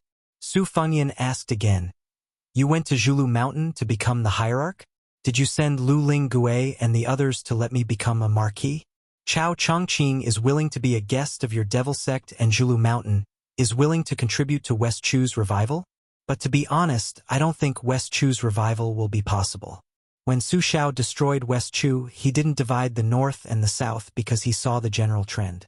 He didn't proclaim himself as the emperor because people were disheartened. But once he did, those experienced soldiers would die for the dragon thrown under his butt. Su Xiao had always been a calculator. He didn't do business at a loss. The current emperor of Liang dynasty's Zhao family is not an incapable ruler.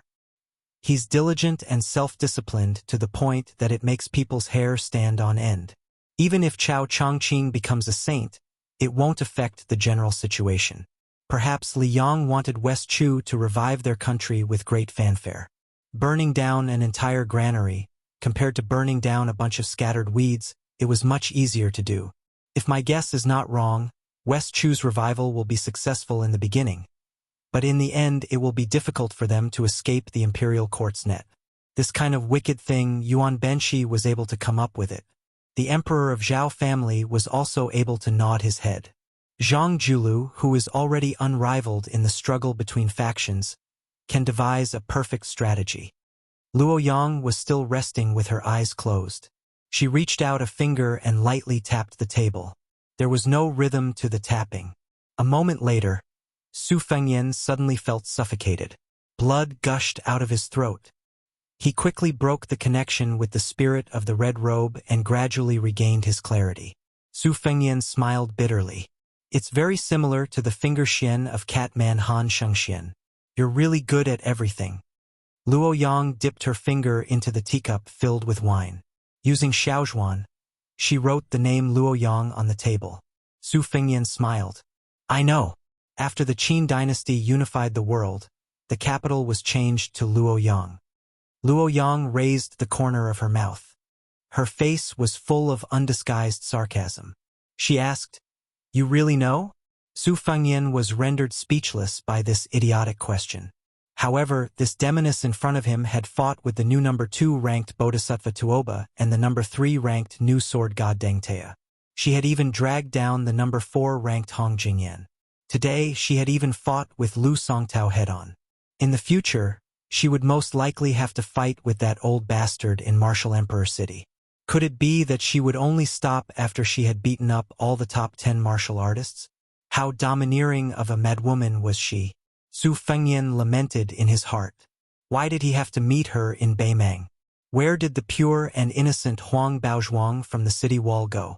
Su Fengyan voiced the question that had been puzzling him the most recently. Zhulu Mountain appeared at the end of the Qin dynasty. As the old saying goes, when Qin lost its deer, the world chased after it. Could it be that this Zhulu Mountain, which evolved into a demonic sect in later years, is a remnant of the Qin dynasty, just like the Beimang princess tomb? Luo Yang laughed wantonly.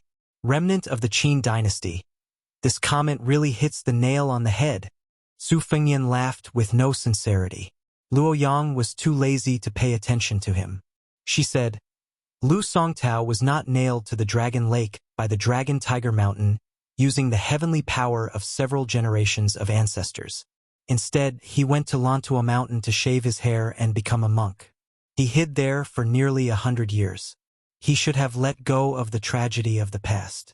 Logically speaking, he should have put down the butcher's knife and become a Buddha, occupying a place in the Buddhist kingdom of the West. However, for some reason, he was possessed by the devil. Lantua Mountain, which is known for its strict discipline, let him go. Even Li Xiaoxin, the Buddha of the Central Plains, did not try to stop him. This is even more against common sense. Lu Songtao, who is not a monk or Lantua Mountain's scheme, may achieve the same goal through different means. Su Fengyan asked tentatively, "You are telling me this because you still want to drag me to Zhulu Mountain?" Luo Yang did not admit or deny it. She was speaking in riddles. Su Fengyan was honest with her. "As long as you are not in a hurry to kill me." Luo Yang took a sip of wine. Her eyes were playful. "You can even kill Han Diaosi, one of the 3 great devils of the spring and autumn period. Do you think you can't kill me? If there is a first time, there will be a second time. With your cold temperament, if you don't kill me on the Yellow River, you will not be able to sleep well." Su Fengyan laughed as he poured the wine. I was lucky that the killer cat did not eat the sword of the great ancestor of the sword sect, Sui Xiegu. I was the one who was killed by Han Diaosi. Killing a celestial being like you? I have nothing better to do. As long as you don't settle old scores with me, to be honest, I don't mind going to Zhulu Mountain to be a nominal marquis. But let me say this first. I will not meddle in the restoration of West Chu. I admire Chao Chongqing from the bottom of my heart. But one thing is another. I don't even have a good grasp of the land in Beiliang. I don't have the ambition and ability to fight for the world. Luo Yang showed an impatient expression. She spun the porcelain cup with 2 fingers and sneered. Lu Songtao was right about one thing. The wine was still warm, but the atmosphere could not be any colder. Su Fengyan saw that she did not want to say more. He quietly drank a few cups of wine, paid the waiter and left the tea house of sharp snow. Luo Yang did not stop him. She dipped her hand in the wine and wrote 2 words on the table. Qin. Su. Luo Yang said calmly. So it's all 3 of them. He doesn't know anything, and she knows everything. It was not like this originally. This devil did something that no one would have guessed. She put her chin on the table and closed her eyes. She looked like a tired, ordinary woman who could not wait for the person she liked for a long time. Chapter 8:15. There is one more chapter. P.S. A new WeChat public platform has been opened. Go to Sina Weibo and scan the QR code or search Finghua 1985. There are several book giveaways. It was a windy and snowy night. Su Fengyan stood at the door. There were no pedestrians on the street paved with bluestones. He held his hands and breathed in the air. It was full of the smell of alcohol. Seeing Su Fengyan come out of Jianshua tea house safe and sound, Yuan Zuozong, who was already the commander of Beiliang cavalry, was relieved. They looked at each other and smiled. Su Fengyan and Yuan Zuozong sat in the carriage. They had to leave the city before the gate was closed. This time, they hurried to watch the battle without any worries. Great ancestor Gu, Huang Shang, and others had secretly rushed to Beiliang under the arrangement of Chu Lushan. It was said that the quarry mountain was almost uprooted from the ground. There were only some unaffiliated artists left. These people were lucky to occupy the place. As for the departure of Su Zhan, Zhou Qinghu and others, Su Fengyan did not care. But the young man, Li Huai'er, was said to insist on going north with Huang Shang to see the scenery of the frontier fortress. He did not travel far because his parents were dead. Since his parents were not in this world, this young man would not have to worry about his family. Therefore, Su Fengyan did not stop him. In the carriage, Yuan Zuozong wanted to say something but stopped on second thought. Su Fengyan didn't regard him as an outsider and told him the general situation. Yuan Zuozong was amazed after hearing it. He didn't expect Lu Songtao's identity to be so shocking. Not only was he the former hierarch of the devil cult, but he was also an eminent monk who should have reached the Buddha realm on Mount Lantua. Lu Songtao vividly proved that the devil Buddha could be created and destroyed with a single thought. However, what surprised Yuan Zuozong more was that White Luo Yang, the first devil of Beimang, came to Liangjing Lake to be the 10th hierarch of Mount Zhulu.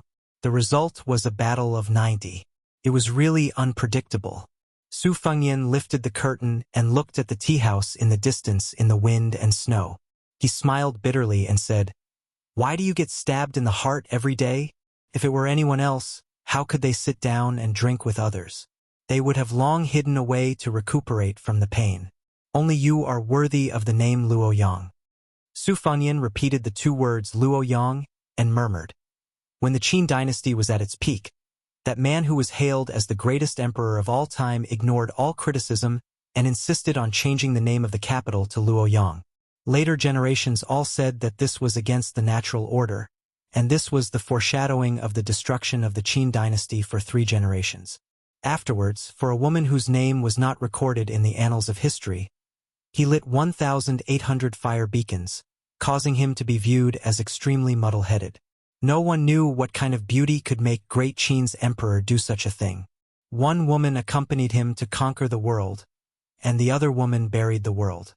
If I were born 800 years ago, I would really like to ask that Emperor Qin face to face which one he loved more, his new lover and his old lover. Yuan Zuozong laughed and did not answer. Yuan Baixiong, who was as famous as Lu Shengxiang in the spring and autumn period, had never had any woman whom he loved. It seemed that he had never been troubled by love. Outside the window, a falcon flew towards the curtain. Su Fengyan lifted the curtain with a smile and untied the narrow bamboo joint from the falcon's claws, allowing the falcon to fly away. After reading the secret letter, he frowned and said worriedly, "I don't know what happened to Wang Xiaoping. She fought with Lu Songtao and exchanged swords with him. This Taoism's first talisman sword seemed to be badly injured. Fortunately, Lu Songtao did not kill her. Instead, he took Wang Xiaoping and went to the east together. I don't think this is mutual appreciation. Even if it is temporary, Lu Songtao is crazy. Now that Wudong Mountain finally has Wang Xiaoping after the bull rider, she may be killed by Lu Songtao. But how can I stop them?" Yuan Zuozong shook his head and said, "You can't stop them, and you don't have to. Whether Wang Xiaoping lives or dies, it is up to fate. One is crazy, and the other is a fool. Maybe this is a fated encounter." Senior Li Chungang had Dong Tai to take over his sword. Lu Songtao, who has quietly become a swordsman on land 100 years ago, may also want a newcomer in Jianghu to take over his sword. To be honest, I used to use a saber instead of a sword in military battles. Otherwise, I may be a swordsman now.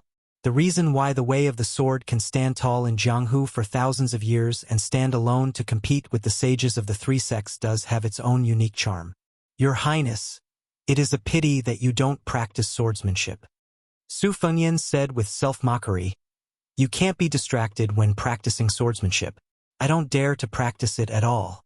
If I give up halfway, I will be scolded and laughed to death." Yuan Zuozong didn't speak anymore. He didn't want to get involved in such personal affairs. There were so many outstanding generals in Beiliang. He was afraid that he was the one who didn't know how to form cliques and pursue personal interests. Even Xia of Beiliang didn't dare to compete with Yuan Zuozong on this point, let alone Zhong Hongwu and Yan Wenluan, who had made great contributions for many years. But the more so, when Yuan Zuozong took over Zhong Hongwu's cavalry alone, no one dared to make trouble. The trap set by Su Beiji and Qin Shiliang for Zhong Hongwu fell through. Zhong Hongwu, who had taken off his armor and returned to his farm, was unusually well behaved. Su Fengyan didn't know whether to laugh or cry. He could only sigh that Yuan Zuozong was too domineering. Chu Lushan was the governor-general of Beiliang, who was only under the governor and administrator of Beiliang. It was said that many people were ready to make trouble in private. This was probably an unintentional willow growing in shade.